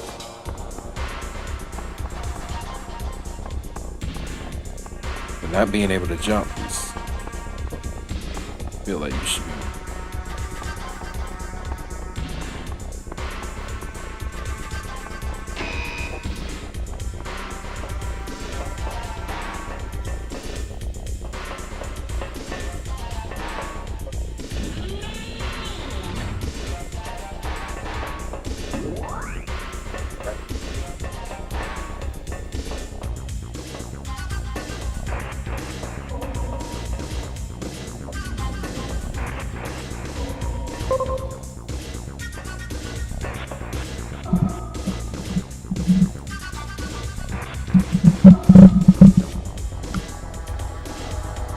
Yeah, I'm gonna look up the original version of this called Special Forces E3 Prototype.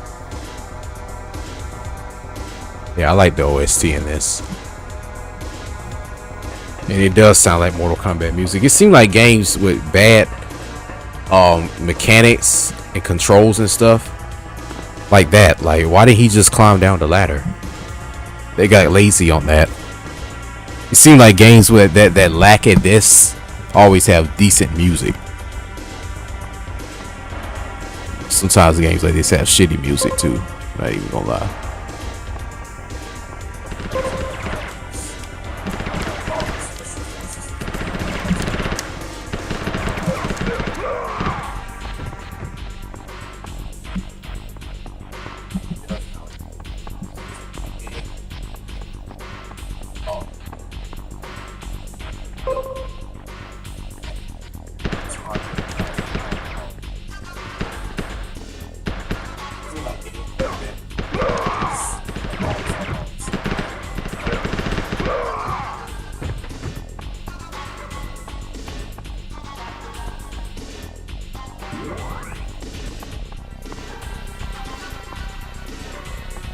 It's almost like a tease because it's like they having all these weapons in areas where I can't climb or jump.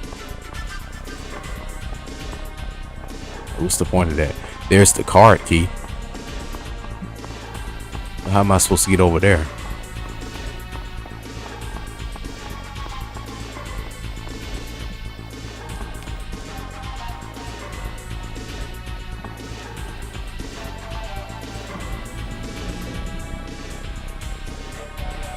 Nah, you don't get hate for it. I actually prefer this over Mortal Kombat 11 too. As you notice, I haven't played any game after 2010. I think ever. I think the most modern game that I played that was recorded on footage was probably Modern Warfare 2. And that shit came out in what, 2009? That's old. I remember I was on the chat the other day and somebody had a picture of like the rust level on Modern Warfare 2, and they was like, oh, kids today wouldn't understand these online days. And it made me realize, like, damn, that was 10 years ago. Like, kids today actually wouldn't recognize that. But that seemed like that was yesterday when I was playing that shit.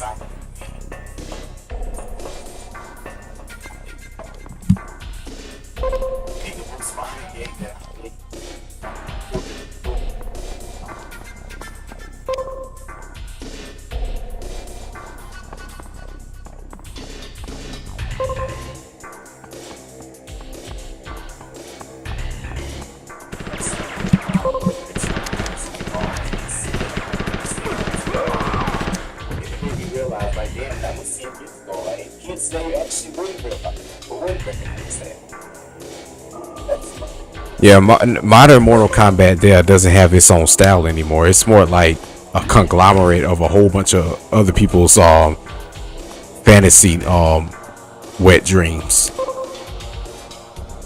That's why I was saying I never liked the Mortal Kombat and DC universe. Like, let all that stuff be separate. I never really cared for any of that.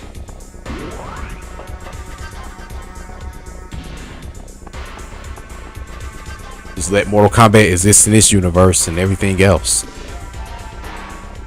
Yeah, the newer Mortal Kombat's, it's gonna sound generic because back then they were trying to, keep it based on that old Chinese culture and that old, samurai culture that existed back then. They tried to basically keep that. But it seemed like in the 2000s, once these movies started coming out and all this TV shows and all this stuff, when Mortal Kombat got popularized, that's when it seemed like it kind of went away from that, to be honest. It really do. They merged away from that.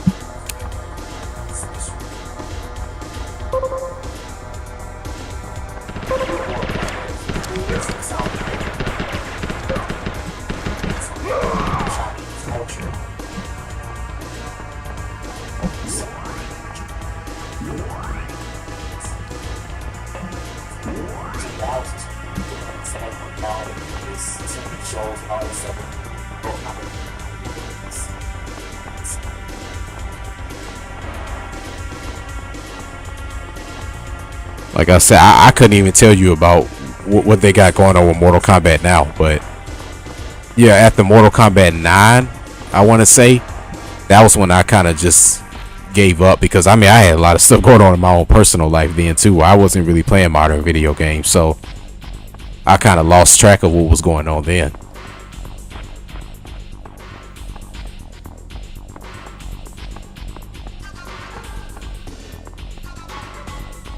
It's just not the same. I mean, I don't feel like I got older, so I lost interest in it. It just don't entertain me the same way because entertainment is just different now.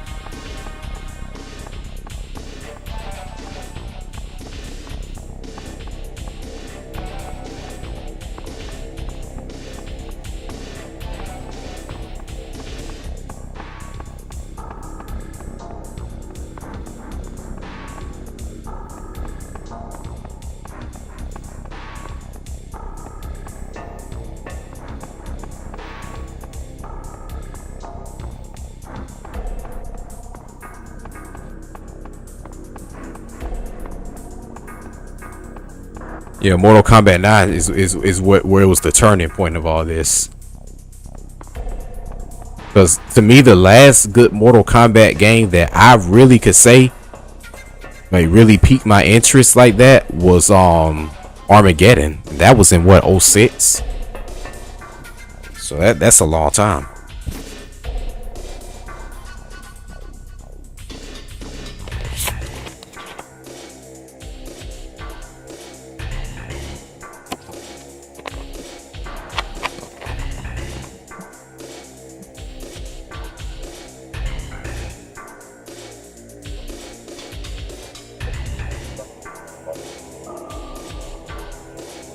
To me, the Mortal Kombat game that I really could say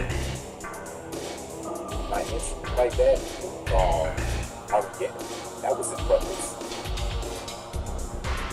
That's a long time.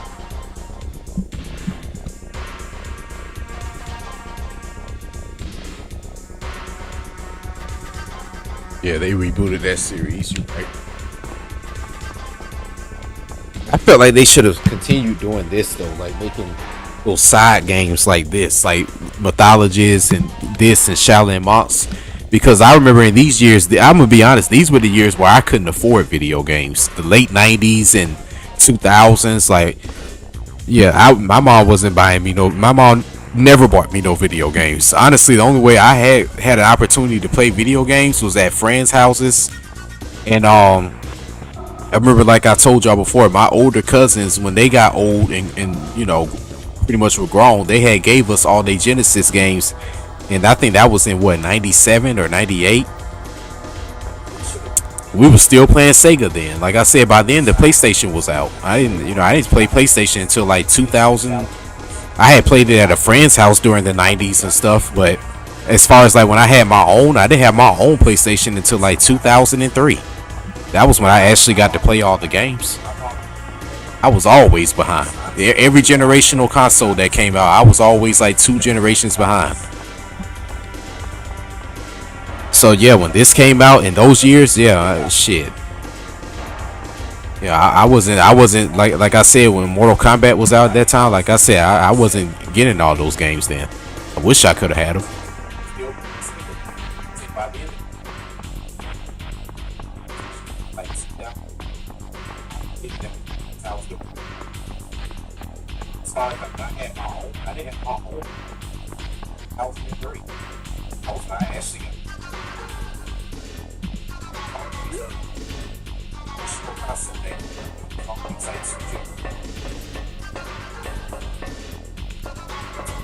Came out in those years.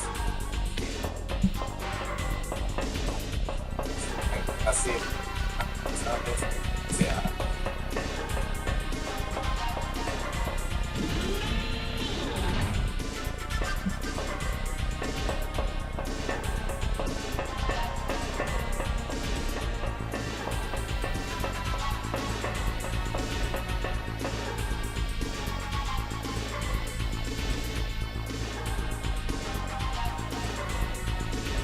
Yeah, I agree. That's actually the best way that it should have ended with Armageddon, and then after that, they should have just made, series of games like that. That would have been perfect. I got somebody from fucking that language look like that's some from Greek or somewhere trying to spam my shit. Yeah, and then that's another thing. Yeah, me and James were discussing that. Yeah, I don't think the PS5 is even worth purchasing. Bro, when I was looking at the cheapest prices they had for that shit, the cheapest price I saw was $800. I couldn't believe that. Why are those things so expensive? And then I heard that you can't even find them like that. What's so rare about these shits?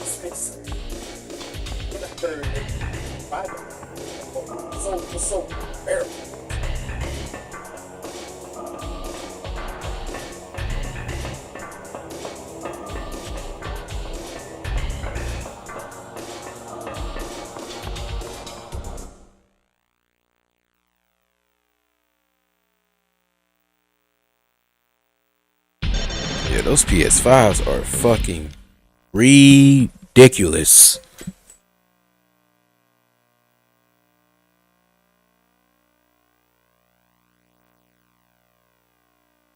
You think you a few generations behind. Dude, the only system I got is the latest system I got is a PS2. I don't even have my PlayStation 3 no more. But I'm glad though. I'm gonna be honest. Like I feel like I'm reliving my childhood because, like I told y'all, in those years from the late '90s until the mid 2000s, when I was old enough to really buy my own video games, I wasn't buying none. I wasn't able to play none of those games. Like as far as on my own, like where I had my own experiences with them. My mom didn't buy us no video games. I don't think my mom ever bought us a video game. Neither did my dad. My dad bought us. He bought us the Sega Genesis. That was in 1995. The Genesis was already going out of style at that time in 95. So he probably got that shit probably for like $169. And my dad bought the pack. He bought that bundle pack they had where it came with Sonic 2, 2 controllers, the console, the power pack, and then the little RF switch, the little RF switch that you had to set it up. That was the only thing my dad bought for me. He bought us that, and then he bought us a Nintendo 64. He bought me Army Men Sargent's Heroes for my birthday. I think that was when I turned 9. And then the rest of those games, I remember I either stole from somebody or I bought myself. Like, dad didn't buy none of them games. He bought me a PlayStation 2. That was in 2003. He couldn't have paid no more than $160 for it, $200 for it at that time. And that was it. Shit, my parents didn't never buy me no games for my systems. I had to get all them games myself.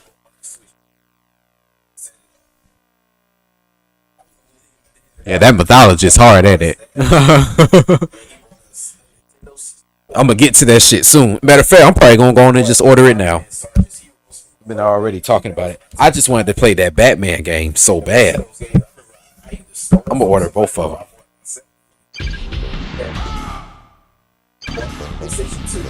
That was in 2003. Could have paid no more than $160.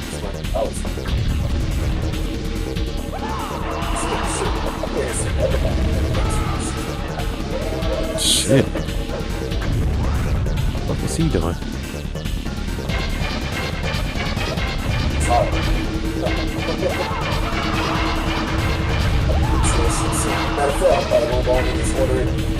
What the hell is this following me, bro?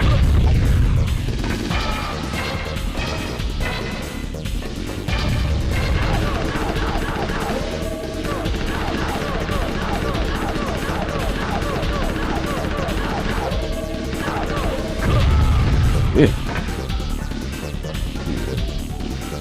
Don't nothing beat the man with a gun.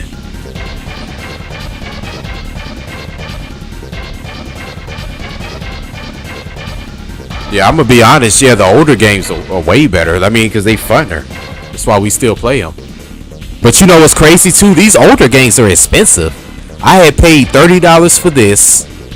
I paid $30 for Batman Forever, Batman and Robin. I paid $30 for this Ninja game, and I saw that Mythologist was worth $35. Yeah, these older games are good, but they expensive now too because of people like me talking about them online. They done marked up the price for them because they know everybody's buying them again now.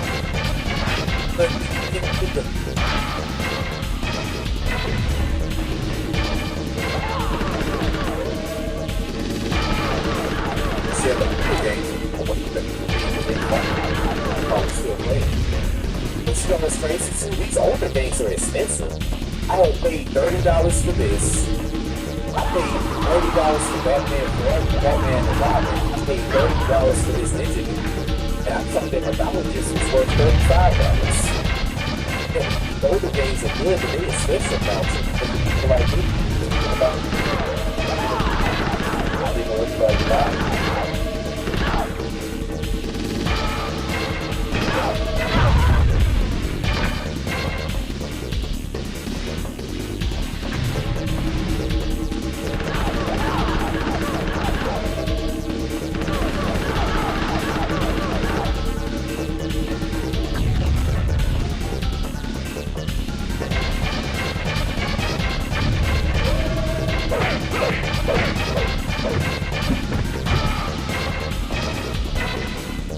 Not as bad as that first boss. Yeah, this game giving me a lot of vibes to Mythologist. The only thing that's missing is the cutscenes. I'm enjoying this though, I gotta admit. Jax to Gemini, do you copy? Yes, Jax, I'm here. Any news? Oh yeah. I just got. Yeah, he was sounding bad. Too bad I had to take her out though. That Tazia sure was a looker. Jax, the mission, remember? If you can manage to concentrate for a little bit, Jax, I've got some news for you.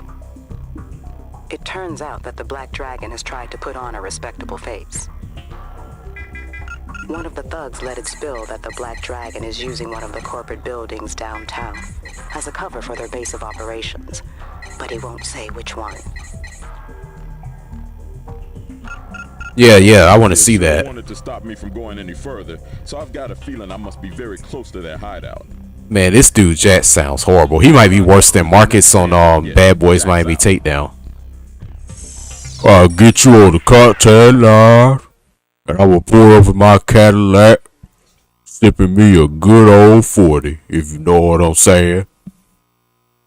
You don't take your ass back to 1973 with them damn lines? That voice?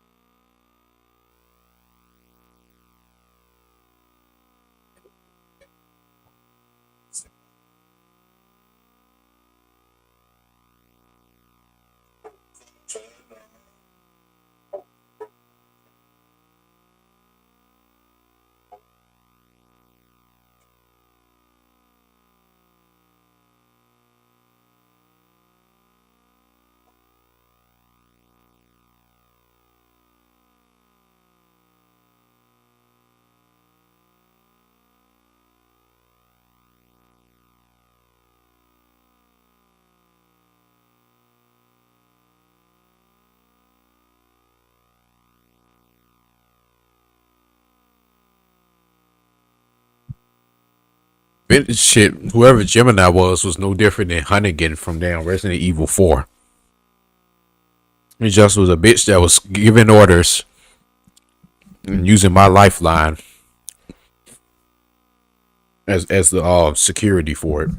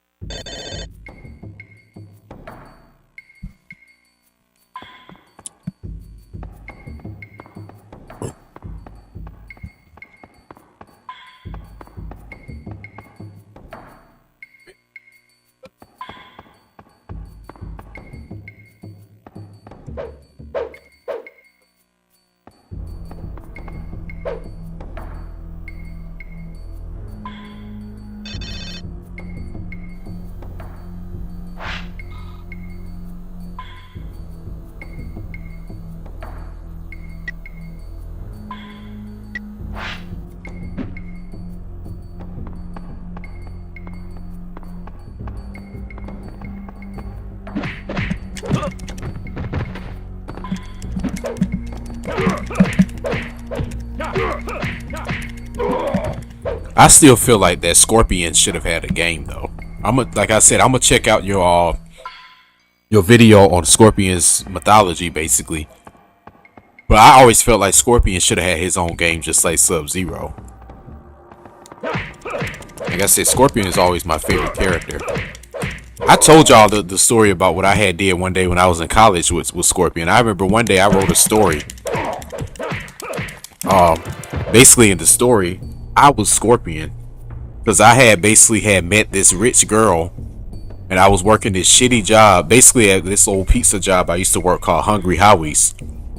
I had wrote in the story that I was his character, and I had just got fired from the job. I was about to get evicted from my apartment, and then suddenly I had met this rich girl who basically was taking care of me and whatever. And then all of a sudden it was a robbery that happened, and I got shot and died. And then when I went to hell, I had met this demon named Bremen, and he had basically told me if he would give me my human life back and allow me to materialize again if I were to enter into Mortal Kombat, because it was basically a bunch of chaos that happened, and it was this fighting tournament that allowed basically for everything to restore if I were to enter into it. So I came back, entered in the tournament, but my whole reason for wanting to reincarnate basically was to find that girl that was taking care of me. So I basically went through the tournament, won, fought Shang Tsung, and then in the tournament I found out that the girl that I was trying to get back with was sleeping with Shang Tsung, and that was basically like the whole thing. I went through all that, to find her and all that stuff, and she was already with another guy. So basically I went back to hell, and it made it seem like hell was an okay place to be. That story was funny as hell. I had all the people in the class so confused because they was like, I thought Mortal Kombat was about this and that, and all the females hated the story. I basically was shaming them and making them seem like, whores basically. Ooh.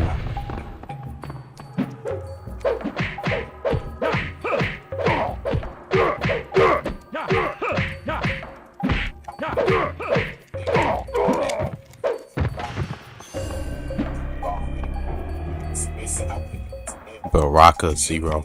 I ain't know Baraka drove. How the hell does he drive with them them daggers? It's impossible for him to drive.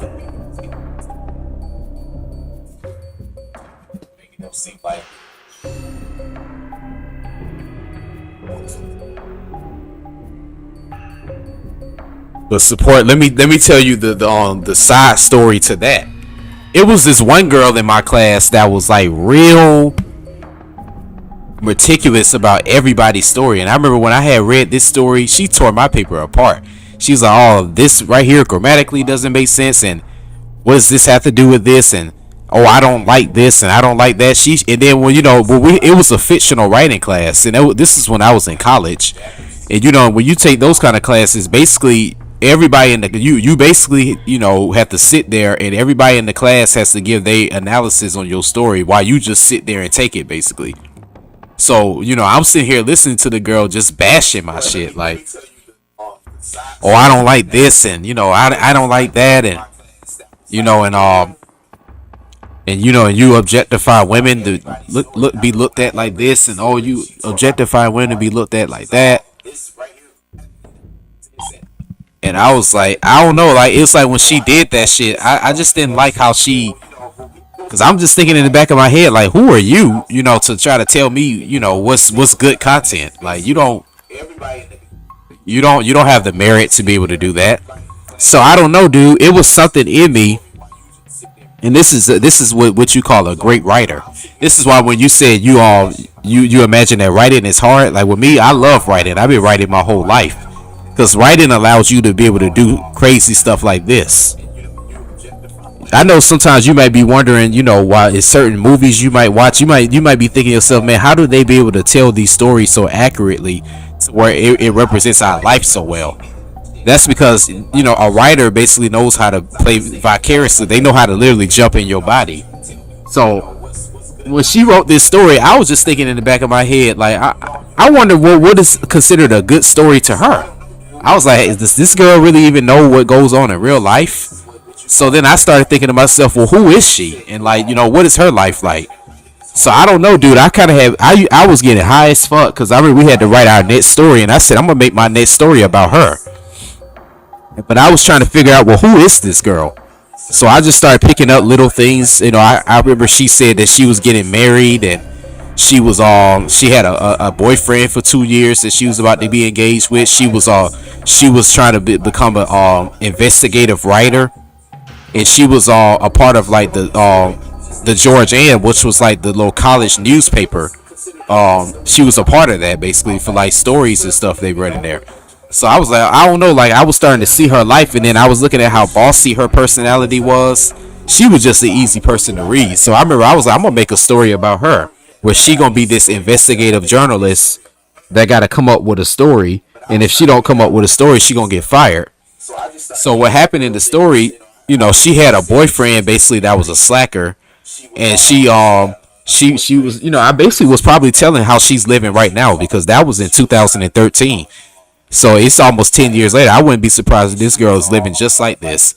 But that same guy that she said she was getting married to, I imagine this guy got to be kind of docile, because she seems real dominant. So he got to be the one that's a little docile. So I remember in the review, in the story, the guy was real like docile, and I remember she was the one that always had to be responsible for everything. And basically she was working for like this rich conglomerate guy who owned like a news station, and he was telling her basically like, I'm gonna get rid of you, if you don't come up with a good story. So she ended up finding out about this murder that happened at a strip club. And I wrote in the story that, because I don't know, I remember at that time I had went to my brother-in-law's wedding. I mean, when he had got my sister got married. I remember we had went to a strip club, and it just had me thinking. I couldn't imagine this white girl being in a place like this, because I don't even like strip clubs. But I remember I had wrote the story like it was a murder that happened there. She had to go there and find out what happened and stuff. And then basically, it come to find out it was her boss that had committed the murder because one of the girls had rejected him and didn't want to give him no pussy. So he had her killed. And when she found this out, she basically tried to frame him, and then he tried to have her killed, but she escaped and everything like that, and then eventually got him arrested. But I never forget when I had wrote the story, and like I told you, when everybody had to critique it, they were all like, this girl sounds, because the girl's name was Jennifer, and in the story I remember I had said her name was Joyce Barnes, and I remember they was like, Joyce sounds a lot like Jennifer. And I remember the whole time when everybody was reviewing my papers, dude, she was as quiet as a mouse. But the first story that I said with the Mortal Kombat, like I said, she tore my shit apart. But I remember with this story, that girl was as quiet as a mouse, man. She didn't say nothing the whole time because she knew that basically I knew who she was, and then I had found out about a year later because I was in the writing club when I was in college, and I was real cool with the president, and she was also in my fictional writing class, and I remember she was like, yeah, Jennifer was a little freaked out about you because she was like, she didn't know how I knew all that stuff about her. I don't even know how I knew that stuff about her. I just put myself in a trance and just started writing, and literally that's what came out. And I remember she was freaked out by it, like, because I guess that's why she wasn't saying nothing, because she was kind of freaked out by it, like, because I literally was telling her who she was. But that's one skill as a writer. I will say that you will love is to be able to write stuff where you can be vicarious. You can literally write something from somebody else's perspective. She was literally freaked out from that shit. Like, I never forget how quiet she looked, like she had seen a ghost. Like I said, she was critiquing everybody's paper except that paper. I never forget that, boy. That girl was as quiet as a mouse.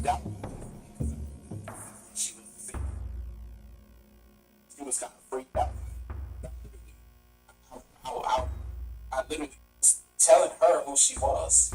Actually, yeah, I would like to have moderators, but I don't really have that many people that join the chat like that right now.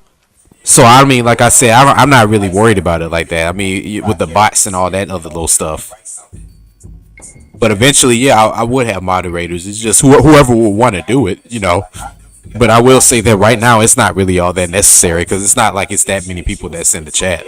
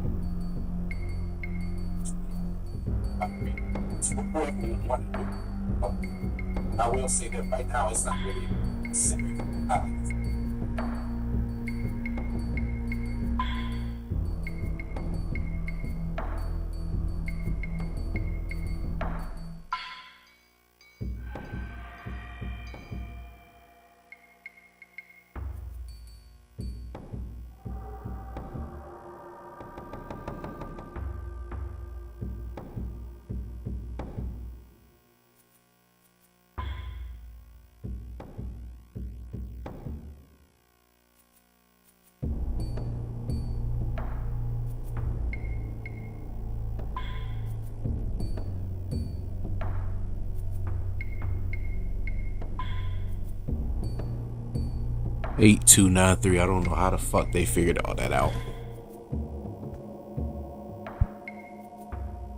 You said it's easier than you thought?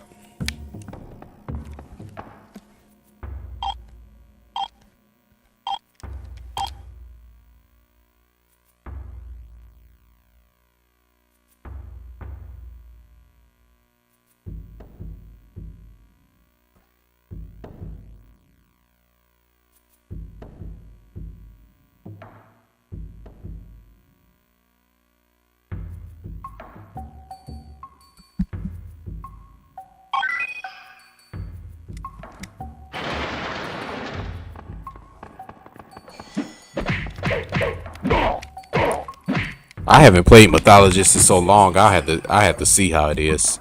I just remember I didn't like how when you played that when you were trying to face somebody in the game, you always had to press like left C or right C to turn around to face them and and try to fight them and stuff. Like that was annoying, and I do remember that took a while for me to get used to playing the game in the beginning. But like I said, after dealing with all the games I dealt with, I don't think that it should be that big of a deal now.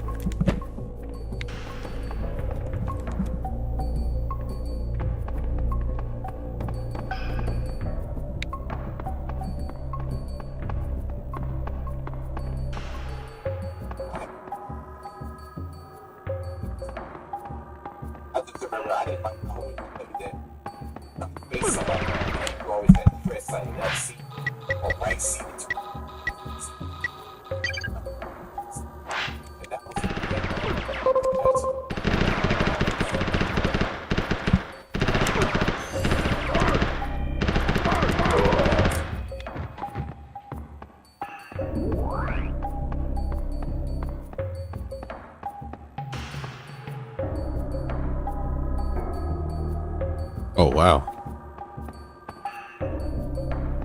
I remember that that fire stage was kind of hard.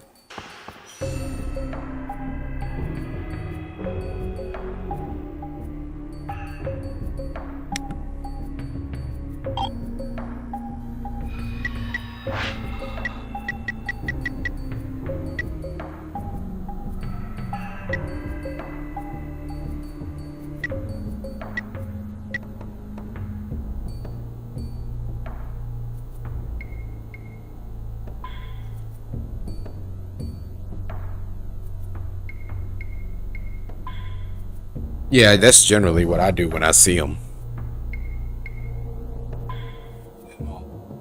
I'm thinking, hell, they can't be too much harm to my account. It ain't that many people even watching my shit like that.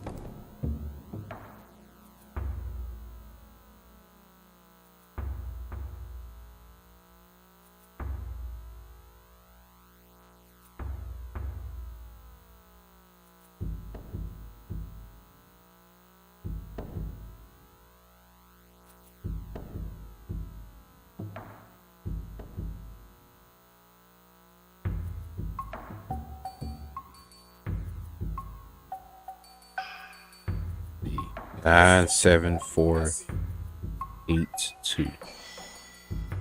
7, 4, 8, 2.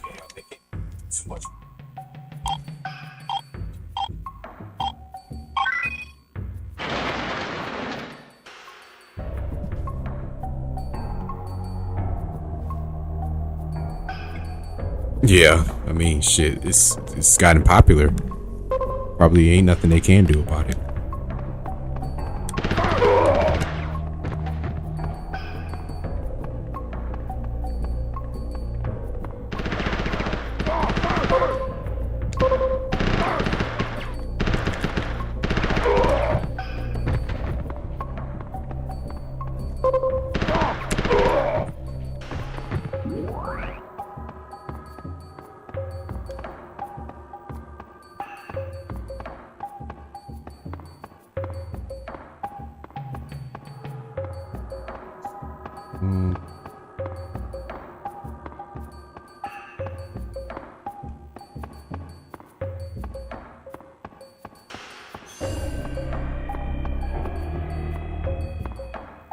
Wait, where in the hell?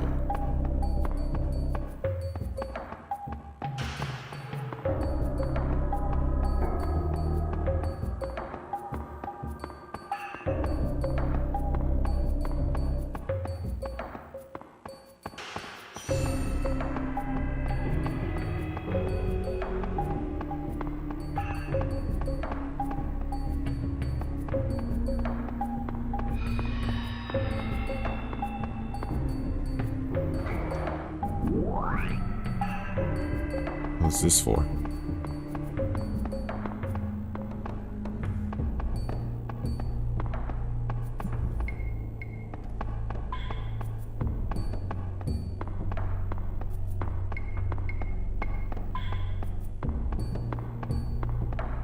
The red key.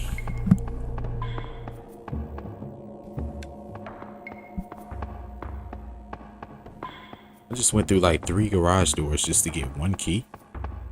Really?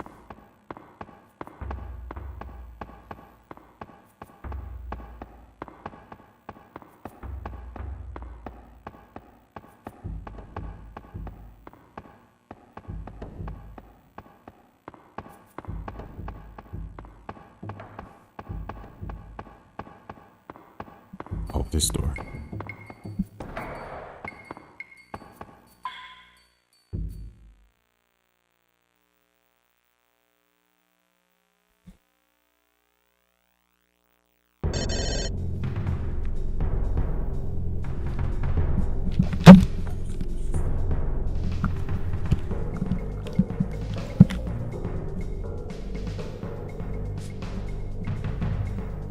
Alright, now let's see where you're supposed to go now, buddy.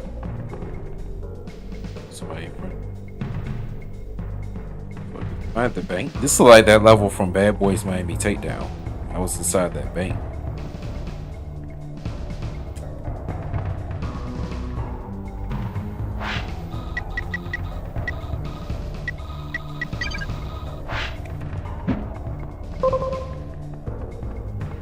Oh shit.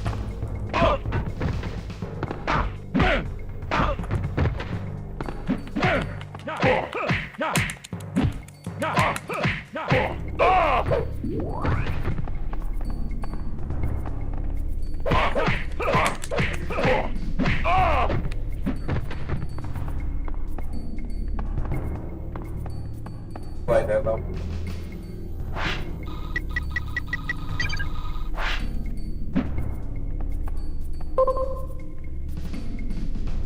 Just saw somebody down here.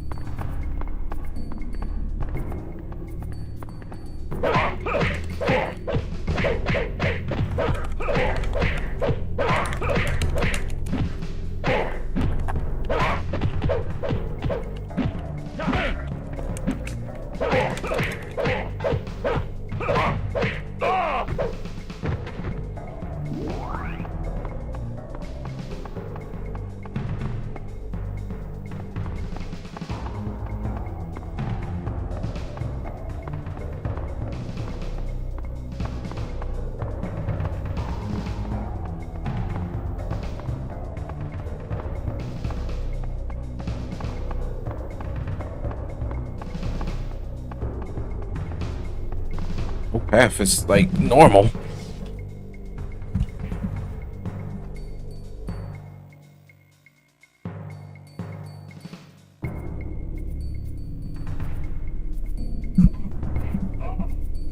You know, Raiden, I don't think like it could be one based on Raiden like that, because Raiden is always like a support type of character to somebody else.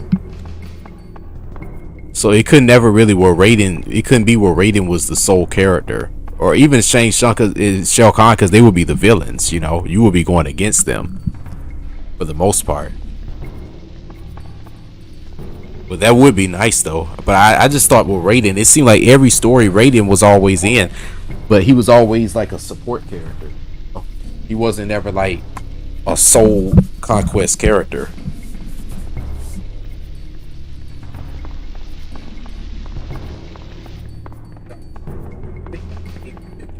On Raiden like that, because Raiden is always like a support type of character. Oh shit. Where'd she come from? But he could never really where Raiden could be where Raiden. Oh, these women coming here? Where did this come from? Shang Tsung because they would be the villains. You want to get. Oh.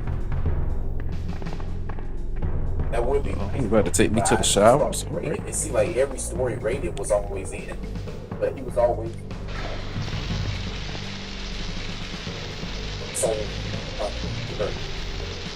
Hey, my health should be going up, man. Don't take a shower with a woman. I know that'll make my health go up.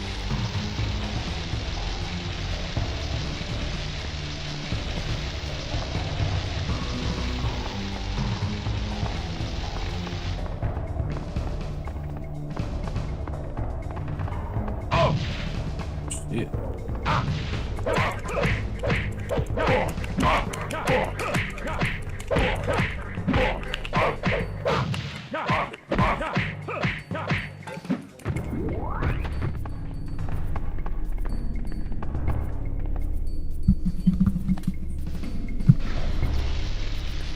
Yeah, I definitely didn't expect that.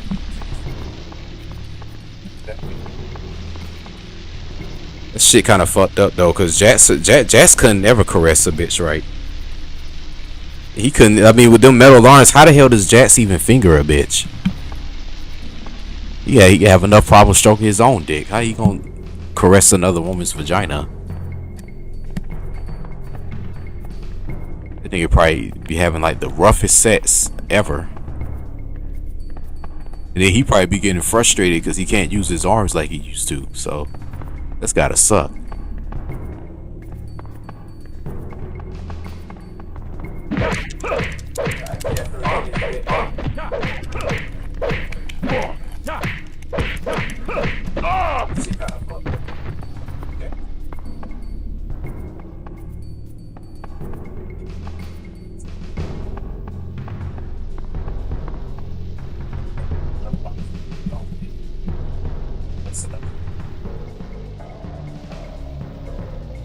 Yeah, I agree.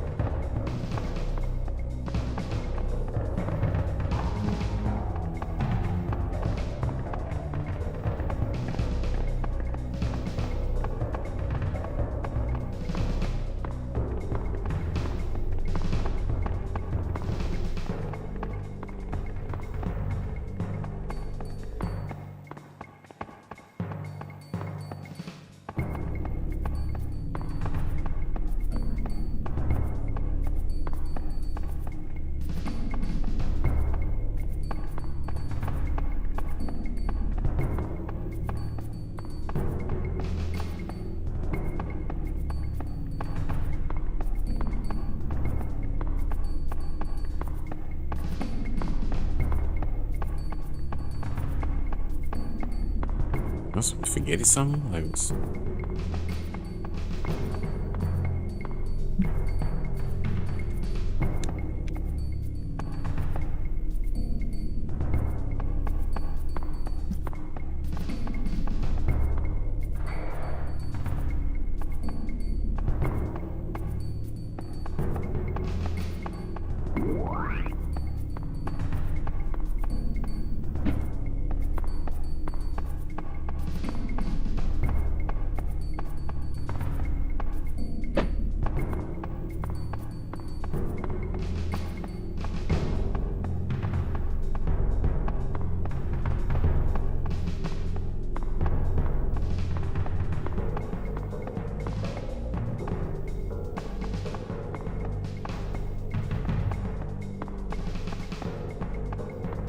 it was one of these doors I remember. I think it was this one.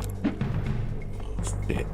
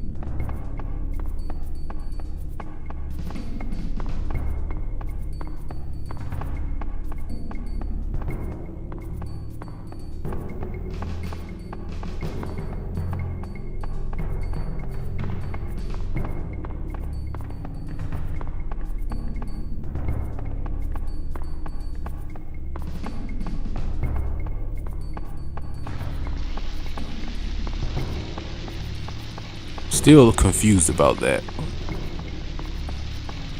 Why are they teasing Jax like that?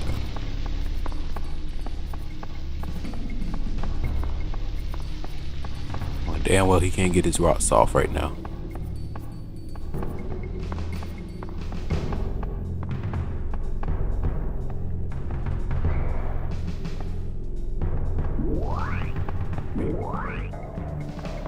Free life, okay. Okay.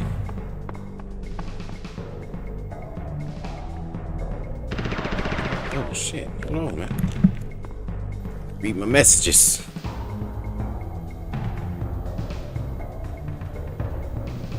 Yeah, he doesn't really get much explanation. It's always like he's this elder god, you know, amongst like the beginning of time trying to keep things correct, but we don't really know his origins or, you know, his whole reasoning for trying to be good. You're totally right about that. And that's what I say about Mortal Kombat. Like, it's so many things they could have done with that to where, you know, they could have continued that same element on, but they just didn't do it.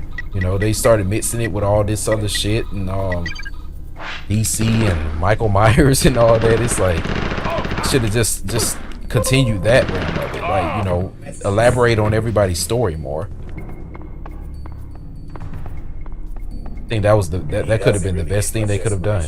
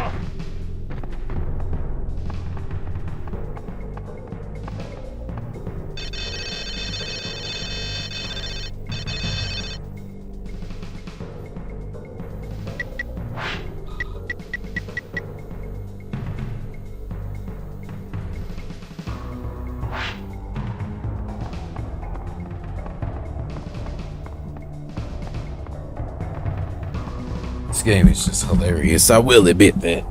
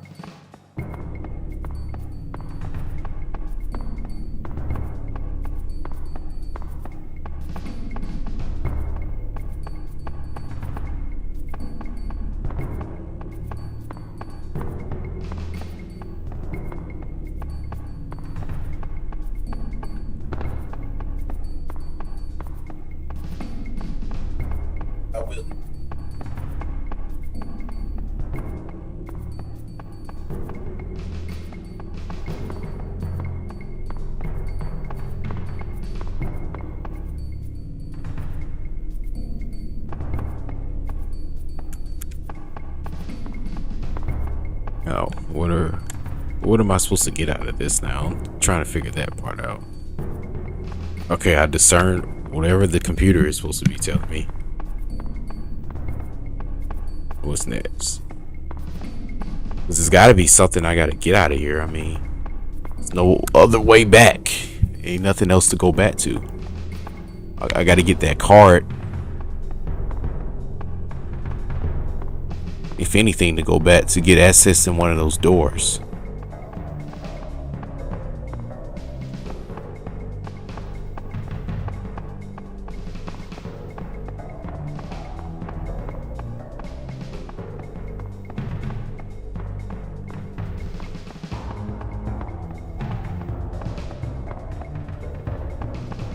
Can't believe it ain't shit over here.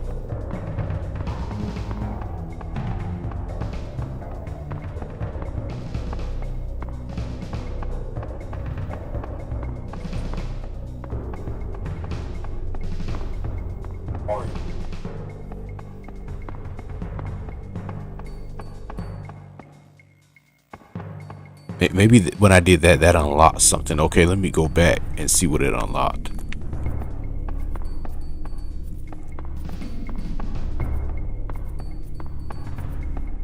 Because this is the only door I know I can't get in. Which probably is still locked. It says I need a key.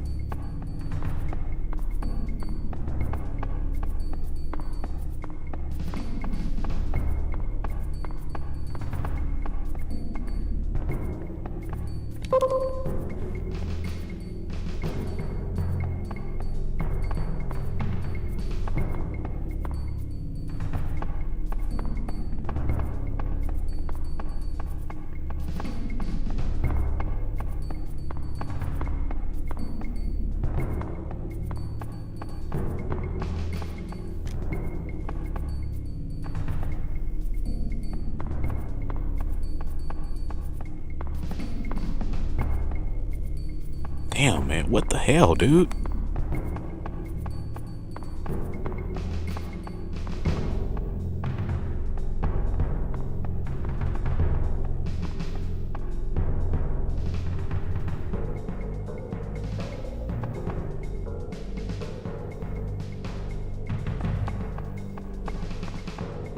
The storyline should be good, but you know, will it have the same essence that Mortal Kombat always has? That's what's missing about it, honestly.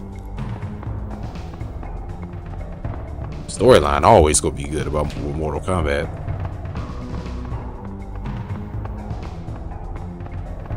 It's just got that. It's just missing that original element that it had, I believe.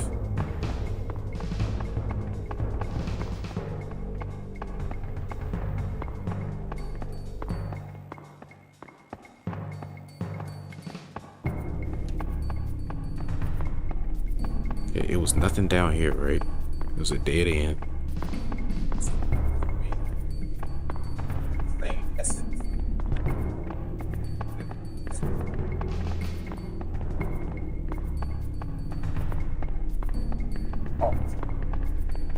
Are they supposed to be enemies? Because they ain't attacking me. Damn sure ain't about to kill them. Just got things missing that.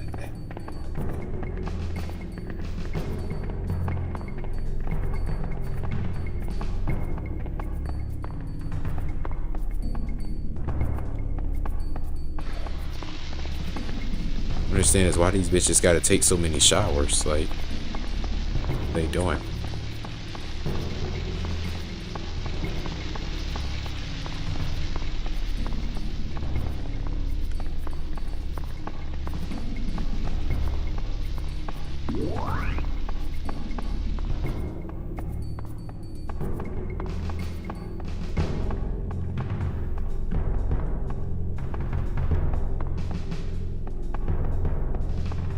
I don't know where to go now.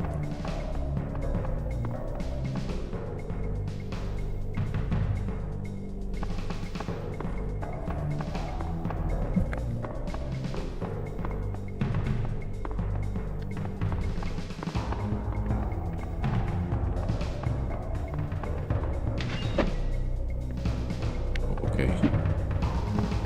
It was random as fuck.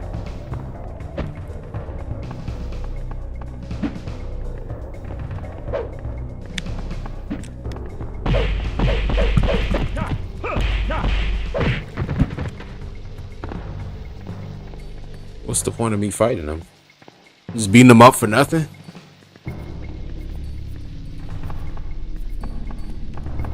Supposed to fuck them, not beat them up.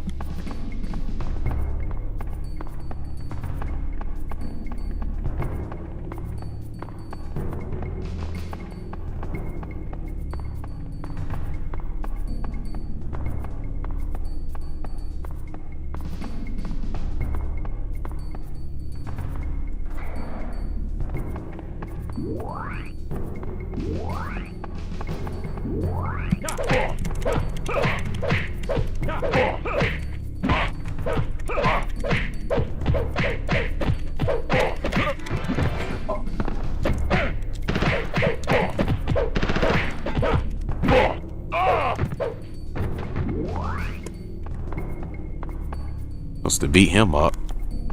Fuck the women.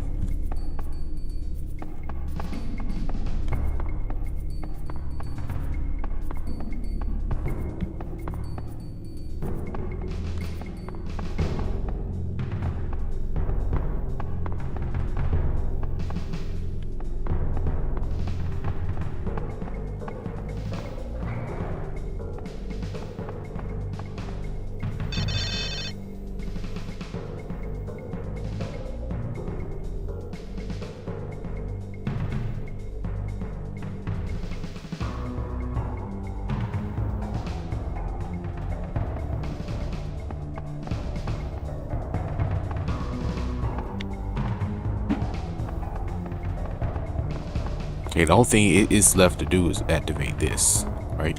Yeah. So I'm like, damn, it ain't nothing else left.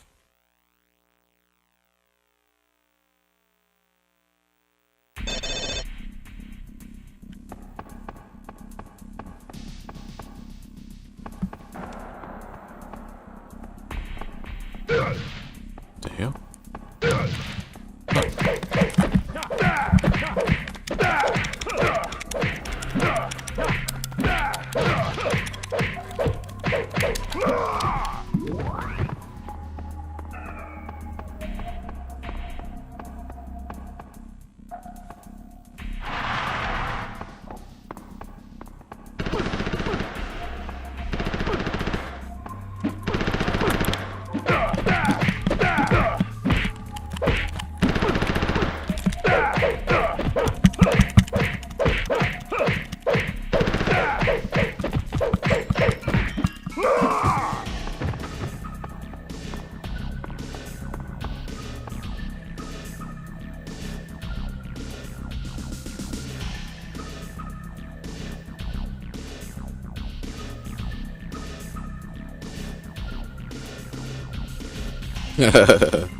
Yeah, I don't know. It's just always in my instinct that usually if they put in women in a video game, they're not usually there for you to beat them up. They usually are there for you to be used as like some type of aid.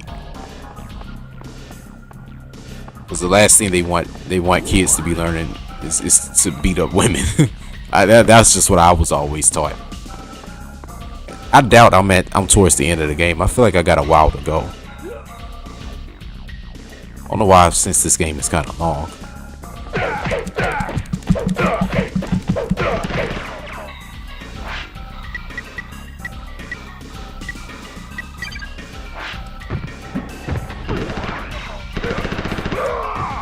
It's just always about instinct.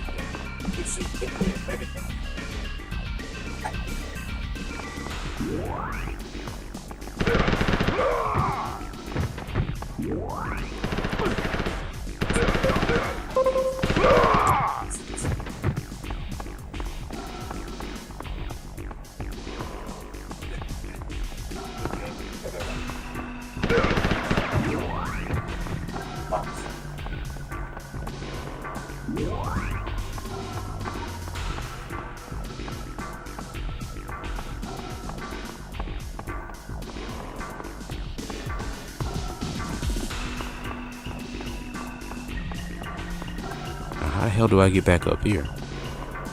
Oh, okay, it's a ladder. Good. It's a little worried.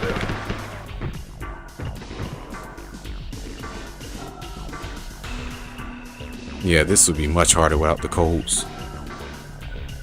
Yeah, that is true about Mortal Kombat. You're right about that.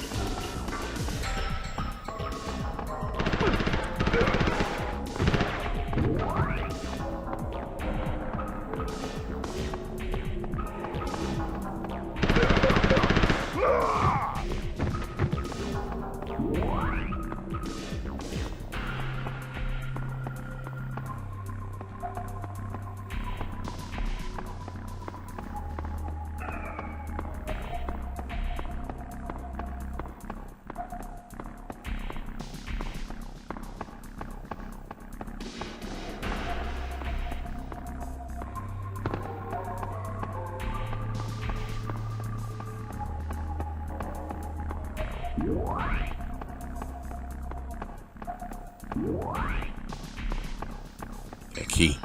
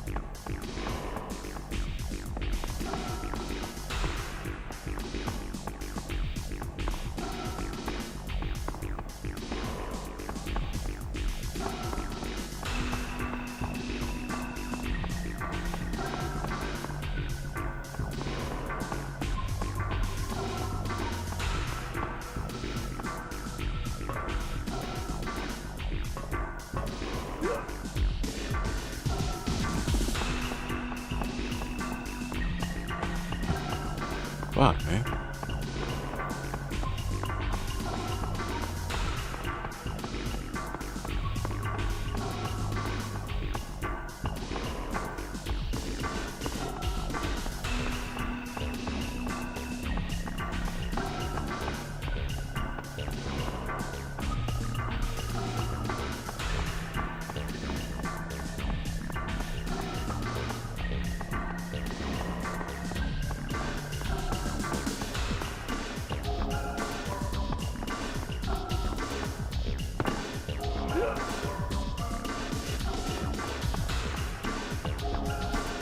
Helping.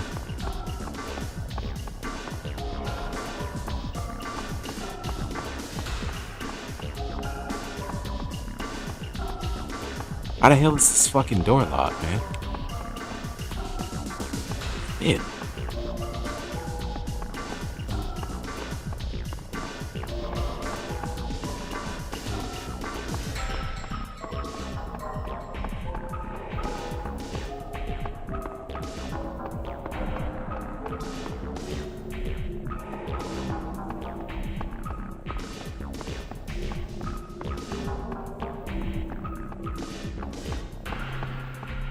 I might have to look at a walkthrough, see where to go, because I'm a little confused.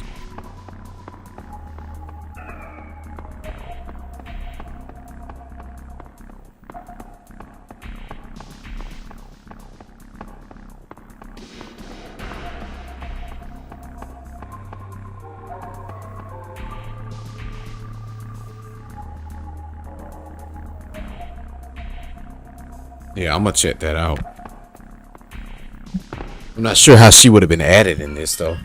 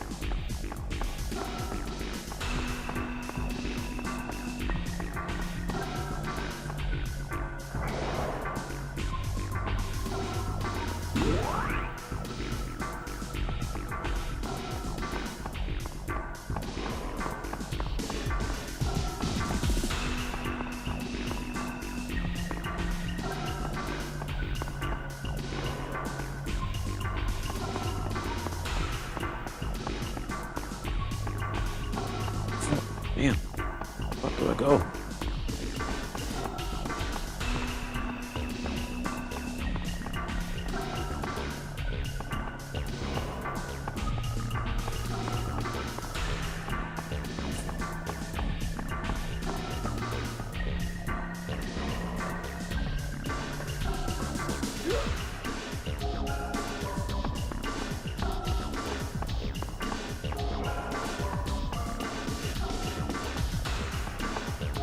Yeah, I'm gonna have to look at a walkthrough. I don't know where to go now.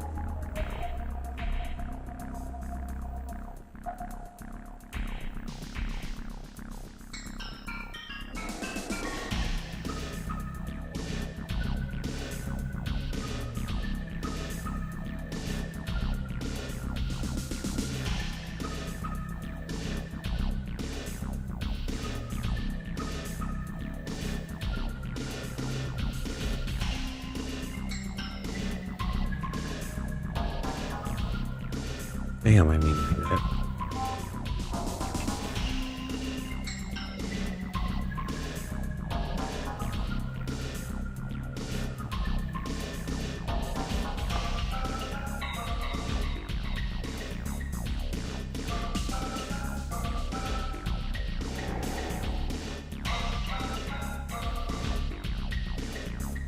Hey, what the hell is the detonator for?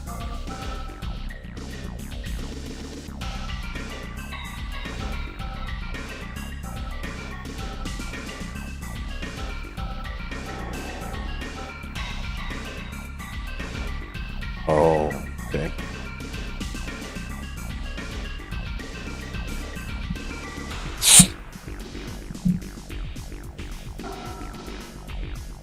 Do they have continued credits? Yeah, I mean, shit. After these 3 lives, I think that's it. I think I got some continues after this. I mean, I would hope. Shit. I know they do a mythologist, so I would assume they would in this as well.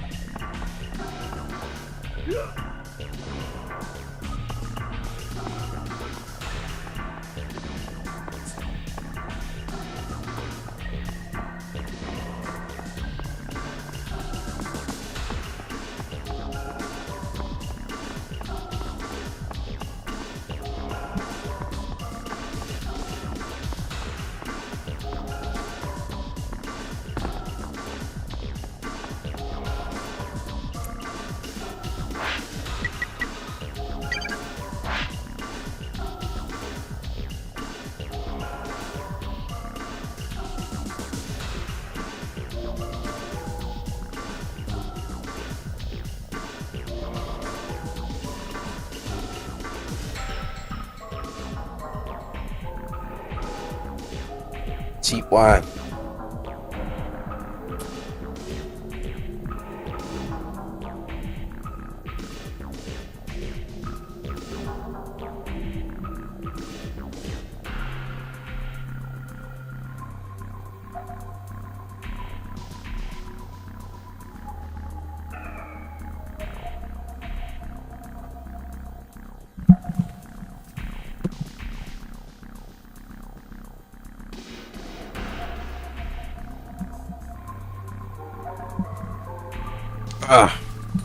Sit in my little fake gaming chair.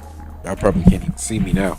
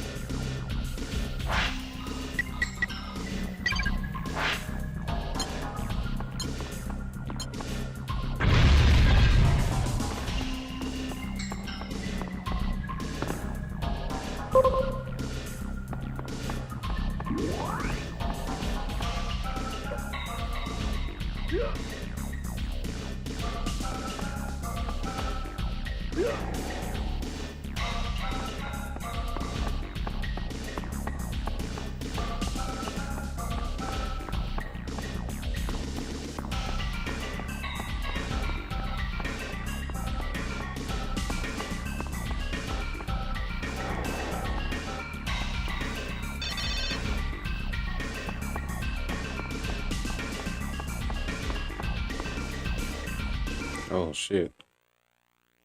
I'm already at the boss.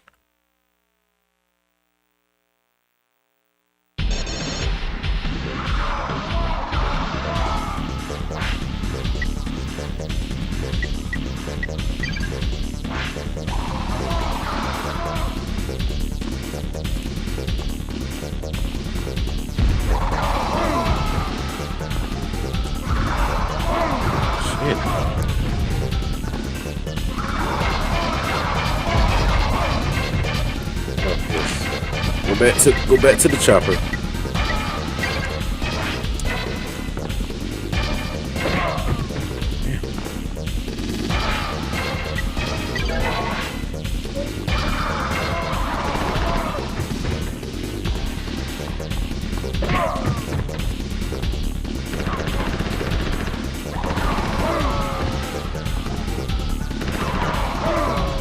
Damn.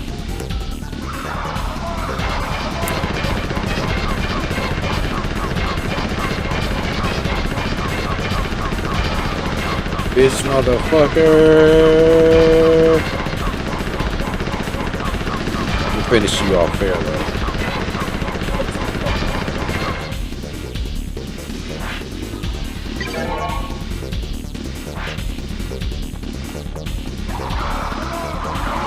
Fight like men.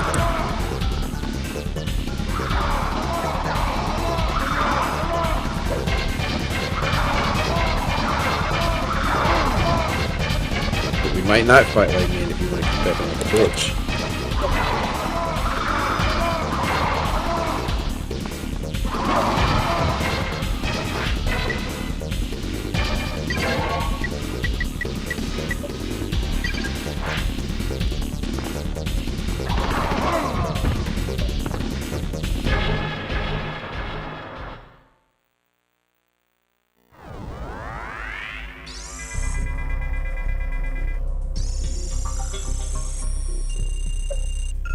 Gemini, I just transmitted my location coordinates to you via the Black Dragon's comlink.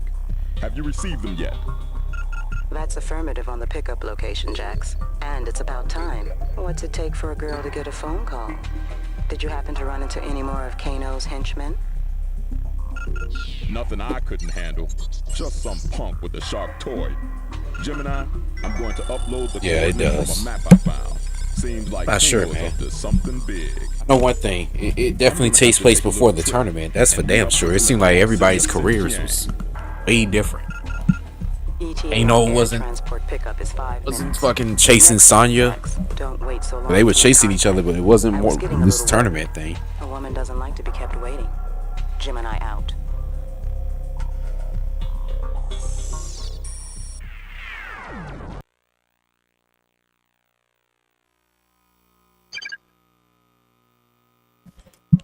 Oh, well, you don't have to worry about no phone call, sweetie. Cause Big Jess is gonna take care of things tonight. It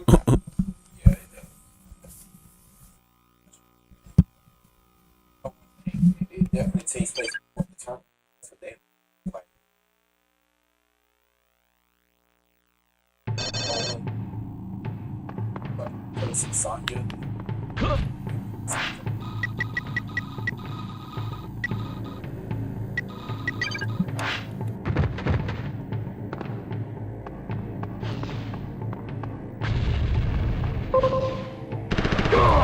Damn.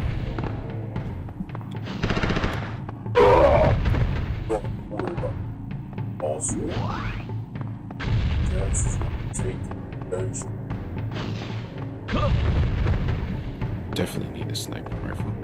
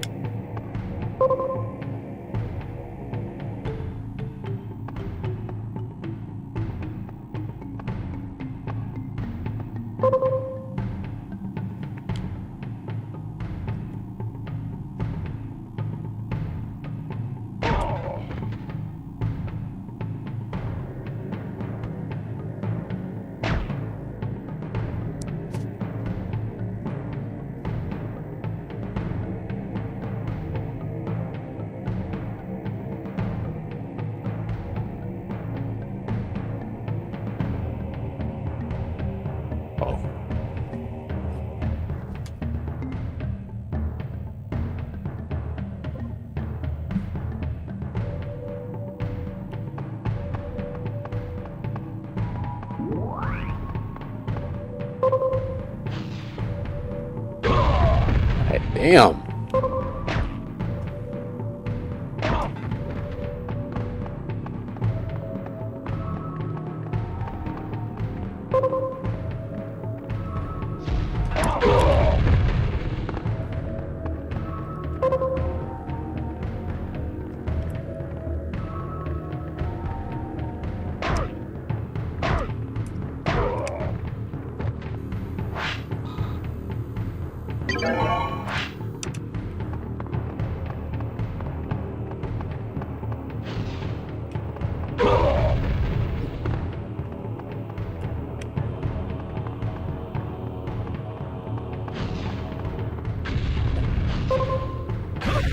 Oh my god, dog. God damn it.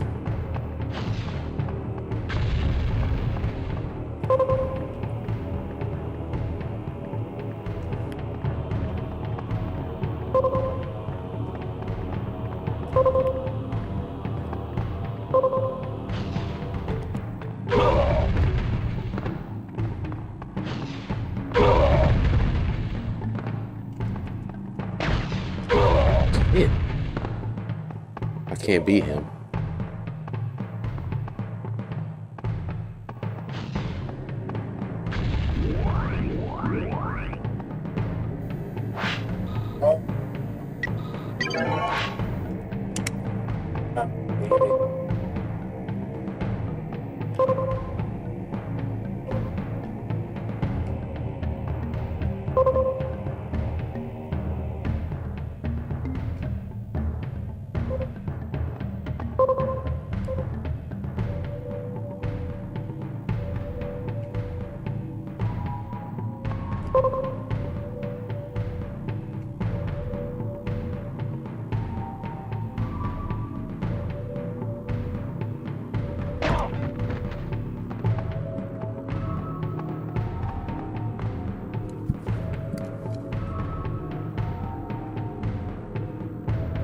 Yep, had to use a sniper for him.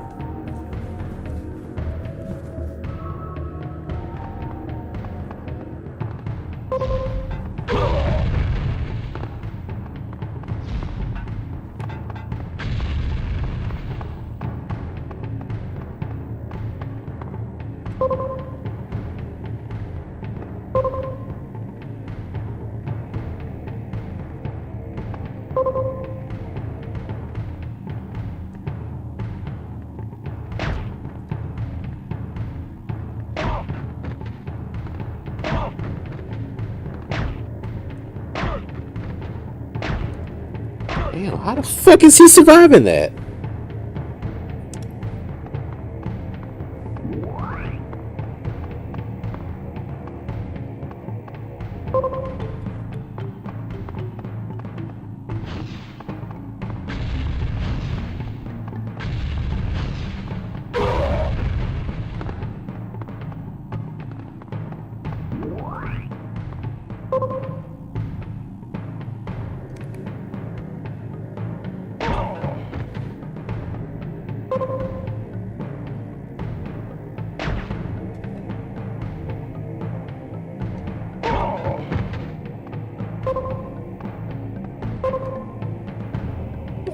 I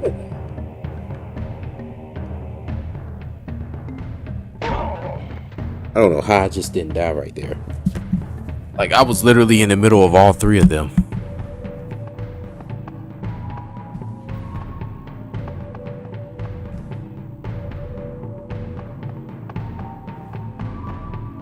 Yeah, I kind of lost my bearings where was I going.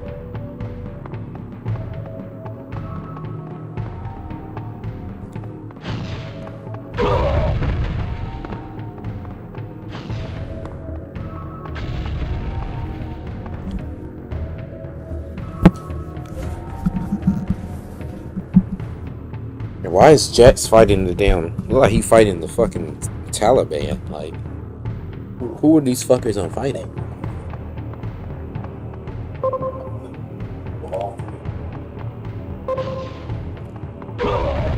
Damn.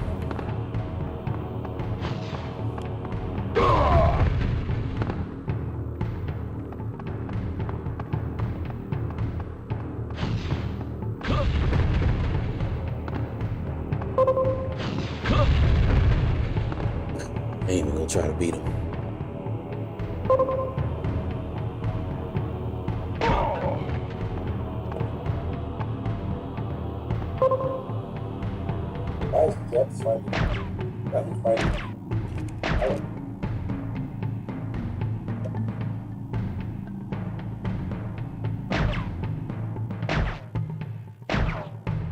Come on, man. Yeah.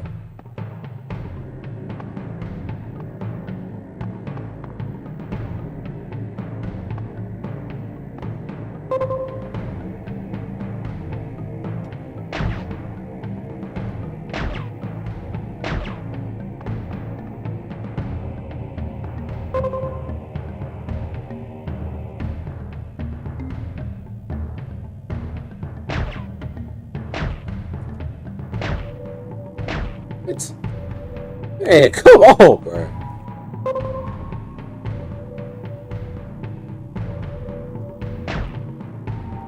It's the headshot I'm about to say.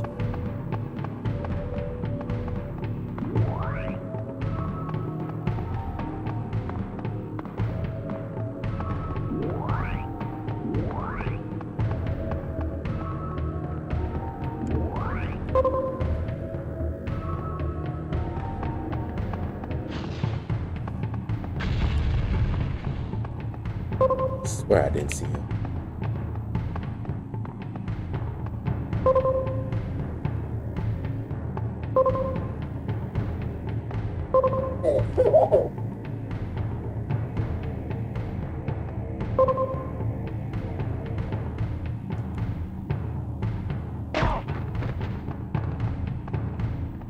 How the fuck did he survive that?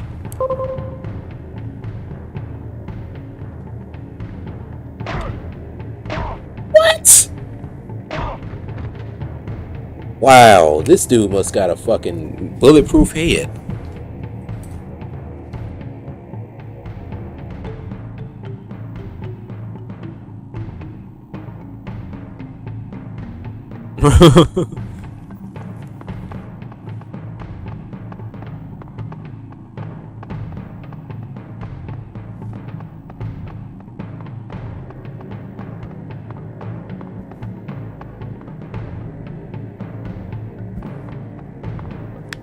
I have no idea.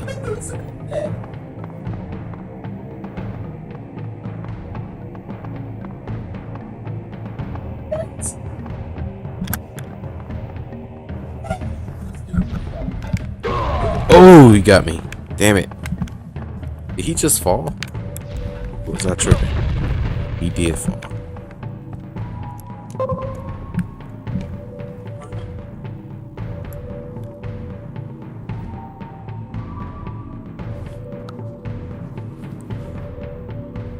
A little weird, but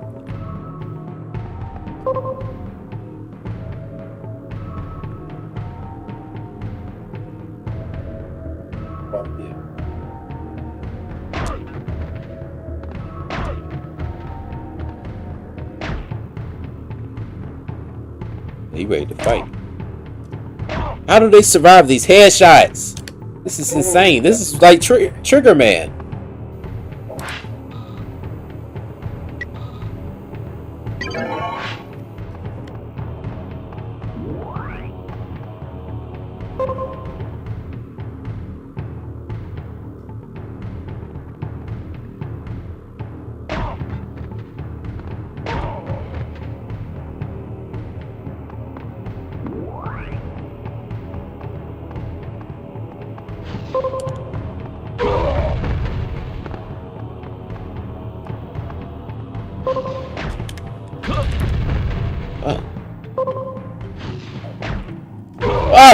He survived these headshots.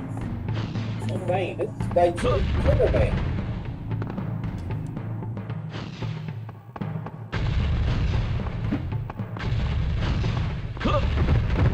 Shoot for his life now.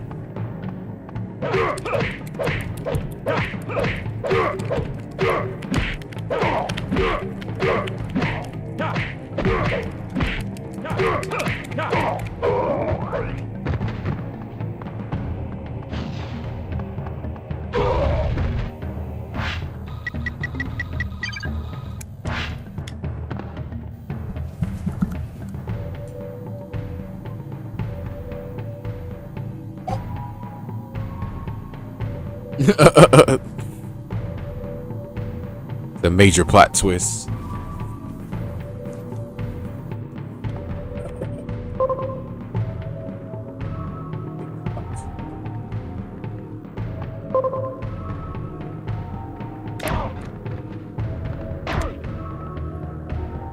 Is he surrendering?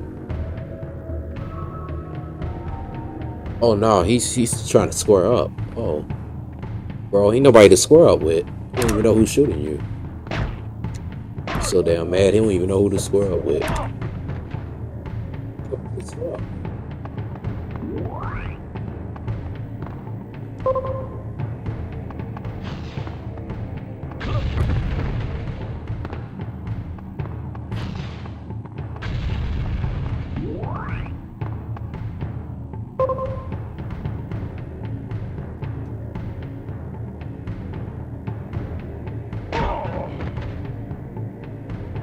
I say ain't no getting enough from that.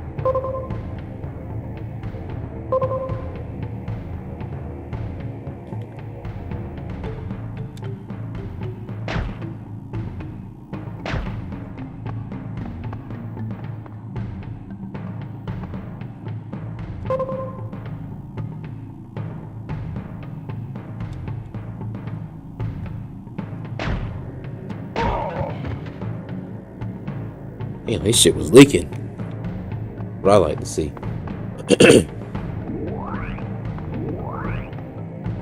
Had a leaker.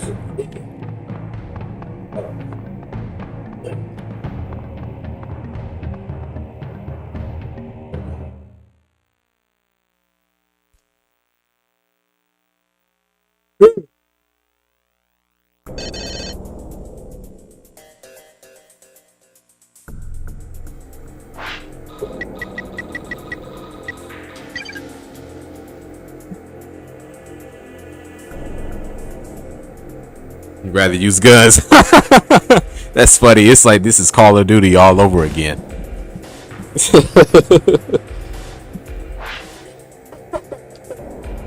like this is Call of Duty all over.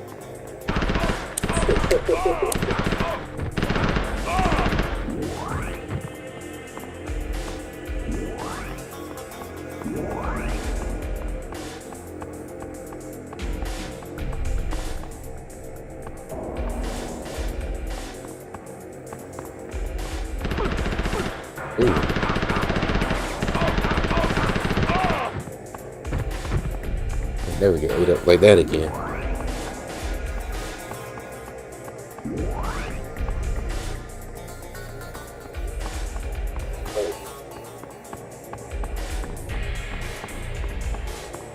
Death trap down there.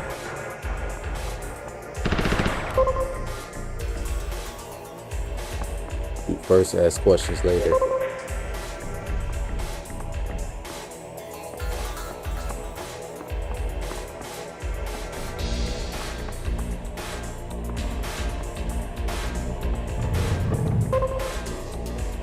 Always got to be an Egyptian level, no matter what game you play.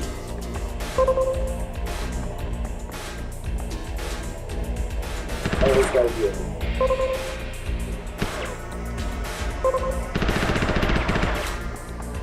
up the altar.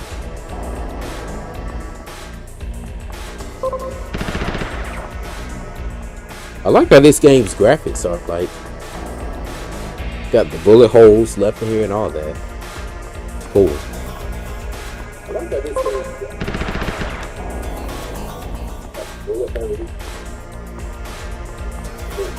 so they paid attention to certain things and omitted a lot of other things. We could say that pretty much. So they paid attention to certain things.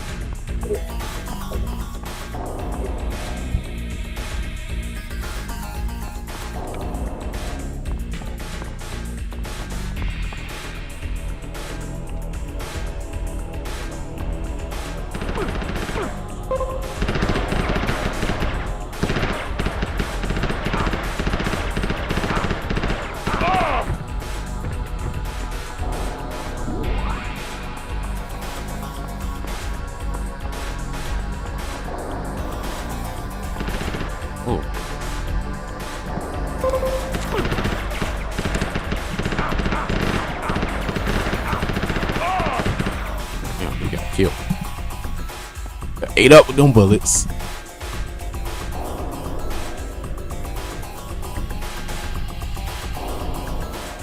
That is true. How does he already have metal arms? It's very true.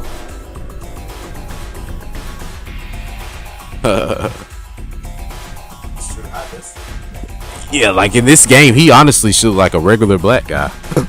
That's technically what he was. Yeah, I'm a little confused about the arms part. You're right about that. If I were to review this game, that would be the thing I would mention. It's like, how does he already have his arms like this? Like, that would be one of those scenes where I would have to appear on camera. Good call.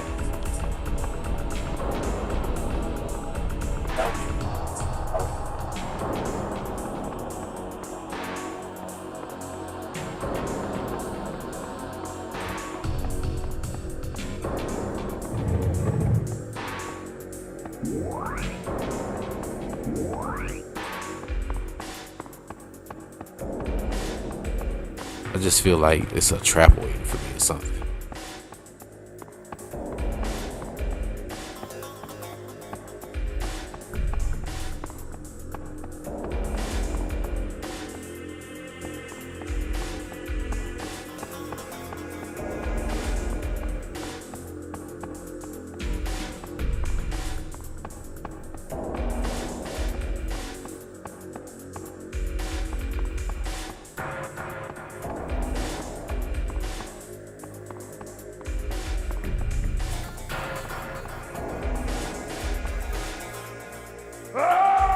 What? But the last time that didn't kill me. Like, what the hell? But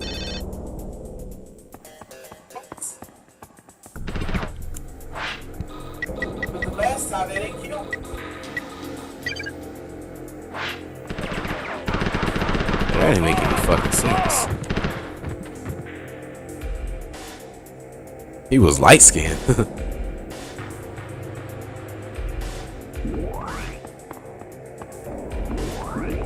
Kind of light skinned in this game.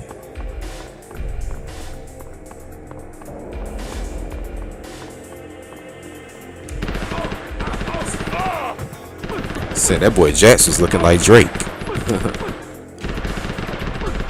Fuck.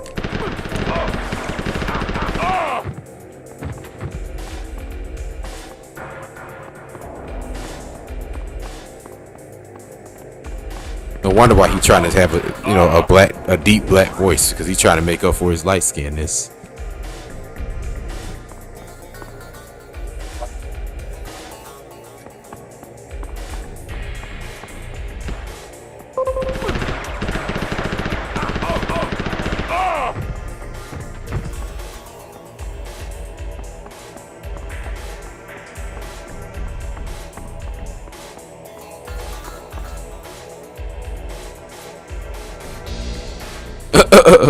buff dude from Bill DeVoe. Hell nah. Oh, they tried to give him the 92 box fade. They tried to give that back to him.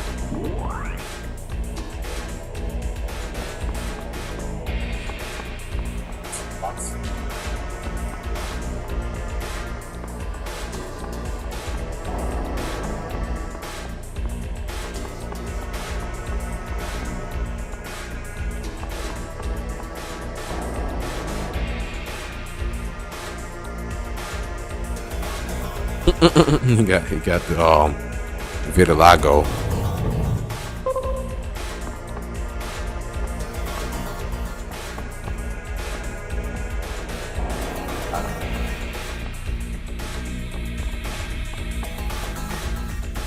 What am I supposed to do now?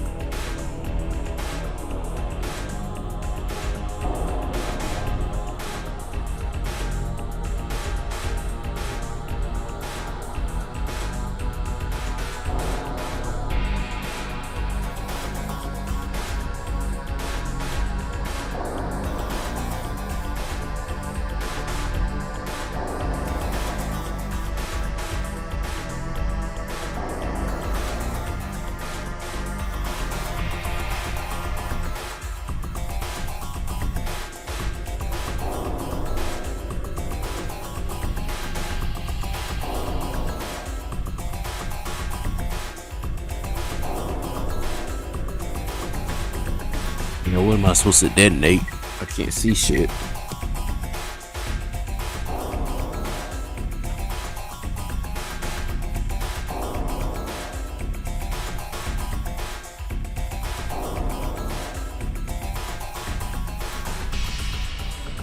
Alright, I guess it's some cracks in the wall somewhere I need to look for.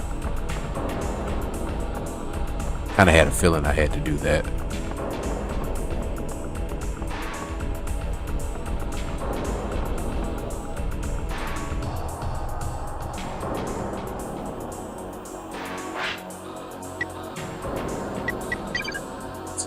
This.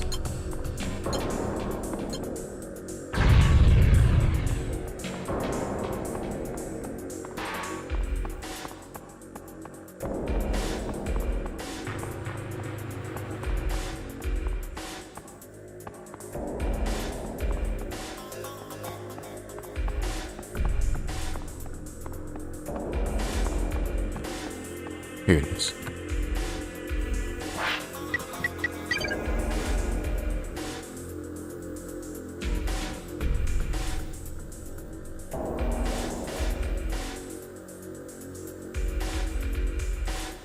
"3D universe?" I don't remember that.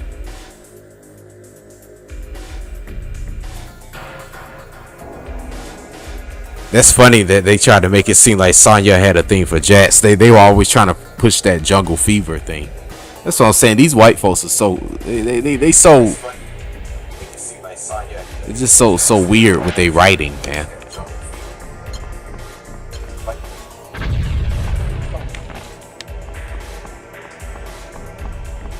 And then they got him sounding like this 1970s guy. It's like, I swear.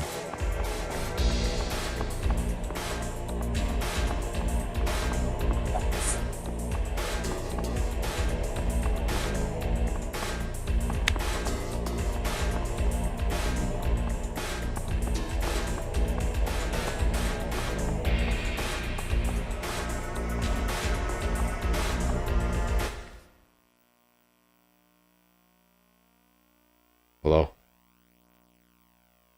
Yeah. Oh, not yet.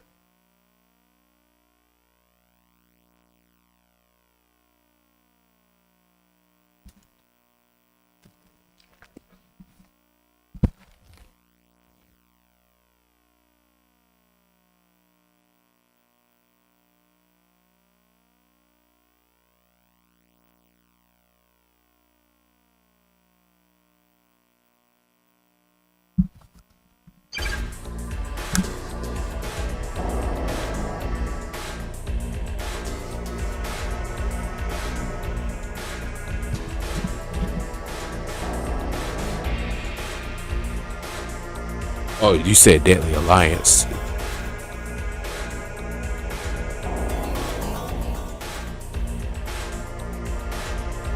Yeah, it just seemed like they never really had no type of connection like that. They were just more like partners, you know. I like the connection they had in the movie. That like in the Mortal Kombat Annihilation, it's kind of, you know, what I had always imagined it to be like. In the first Mortal Kombat movie, he didn't really have much of a role, you know. I just remember one scene, they were chasing after Sub-Zero, I think, on that boat, and he was screaming after Sonya, and then that was the only thing I remember.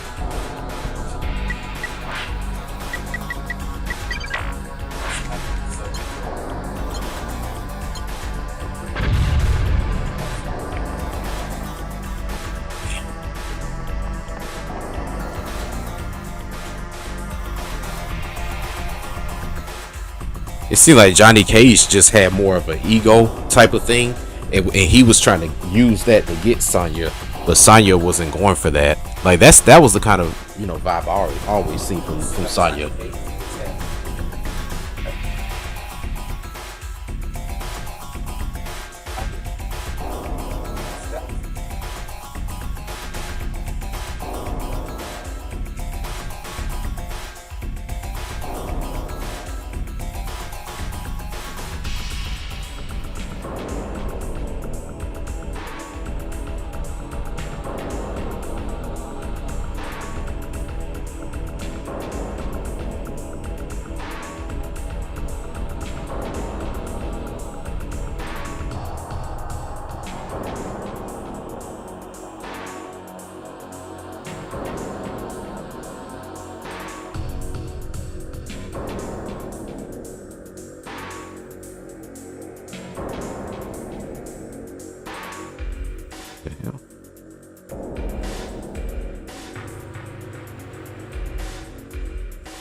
You know, I knew you could push and pull that thing. I figured that.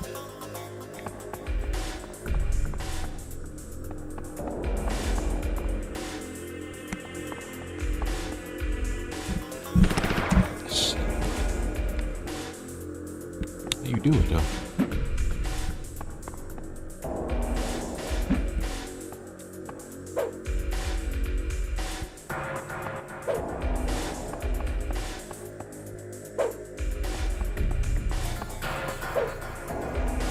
The way you hold it, move it.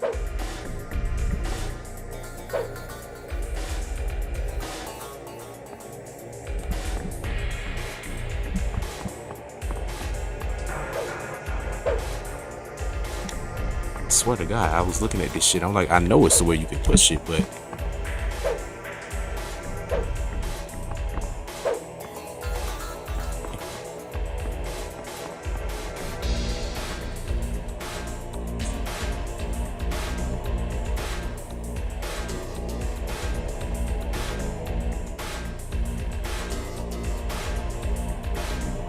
it's combat time. Yeah, that was her catchphrase. Damn, boy, you took me back with that.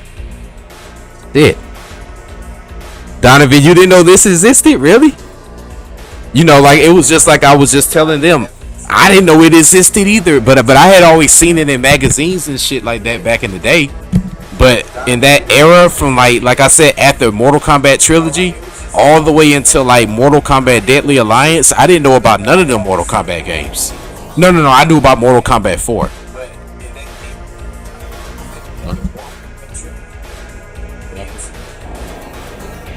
I didn't know about none of them.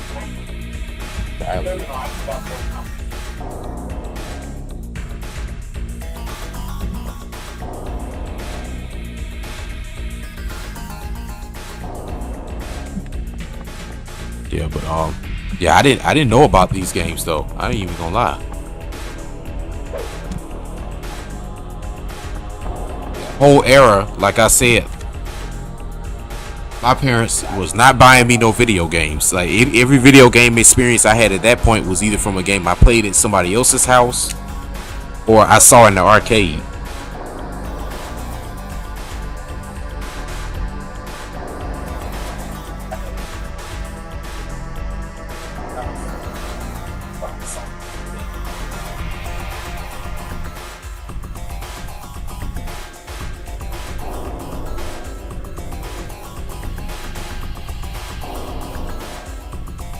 Bro, what the fuck? Like, it's like some obscure ass spots you gotta put this thing at. Now, yeah, you gotta remember Mythologist. Now, I forgot I played Mythologist. That was one I played back at that time.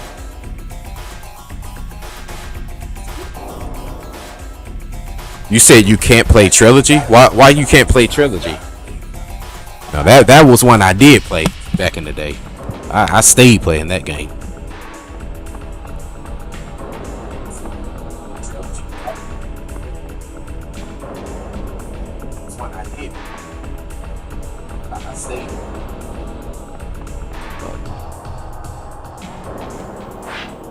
It's like a real obscure spot. You gotta detonate this shit.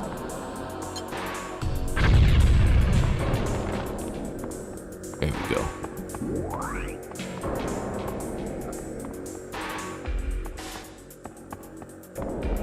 Okay, this helps actually. You can see a little bit better.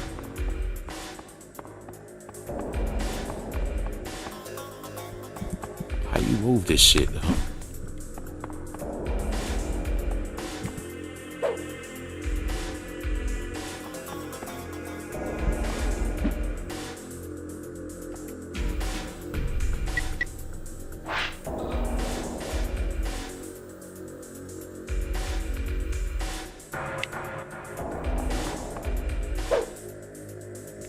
What the fuck are you doing? There we go. You fucking idiot.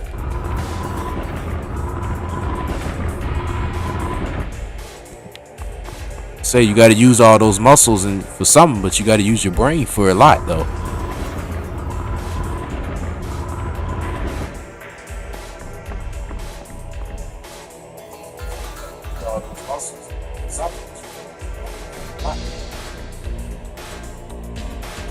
You know what's crazy, man? Everybody I know that got Mortal Kombat Trilogy can't play it for that same reason. You know, that's funny you said that because I got 2 copies of Mortal Kombat Trilogy because of that. I remember the first one I had was so scratched up. And then the second version I had, like I said, I got lucky and it worked. When I bought it in a very new, you know how like on Amazon you could buy it in a like new and shit like that. I bought that shit like brand new and it still was scratched up. Yeah, it's something about that game. But like I said, it ain't nothing like that Batman and Robin game. I wanted to stream that game real bad. That shit came in already broken.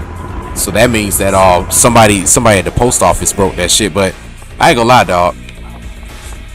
I don't know if it is like that in other cities, but I know here, these people here are so unprofessional at the post office. Like I literally had packages that literally have sat up there for a month.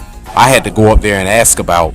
They had to search for about like 30 minutes to try to find, and it was somewhere deep, you know, within all they other stuff, like in one of those little crates that they have. But them people be super unprofessional.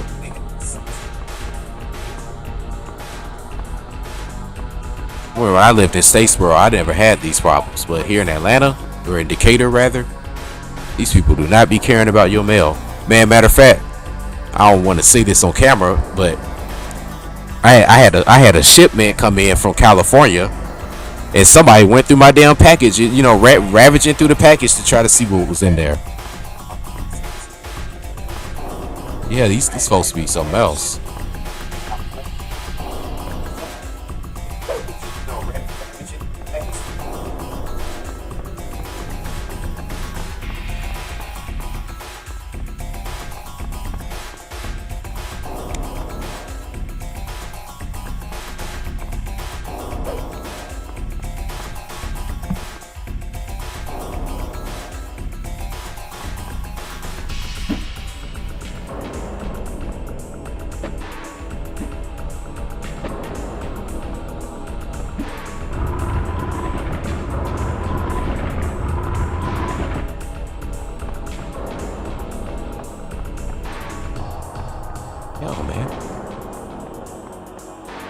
I think I gotta go on another side and do this shit too.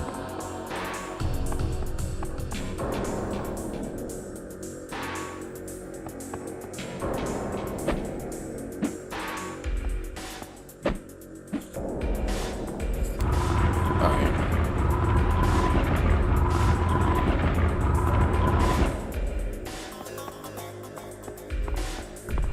it ain't it. Ain't shit in none of them fucking things.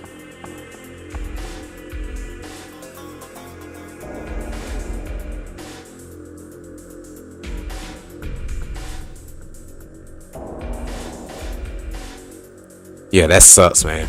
Yeah, that Rampage World Tour was fucking fun as hell. Mindless as shit, but yeah, that game used to be pretty fun. I never had no problems with Amazon. It's always with eBay. Because you got to realize with eBay, you know, that be coming from people like personal sellers, like usually people that don't be vendors. So anybody can sell on eBay. So you know, you'll never, especially with like video games, you'll never know what condition the game will come in. Honestly.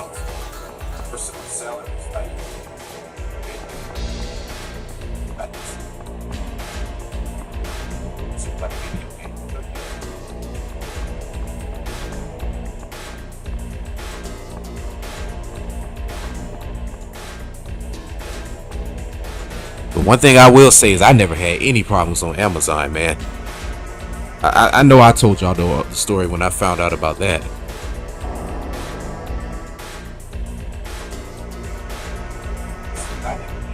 Yeah, that Tekken 3 on PlayStation 1 was hard as fuck.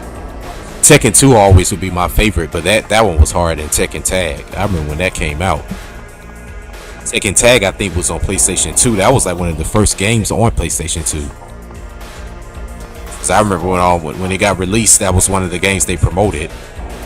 And I remember when the PS2 came out, I was thinking then, I was like, man, it's probably gonna be years before I get this. And I was right. I remember my homeboy Lee, he was the first one that had one. And I remember he had that ATV racing game. He had Tekken Tag. And then he had like some other like combat shooting games. Basically those bullshit games they were releasing at that time. Yeah, that was when the PS2 came out. God damn, bro. We talking 20 years ago now. Holy shit, dude. This fucking time be going by fast, man. We already at what, 2022?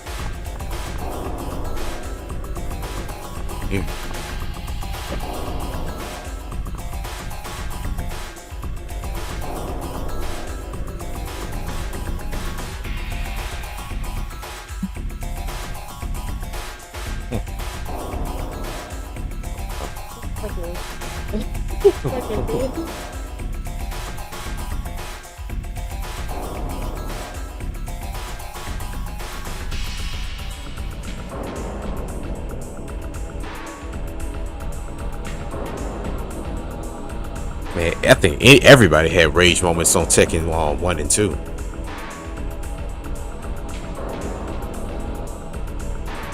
That shit definitely was fun. You know, one game I want to get into that I never played that much was Killer Instinct. I know y'all played the shit out of that. I never had that.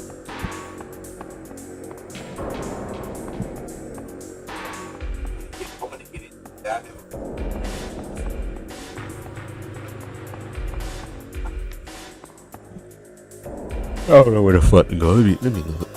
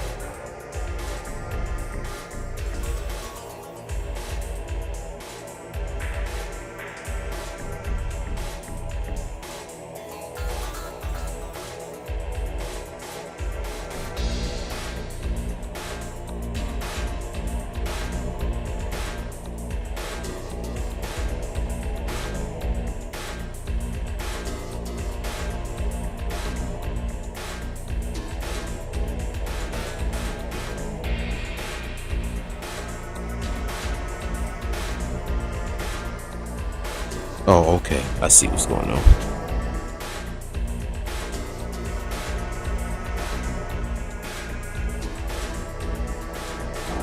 Yeah, we definitely finna play that Tenchu. I told you I'm gonna order that. In fact, that's probably what I was gonna order next besides Mythologist. Was Tenchu 1. And then we'll start off with the second one. I mean we'll go to the second one after the first one. I know one thing, Tenchu is probably better than Ninja Shadow of Darkness.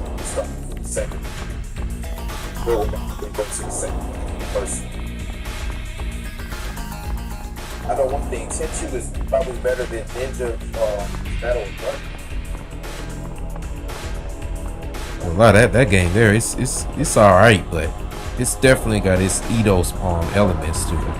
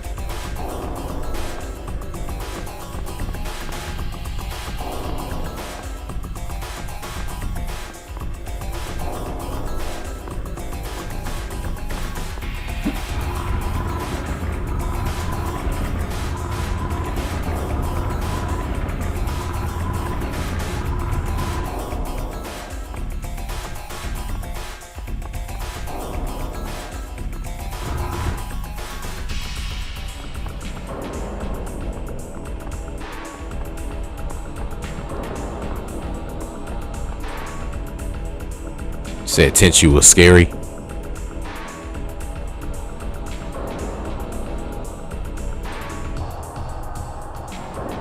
Oh yeah.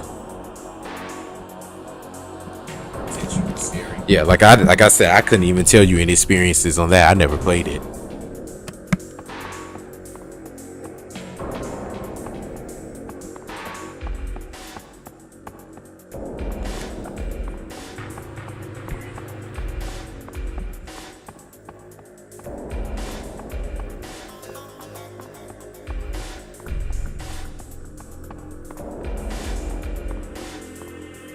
I'm still trying to understand where the fuck am I supposed to go.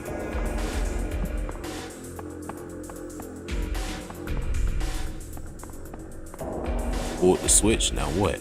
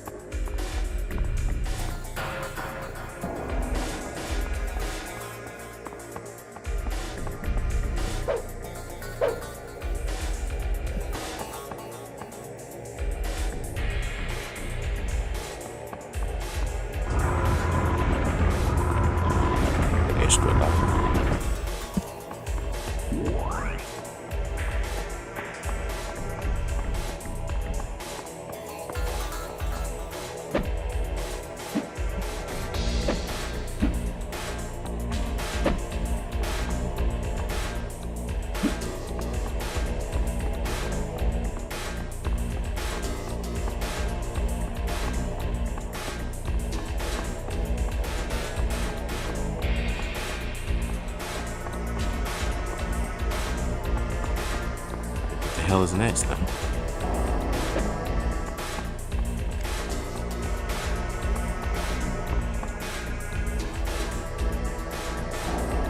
Have I ever beat Mega Man 9? Hell no. That game's super hard.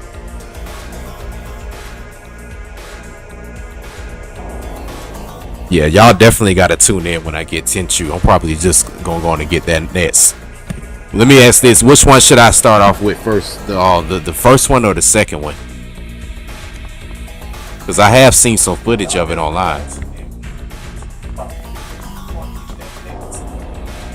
Which one should I start? Which one?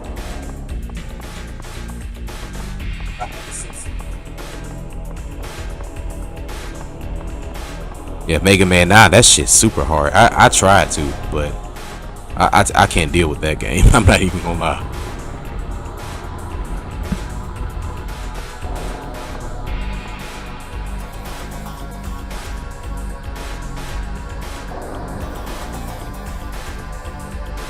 You say Tenchu 3? I want to try the first one though, because I feel like with any game I haven't played, I got to play the first one to really understand how the rest of them are. The second one, okay. I want to try. I want to try the first one first.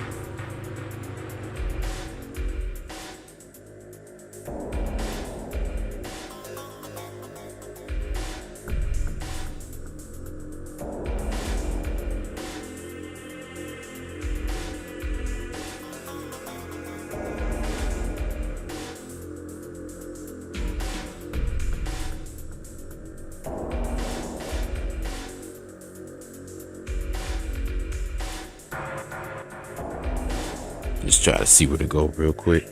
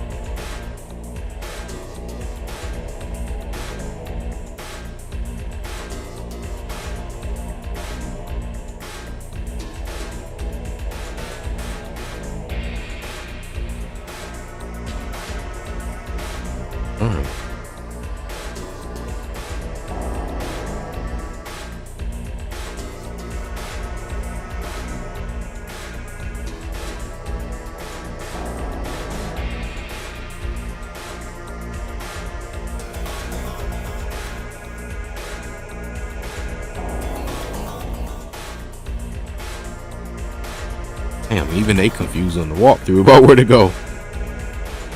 Well, I wasn't that confused.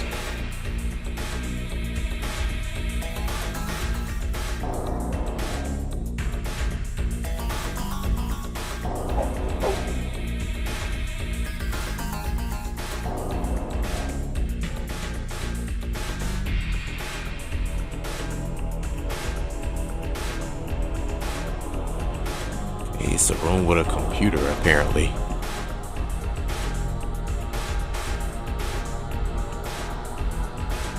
Red Ninja? Yeah, I remember your review of Tenchu, James. That's why I was mentioning you know, that I should do it, because I remember your review of it. Because you reviewed the second one, didn't you?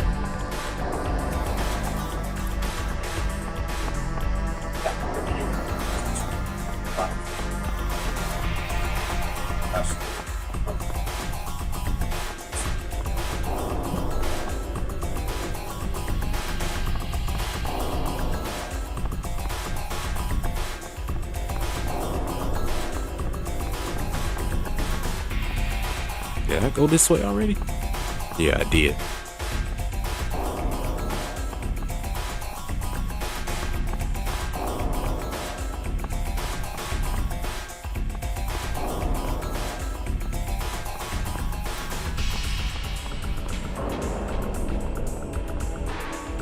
Okay, I'm trying to see. Where is the room? The computer.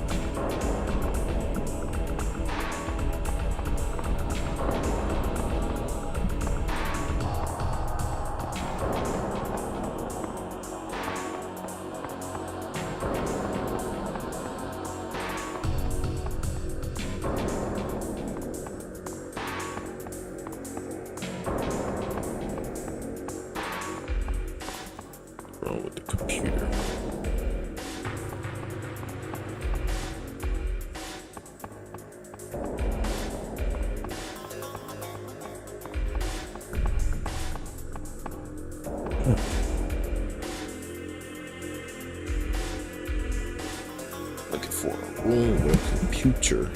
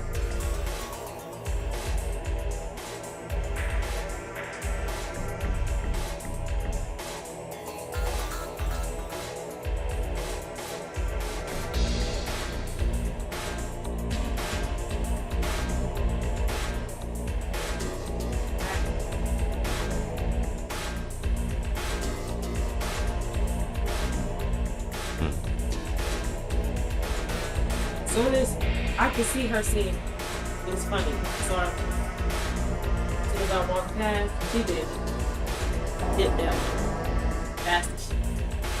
Then you gotta wait at her. So she had to come back. I'm standing here waiting on my food. She walks up, tries to get it without me speaking. That's how you know when somebody fucked up by you and if they know they fucked up. Because had it not been an issue, that's somebody right?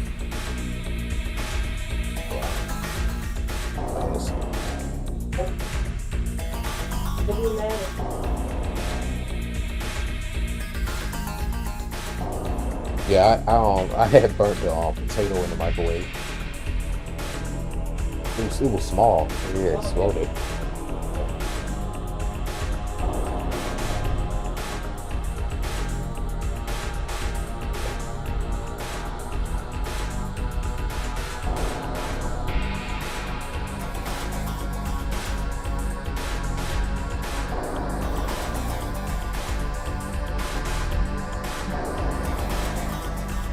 Okay, goes down. Oh, to the right. Oh, I god damn, there was a room right here on the right I didn't even see.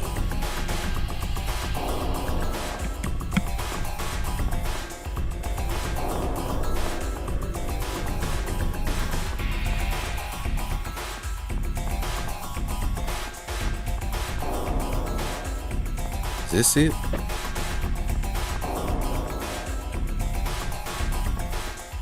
That's supposed to be it right there. How do I get access in there though? Is it something I didn't do?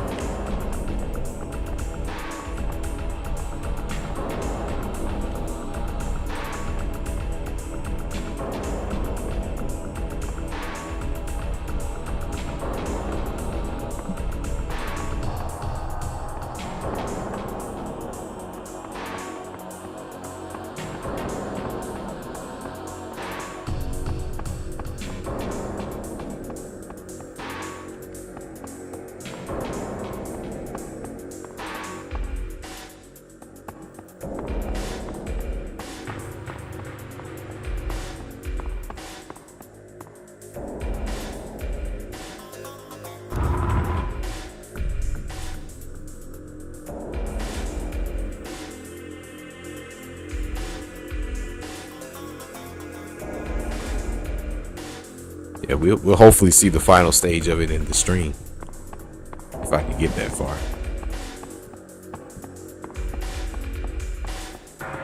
See what I didn't do here.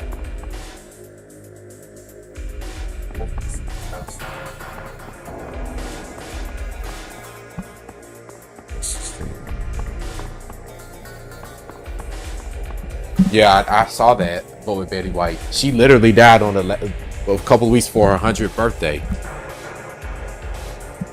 Yeah. Yeah, Betty. Yeah. I'm kind of streaming right now. For what?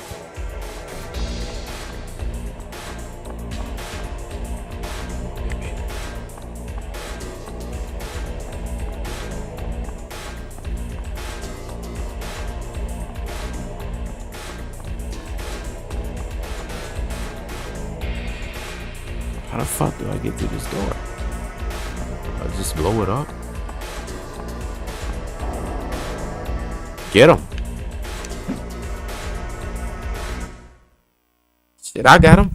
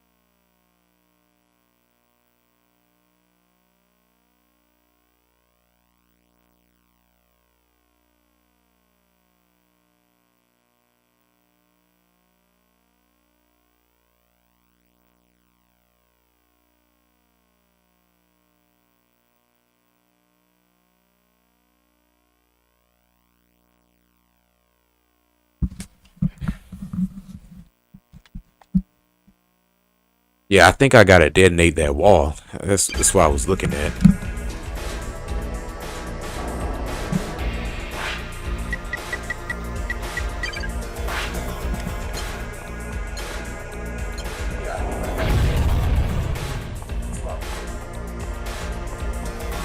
That didn't work.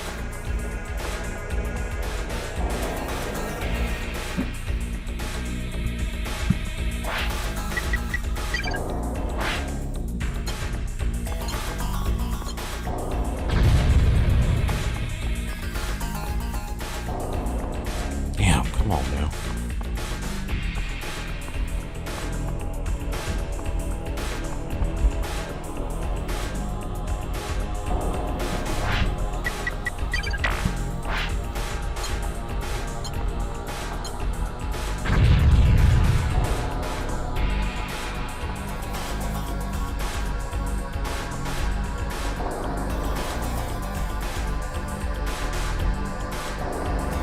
Did I miss something? Cause this ain't making sense.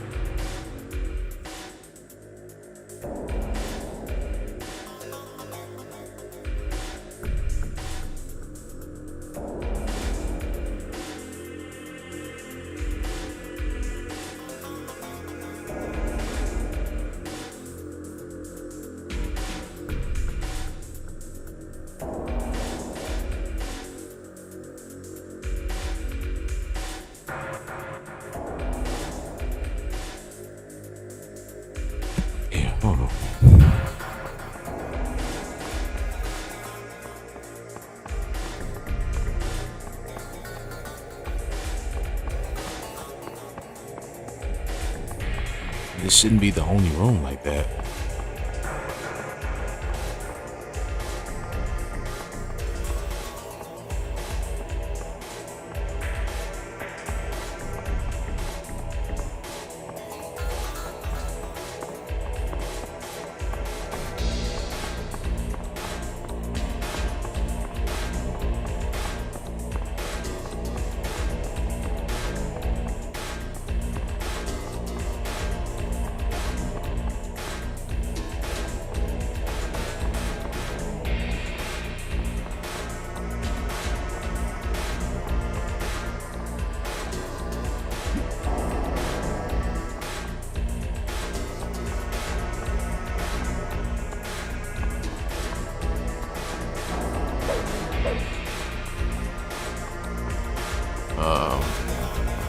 Figure this out, cause it must have been something in that room I didn't do.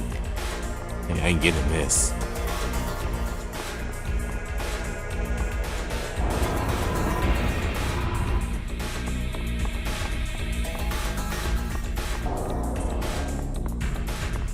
What I'm trying to figure out is when I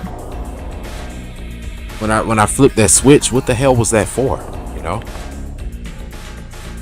Oh, it's a glitch we got going on. Oh, it's a glitch we got going on. What the fuck is going on? What the hell? I'm stuck.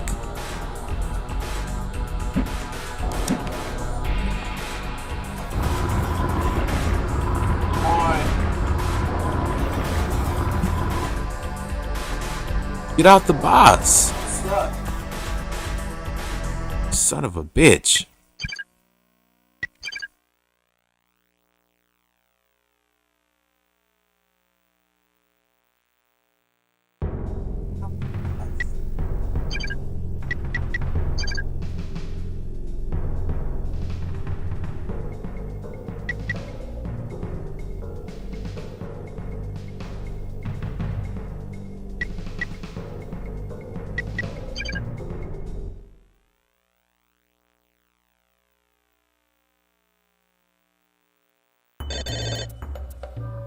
Man, hell no, I passed all this.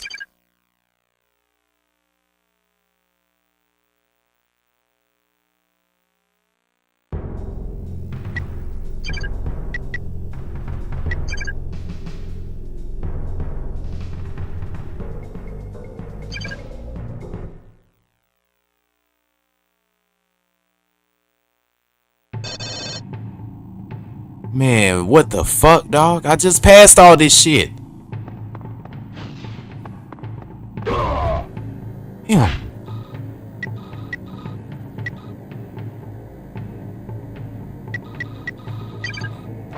Fuck no. That's all this shit.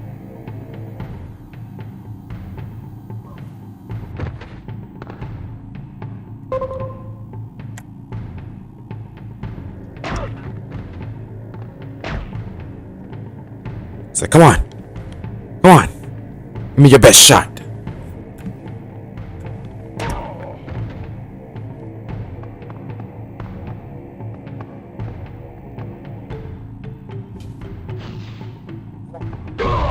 Yeah, this is some bullshit, man.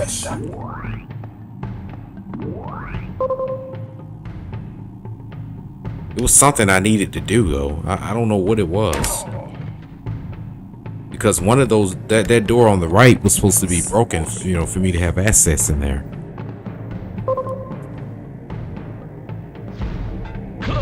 Ooh, shit. Damn. Bruh, come on now. Damn.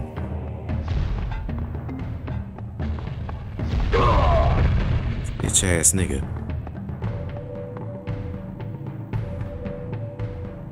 Appreciate you.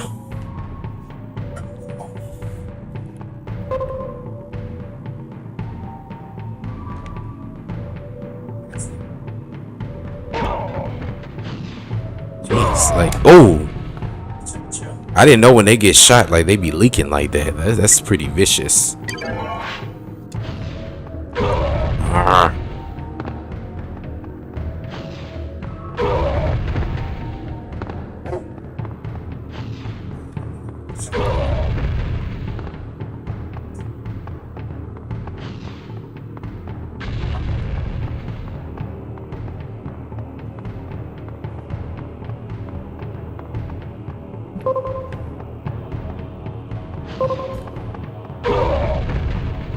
This is getting annoying.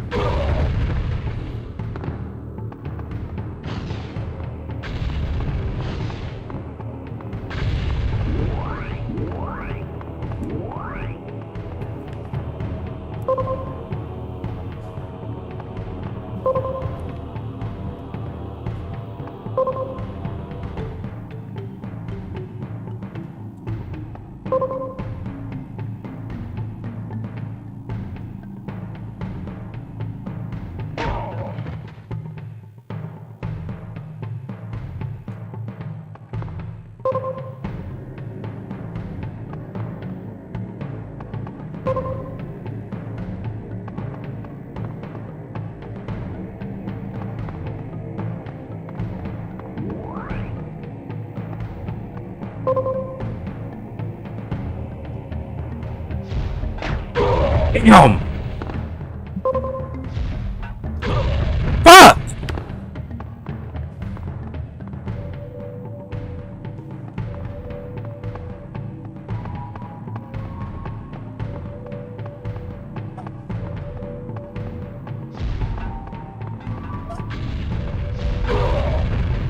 Yeah, I'm trying to run past him, but I'm tempted to want to shoot him though. Honestly. Here we at the park again.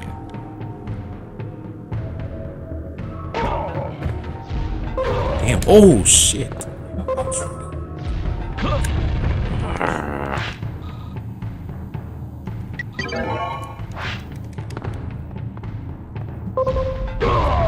And I don't like the way he's shooting it.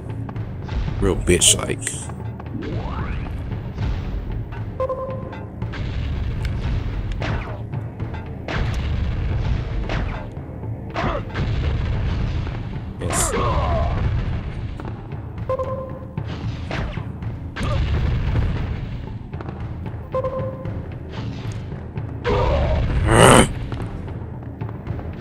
He wanna fight. So let me leave him alone.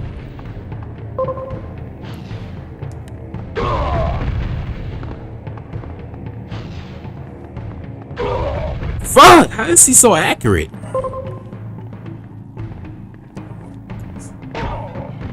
Yes.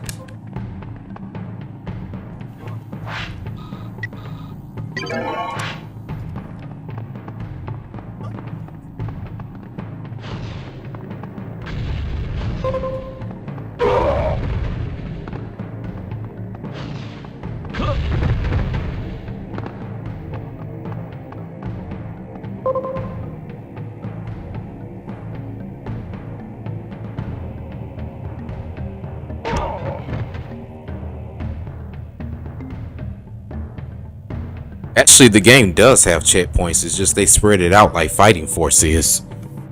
So you gotta get really far in order to gain access to them. Which sucks. And there is no auto aim. I mean, there is auto aim, but you know they kind of at a high vantage point, so I have to manually aim.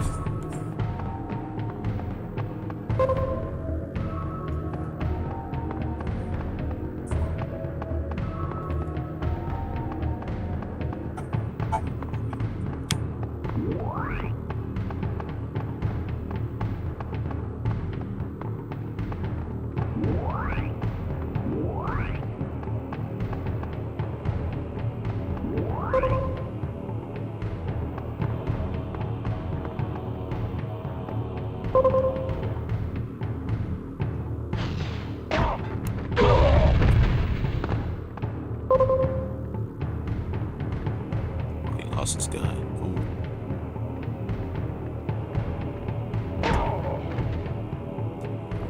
This dumbass to get up.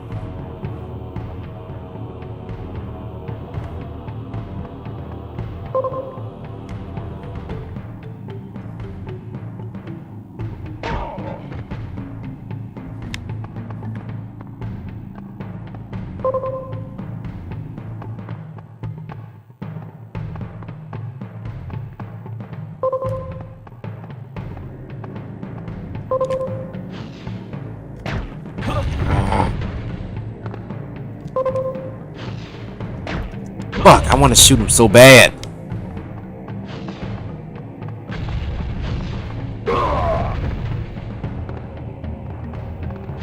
Oh, shit.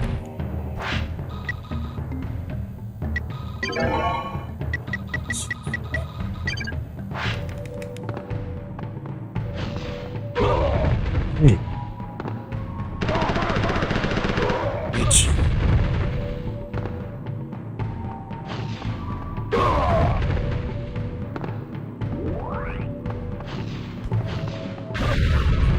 Get up.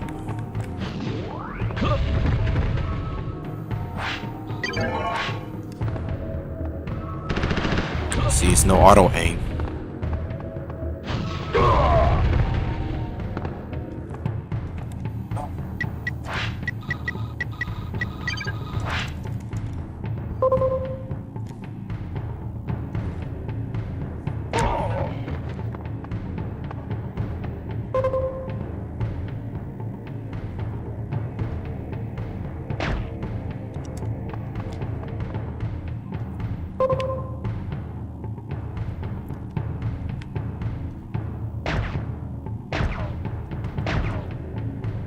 Bruh, look at this. He got shot right in his nose.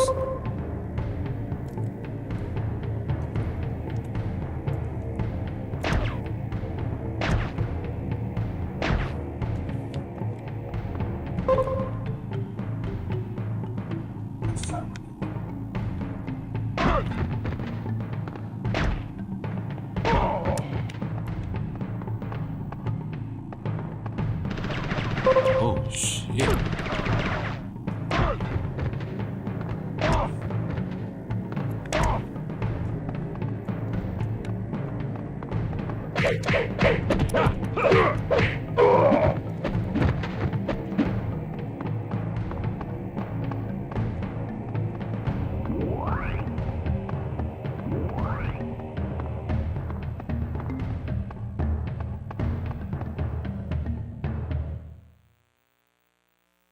At where we were.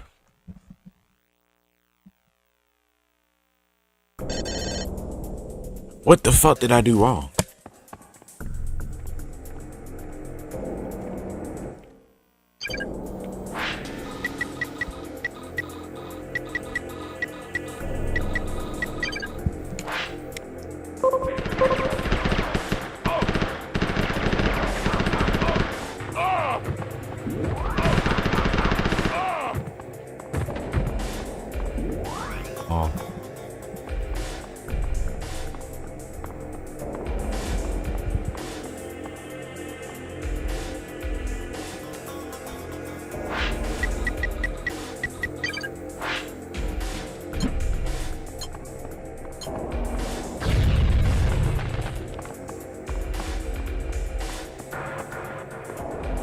Oh, fuck.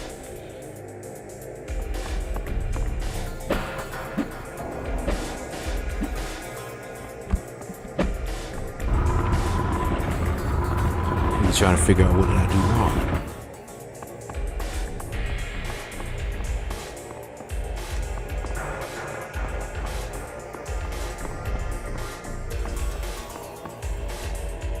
I appreciate y'all's support. I see I had 7 people in the chat. That's what's up. Like I said, I don't mind doing these long streams. I could do a 10-hour stream. It don't even matter to me. So long as y'all stay and want to tune in, I keep going.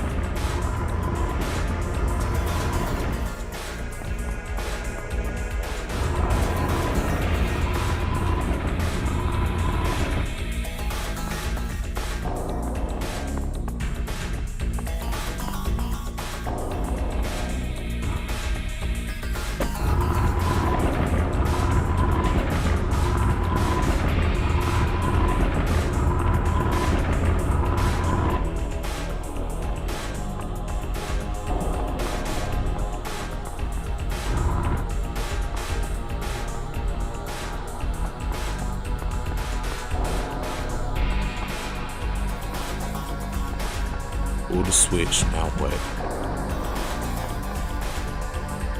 This area here, it was nothing else, right?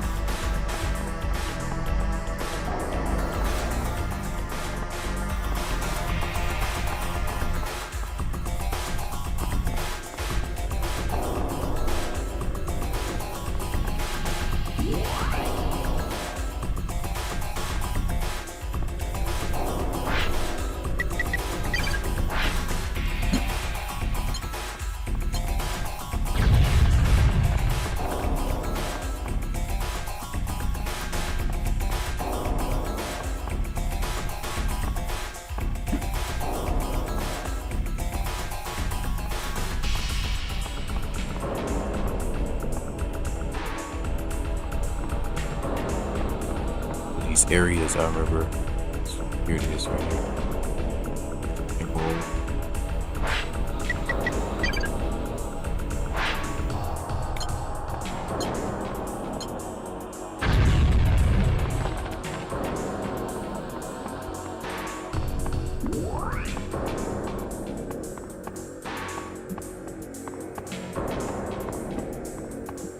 Now, to my knowledge, I did everything I was supposed to do. I don't know what I did wrong. I'm gonna have to go back in the stream. I mean, that walkthrough and see.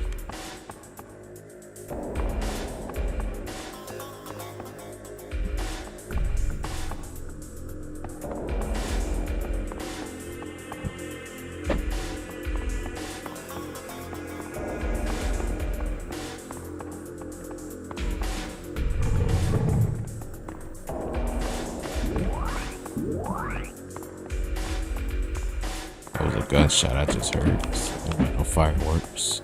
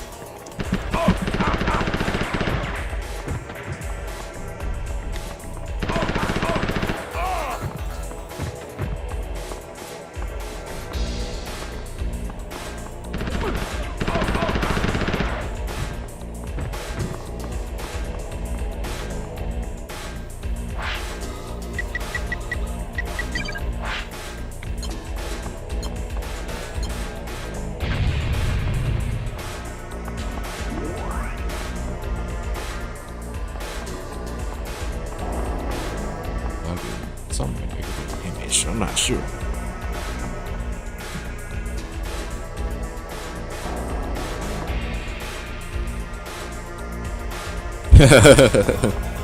That's what I was saying. Pretty sure he don't give a shit. He probably gonna be like one of those Nazi soldiers during World War II on crystal meth going on a mission.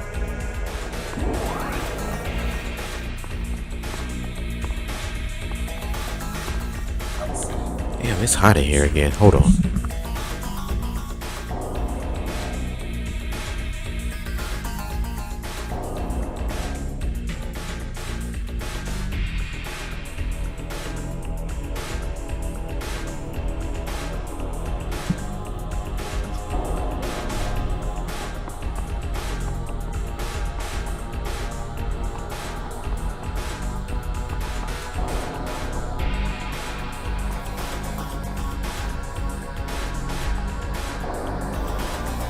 I need to walk through now. I don't know what the fuck is going on. I'm gonna have to go back in the walkthrough and see what I missed.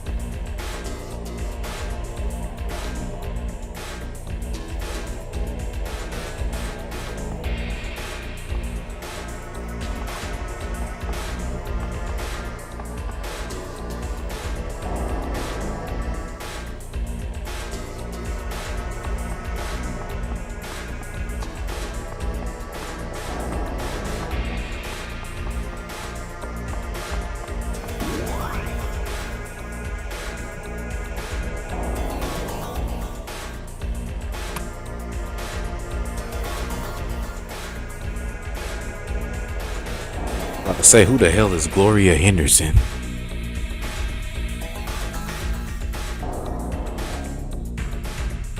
Let's say I actually got a female joining my chat. What?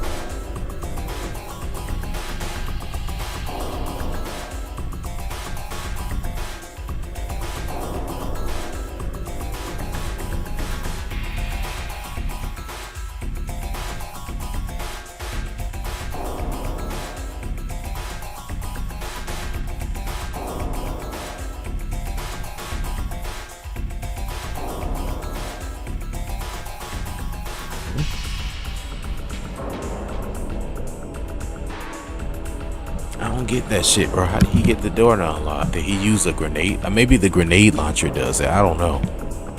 'Cause I don't see what he did different than me. He just shot a grenade launcher over there. That was it.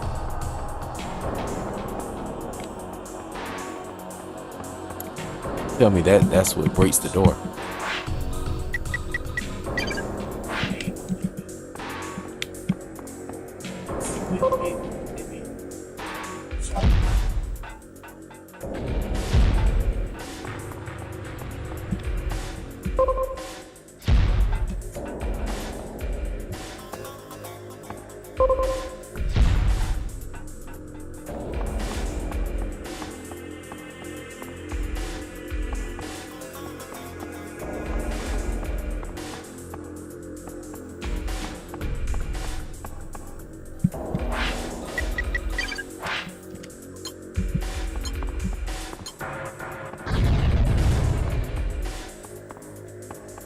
Damn, bro. What the hell?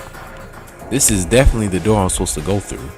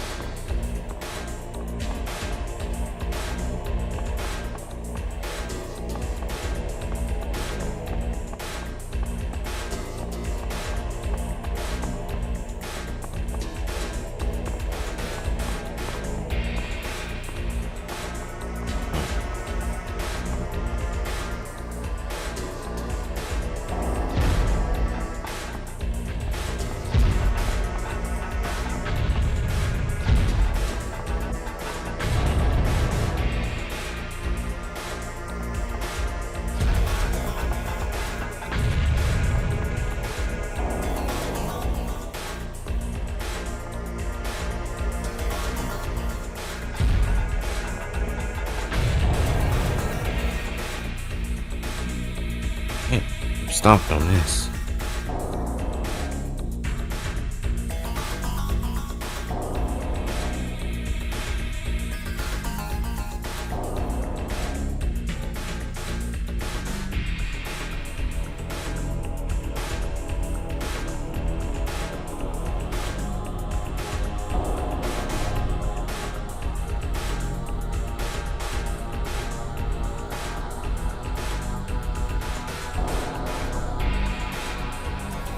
It's like I pushed the door lever, so what the hell?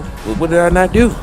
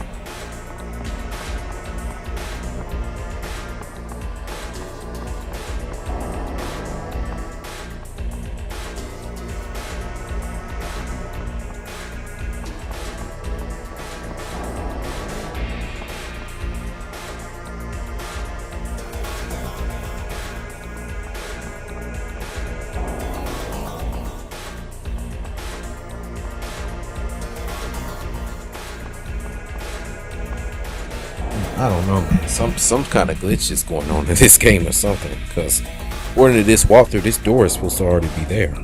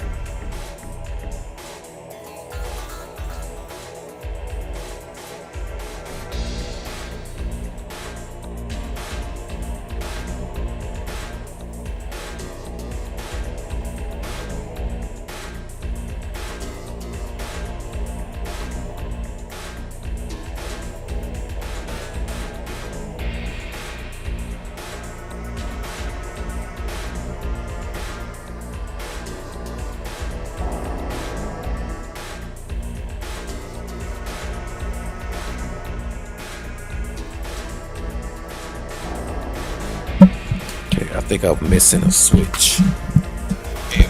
Might have this resolved. Sorry about that, y'all. If y'all are still here. Just confused as shit. What the fuck?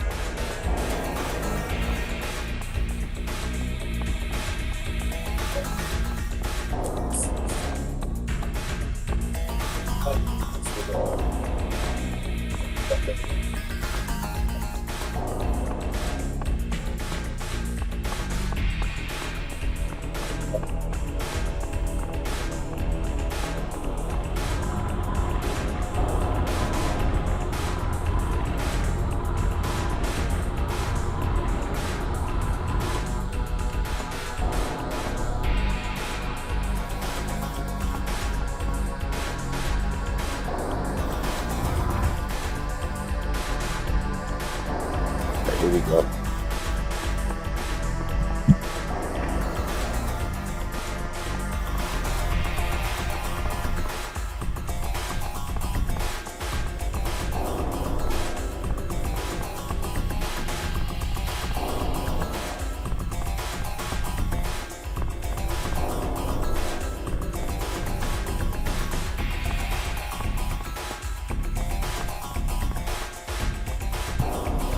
All right, here we go.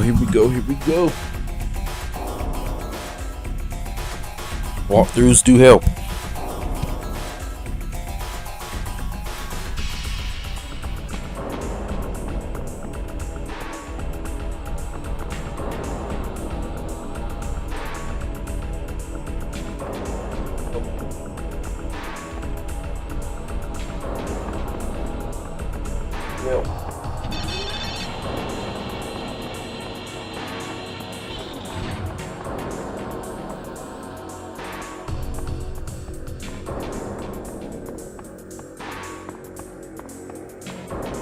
Where to go but down now?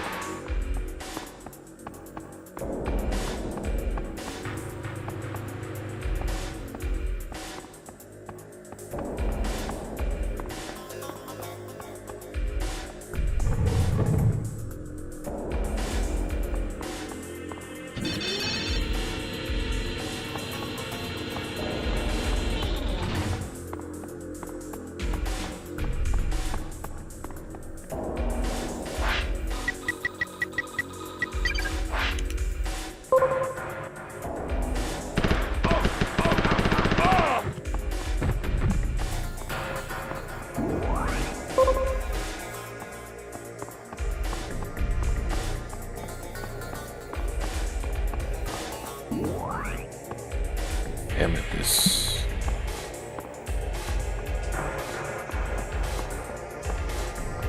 Why don't they just call it a flashlight? That's basically all it is.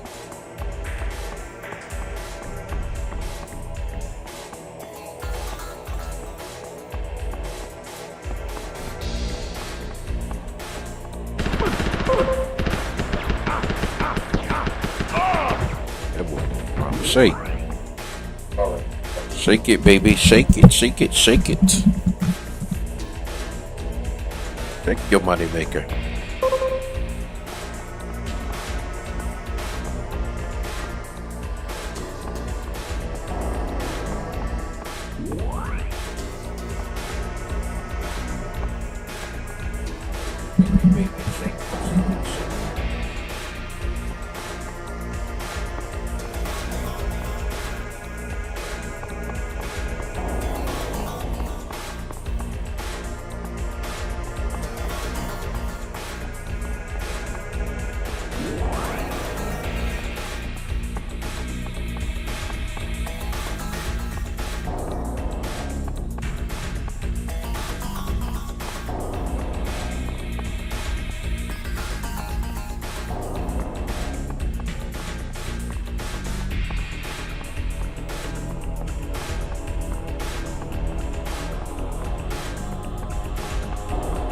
Pretty surprised this game has been able to hold my attention this long too.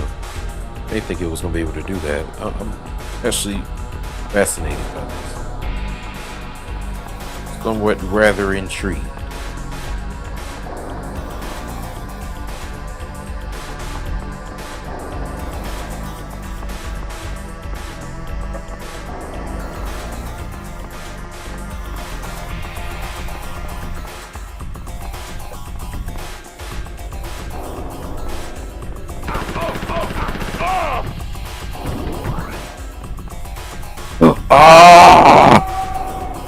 Him. See that coming.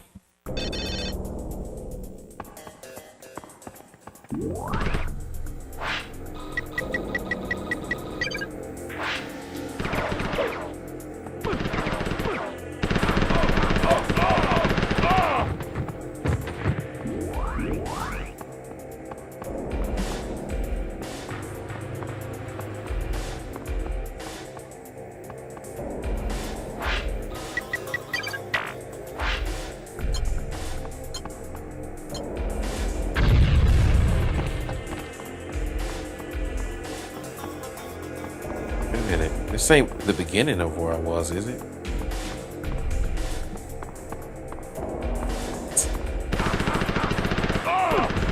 Hell, they make you start way over here.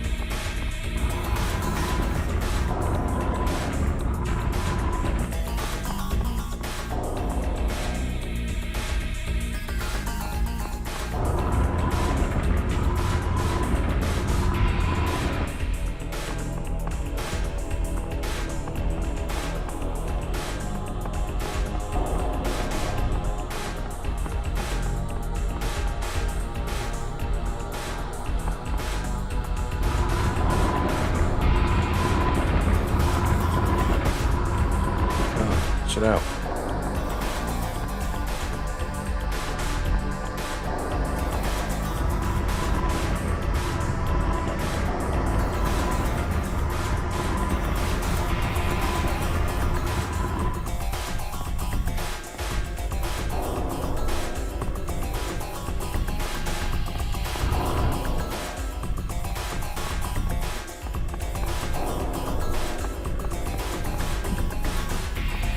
I don't understand why the fuck they start you way back here. I don't feel like that's necessary.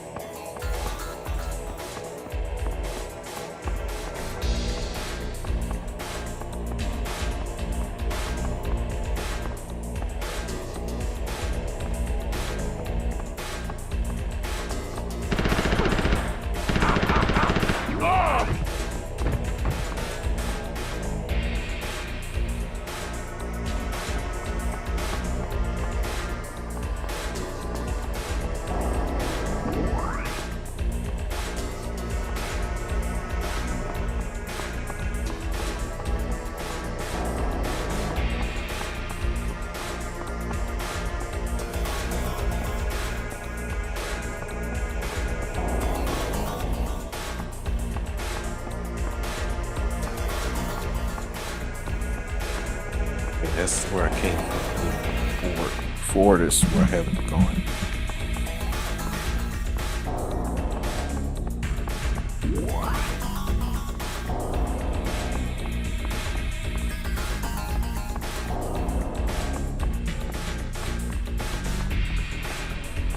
Is it like a wall in here I gotta break?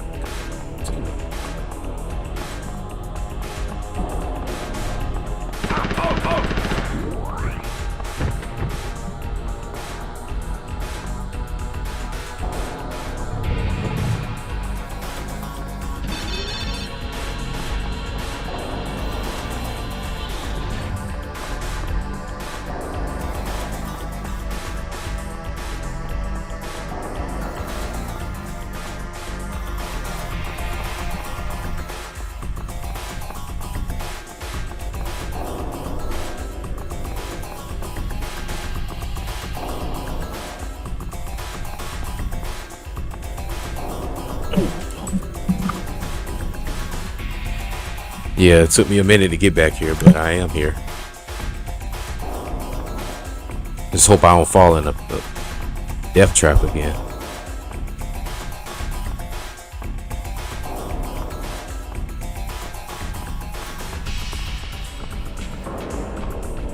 Here we go.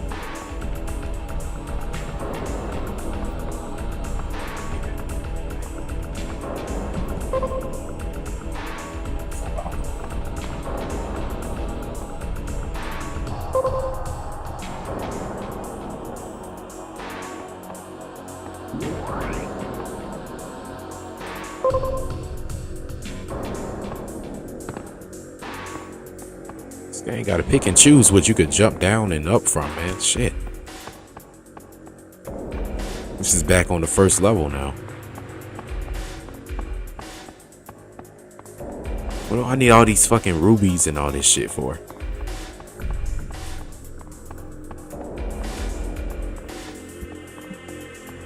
Let's see where I gotta go now.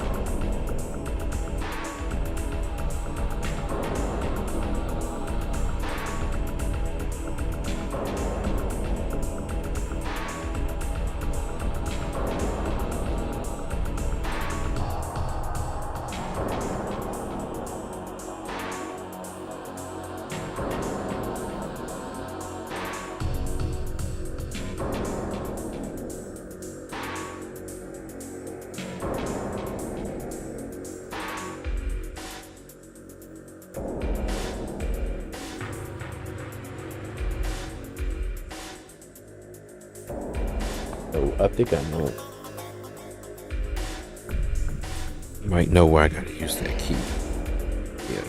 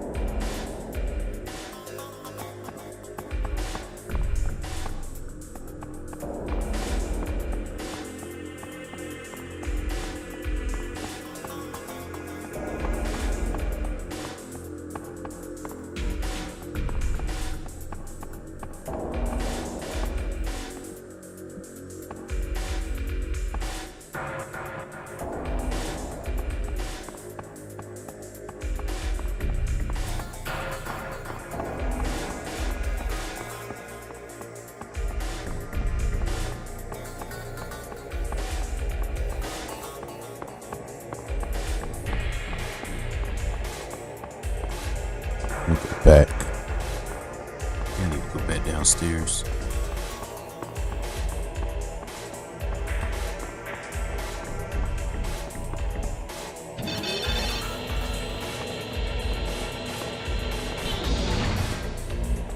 Shit, that was on my notes.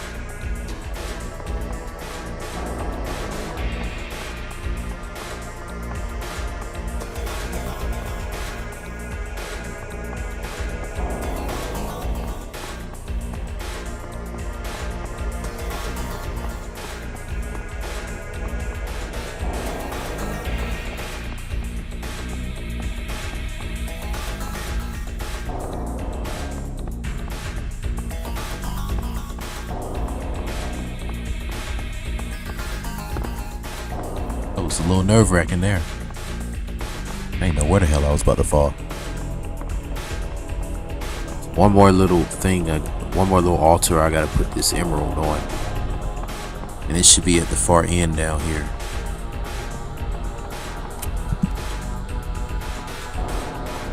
I remember.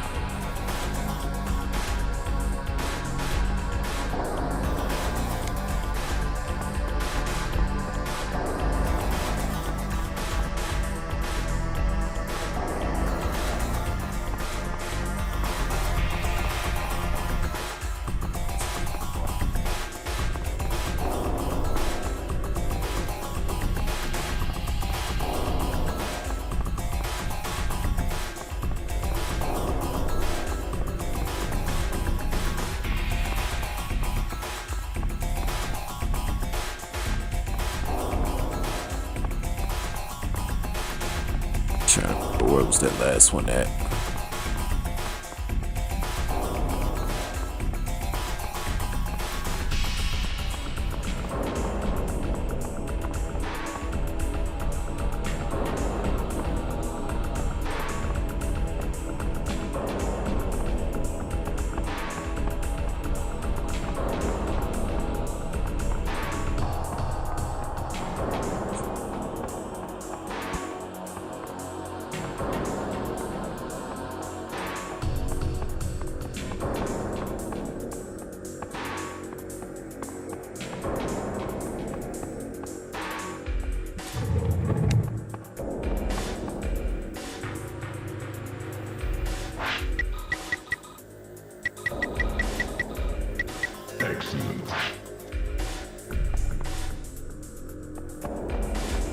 What was that supposed to do?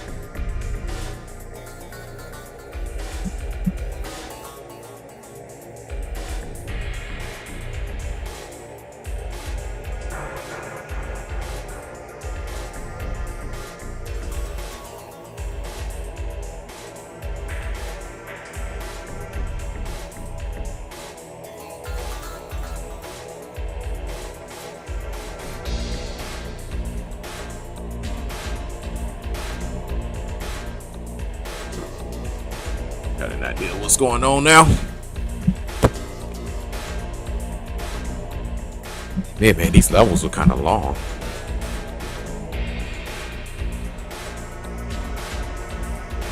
Jeez, you just got in Virginia?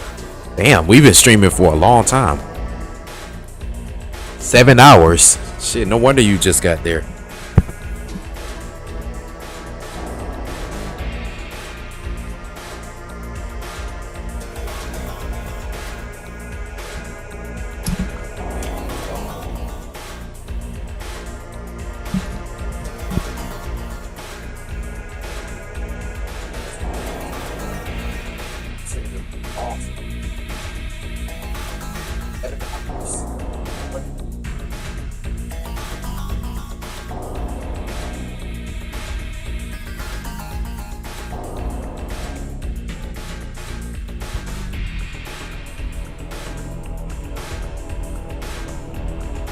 said Buffalo? You said You mean Buffalo, New York?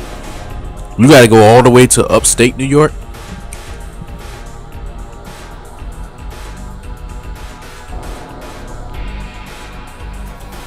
Cause that's a long fucking drive from South Carolina to upstate New York.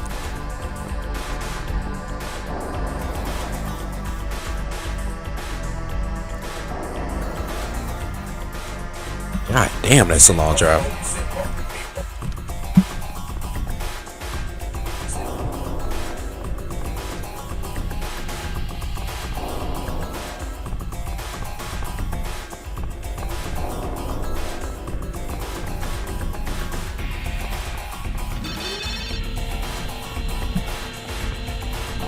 I mean, we already been streaming for 7 hours. You got at least, I would say, about another 7 hours to go.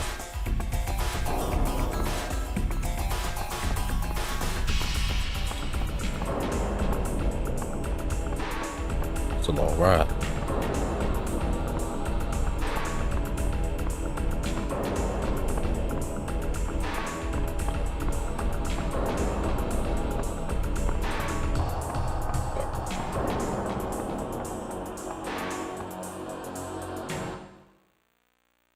Please let this be the end of the level.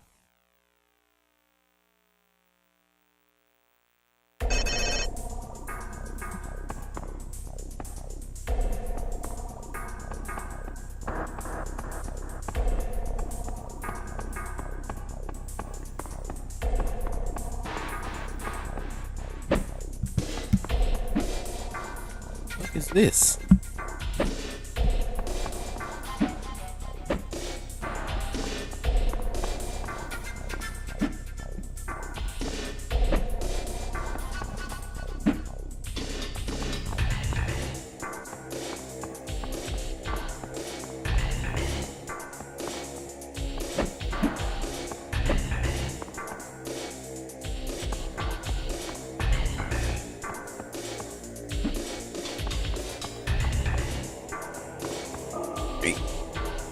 What do I do here?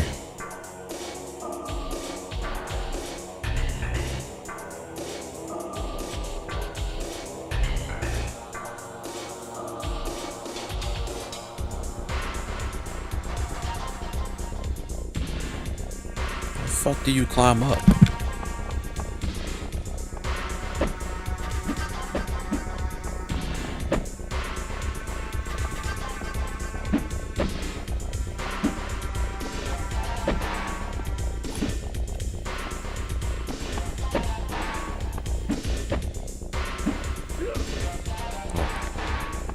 Triangle. They don't specify that. But you can't jump. Like, so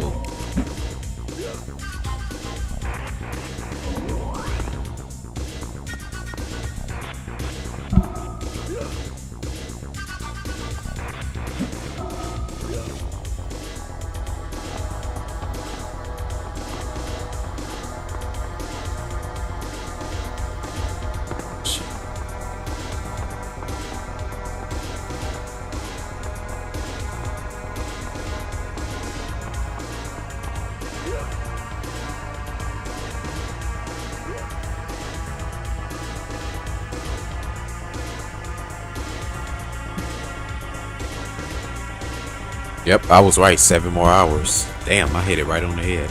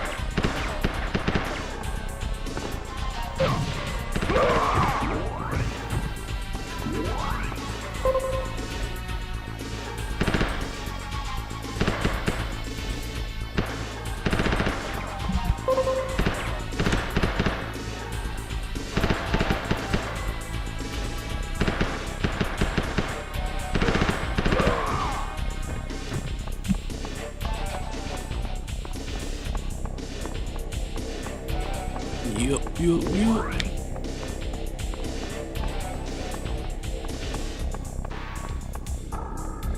Don't even need that shit. What you got to do?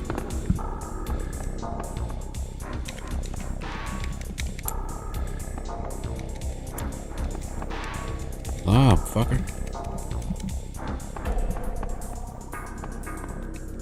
You can't be determining when you gonna climb. Like, I need you to climb now.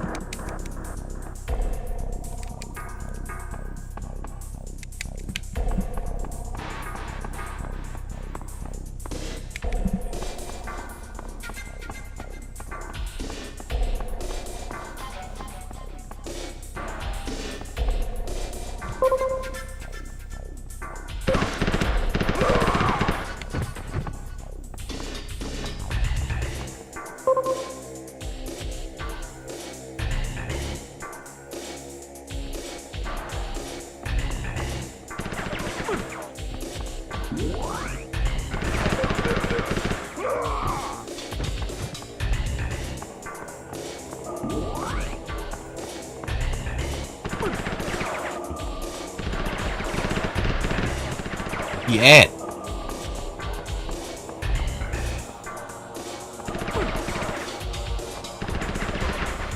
God, where is this bastard at?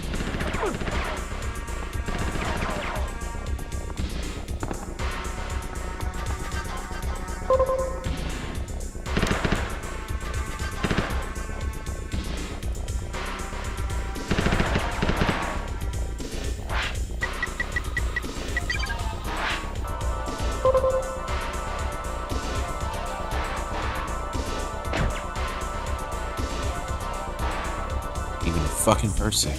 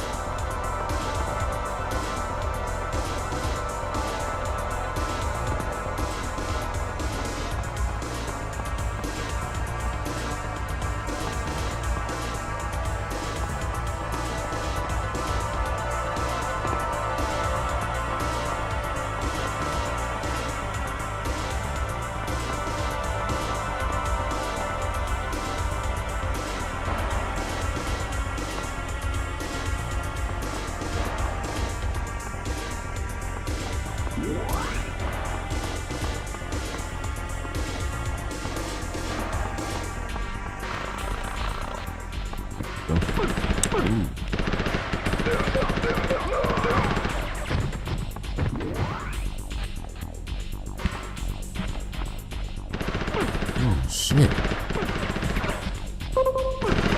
What?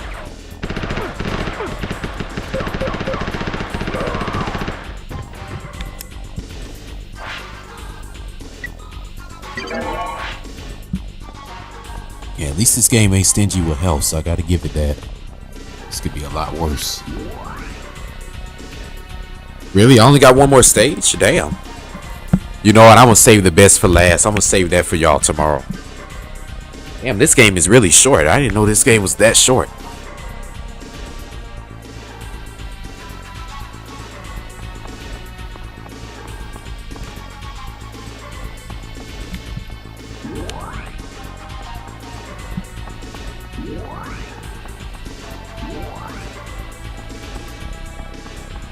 No, one thing, it wasn't worth $30. I mean, if y'all want to see me complete it, I could do it.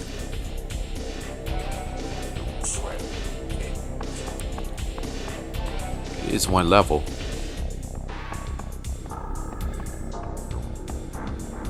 What the hell happened here?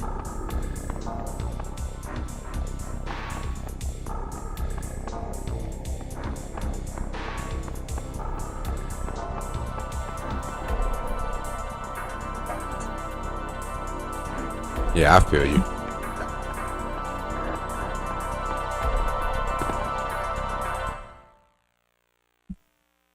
I feel you on that.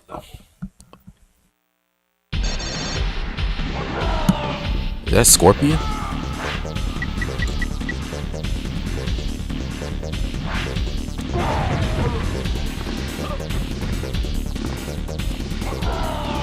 Like Scorpion.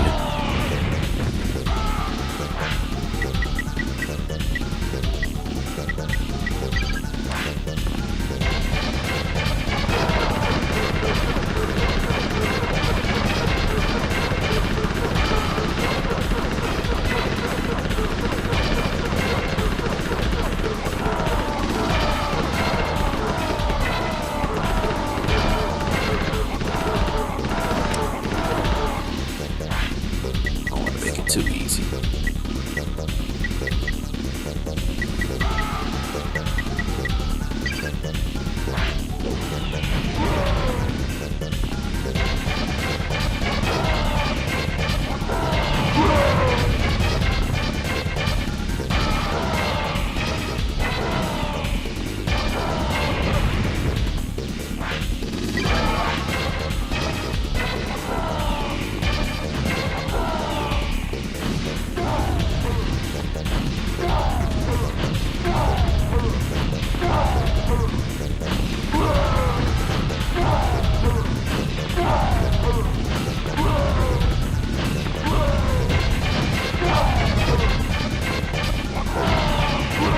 His name is Trimmer. That's some bullshit.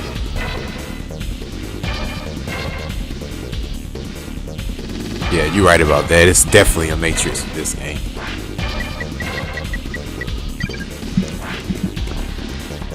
But then again, when you fight against Curtis Stryker, I mean Curtis Stryker be using his machine gun against everybody. They don't kill them.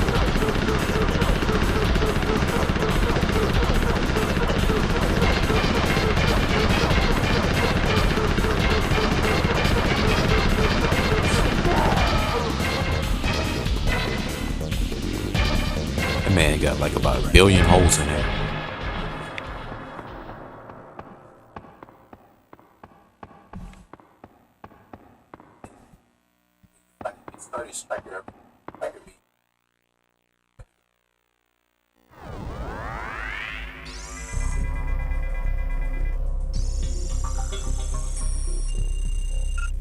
What is your current status, Jax?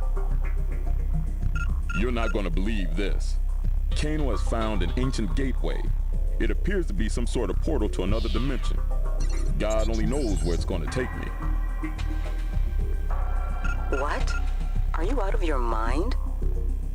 Only God knows where he gonna take me. Thinking about going through that portal. It could be a trap.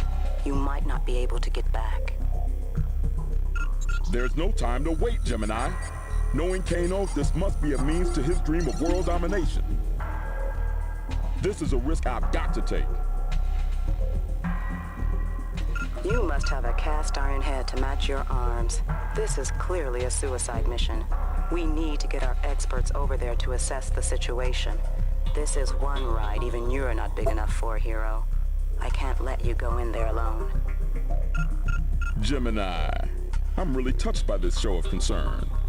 People are gonna start talking, you know. You are impossible.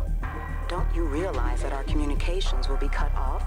Our satellite systems weren't made for interdimensional travel. Look, Gemini, there's no time to wait for backup. I got this far on my own, and I am right on Kano's heels. My sole concern is to stop him from executing his plan and to bring him to justice. Look, don't worry your pretty little head. I promise I will bring you back something nice. Jackson Gemini probably do got something going on. We'll talk from there. Gemini out.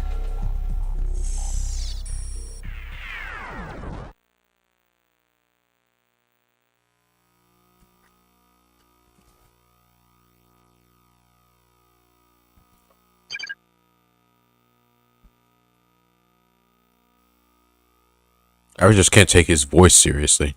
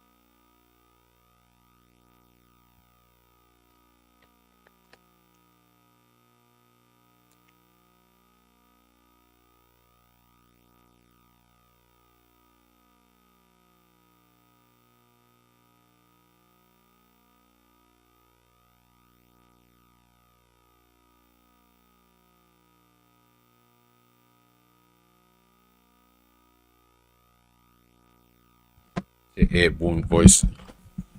Jazz, how you know that?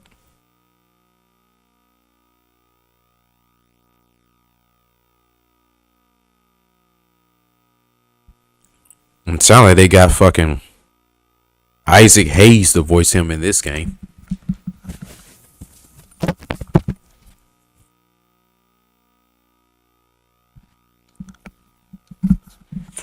I done streamed for 7 hours and I'm finally about to beat this game's ass.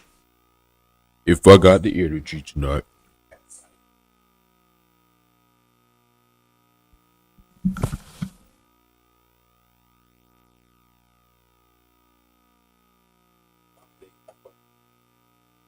Isaac Hayes.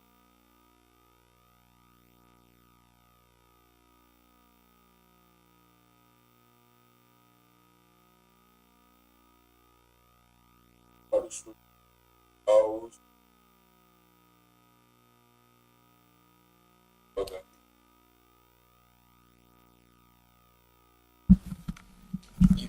He sound like Cleveland. Yeah, that's exactly it. He sounds like a white man that want to sound like a black guy, basically.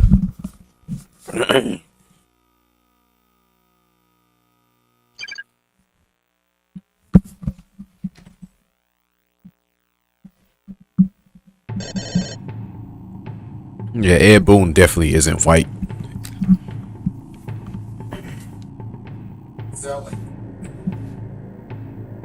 If he got his hands on Mortal Kombat making this, nah, he's no longer white anymore.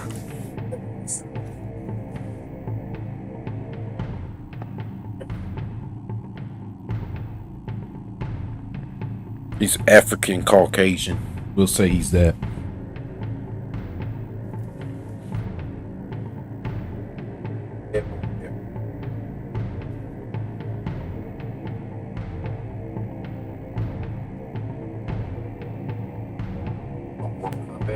Making this.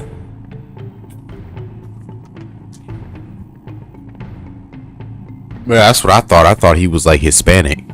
Him and that guy, what's his name? John Tobias. But nah, they white.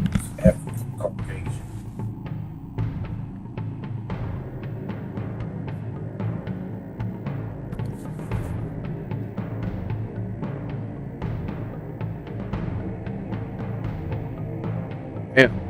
I didn't want to finish this game this soon. I thought it was longer than this. How many levels did we go through? Like 4 or 5? It's not that many levels on here. Like his family. Him and that guy, John. What's his name? John Tobias. This actually could have made a good frustrated game reviewer episode. I might consider reviewing this. Who knows? Gameplay ain't that hard to go through.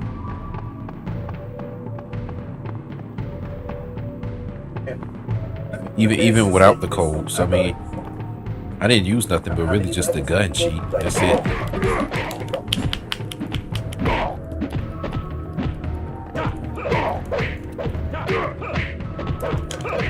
As y'all saw, I've been very conservative with the healths. I got the same healths that I used from the first level, so just it's pretty fair game. I gotta give it to it. I like it.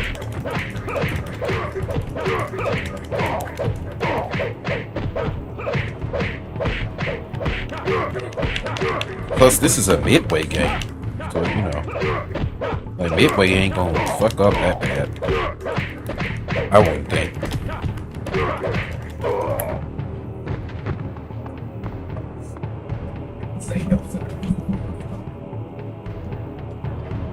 Oh, he's Dominican.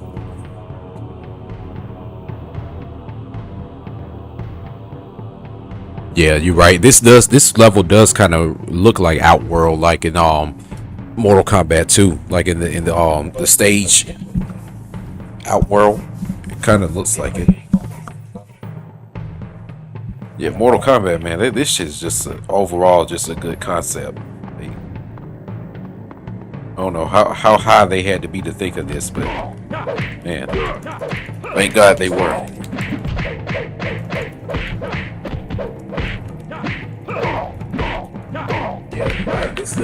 level does kind of look like Shit. Mortal Kombat, so like a stage.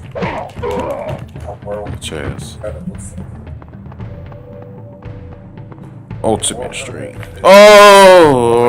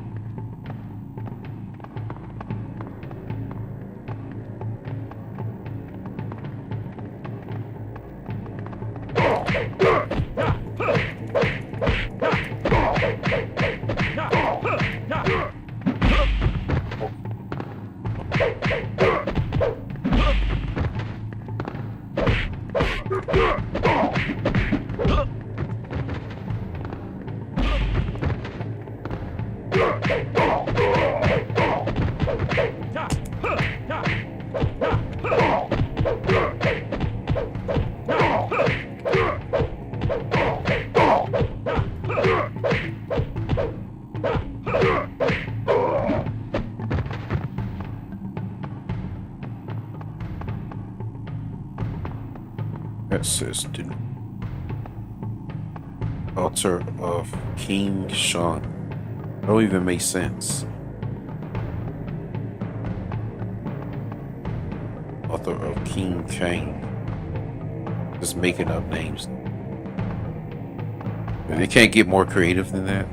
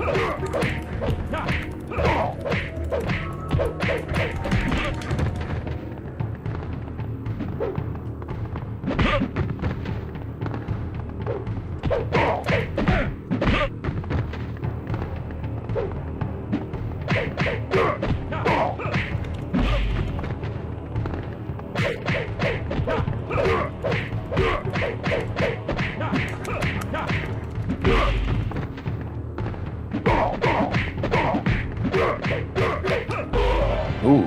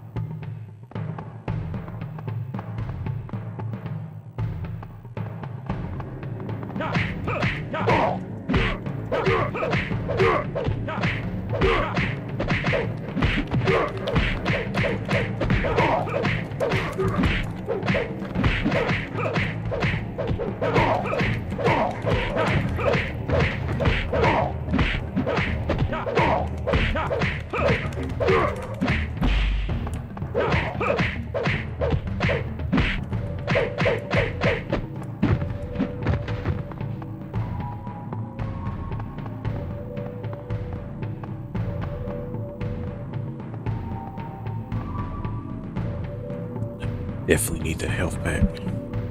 Yeah, it's a lot of pits in this. King Shang and King Kang are clear references to, yeah, definitely. But it's like shit, like this is a total different realm. Like y'all couldn't come up with something else. This ain't got shit to do with Liu Kang or Shang Tsung. That's the ended up in damn Outworld. And Kano doesn't have a reference in this game. I thought he was gonna show up at some point. Would have made more sense if he showed up than Scorpion. Yeah, it's a lot of hits. Dog and hang up. Yeah, definitely. It's like shit, like it's a total different realm, right? Y'all couldn't come up with something. That's it.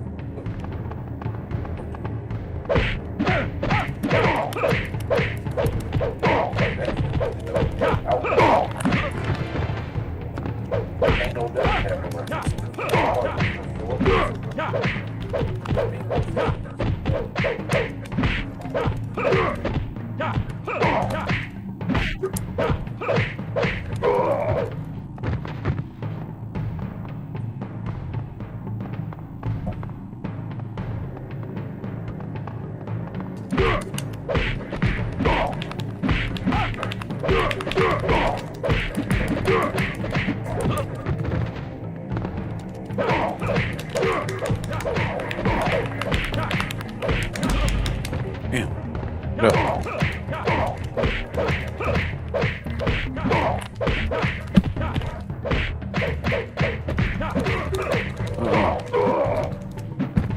To the death.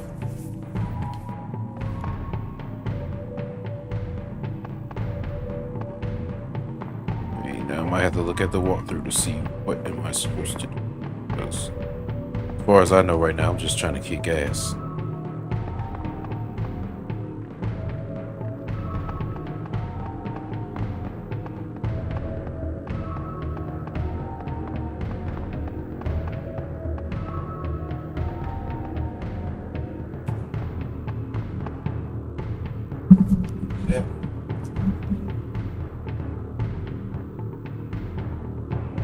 Yeah, most definitely. They didn't want to put that much creativity into this. It's like you see portals, you see it's dark, and you see it's mystical, so you should get the idea.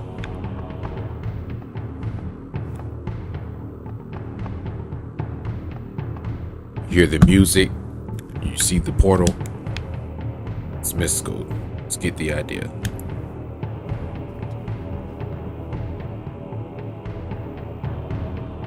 Yeah, honestly. I'm thinking, how the hell would Liu Kang and Shang Tsung be king at the same time? Like, only one of them could be the king. They can't exist in the same realm. Like, they will have to fight each other.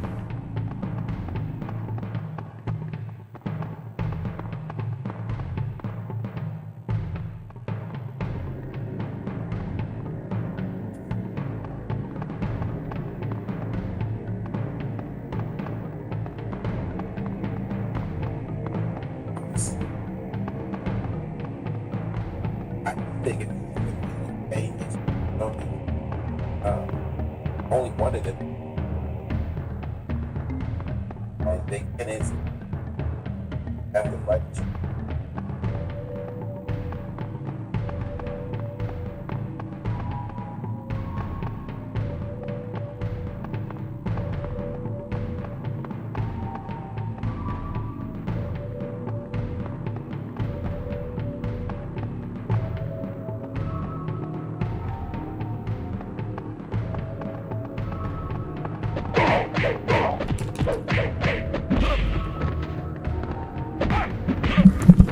Uh-oh. Don't knock me off the platform now. Don't make me get my gun out.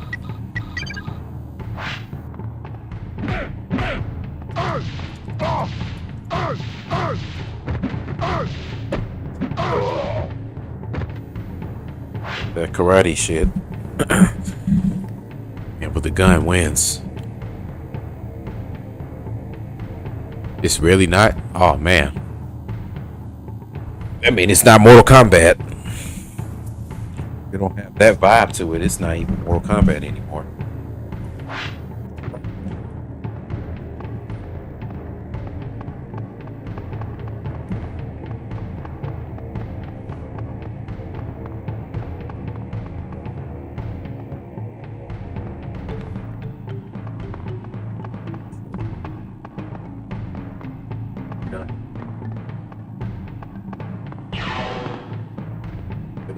Oh man. I mean, it's not Mortal Kombat.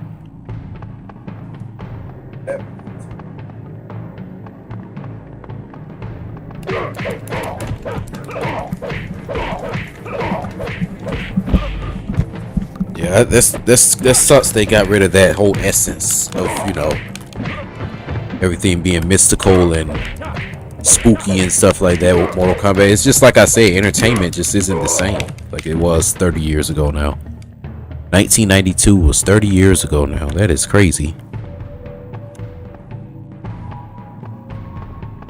Like, time really is flying.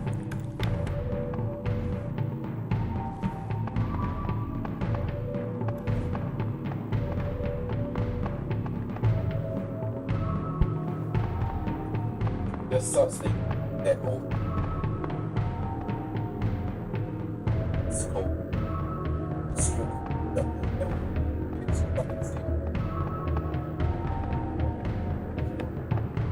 1930.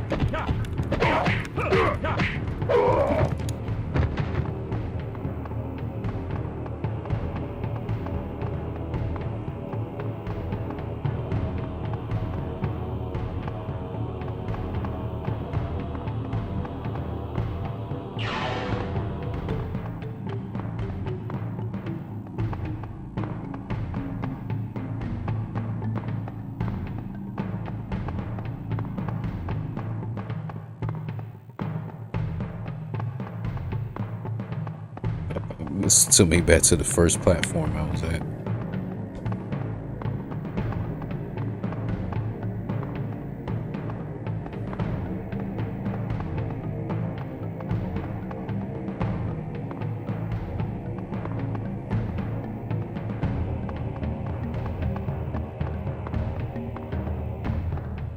Oh, god damn it. That's the fatigue. That's how I know I'm getting tired. That's how I know I'm getting sleepy. I might not be able to do this because, yeah, can't be dying like that.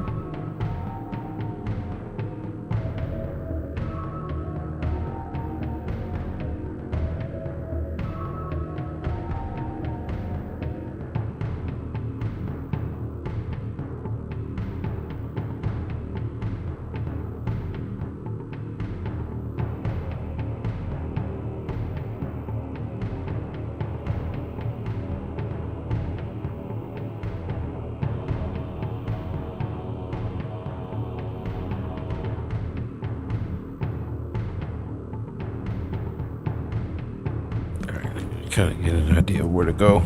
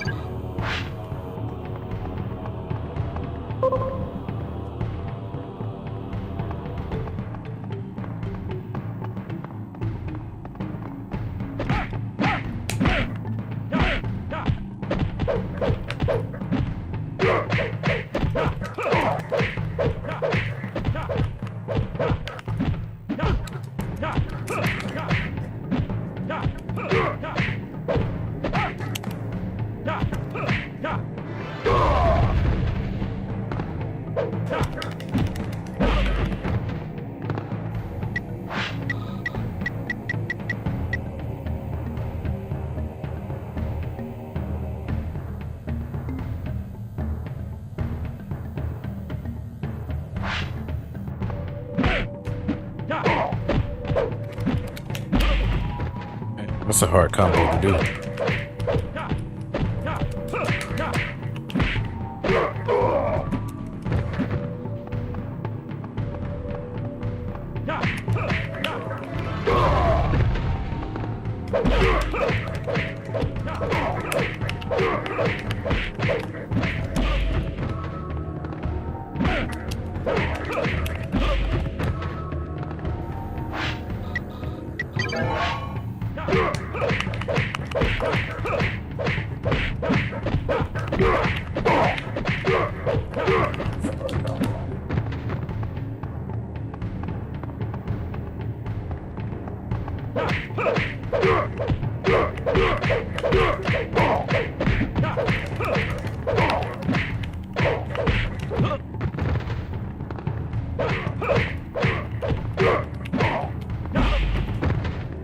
Yes.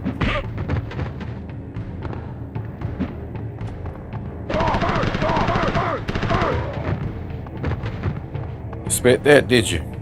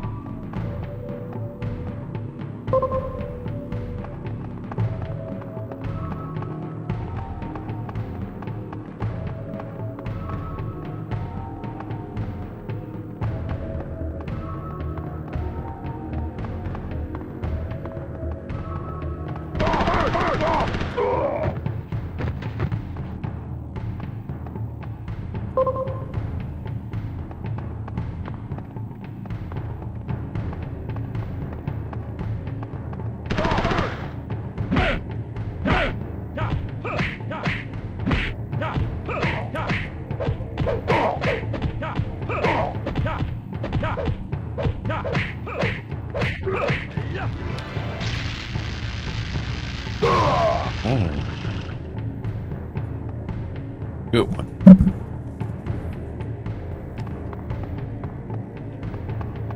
Access denied. So one of the rubies I gotta get.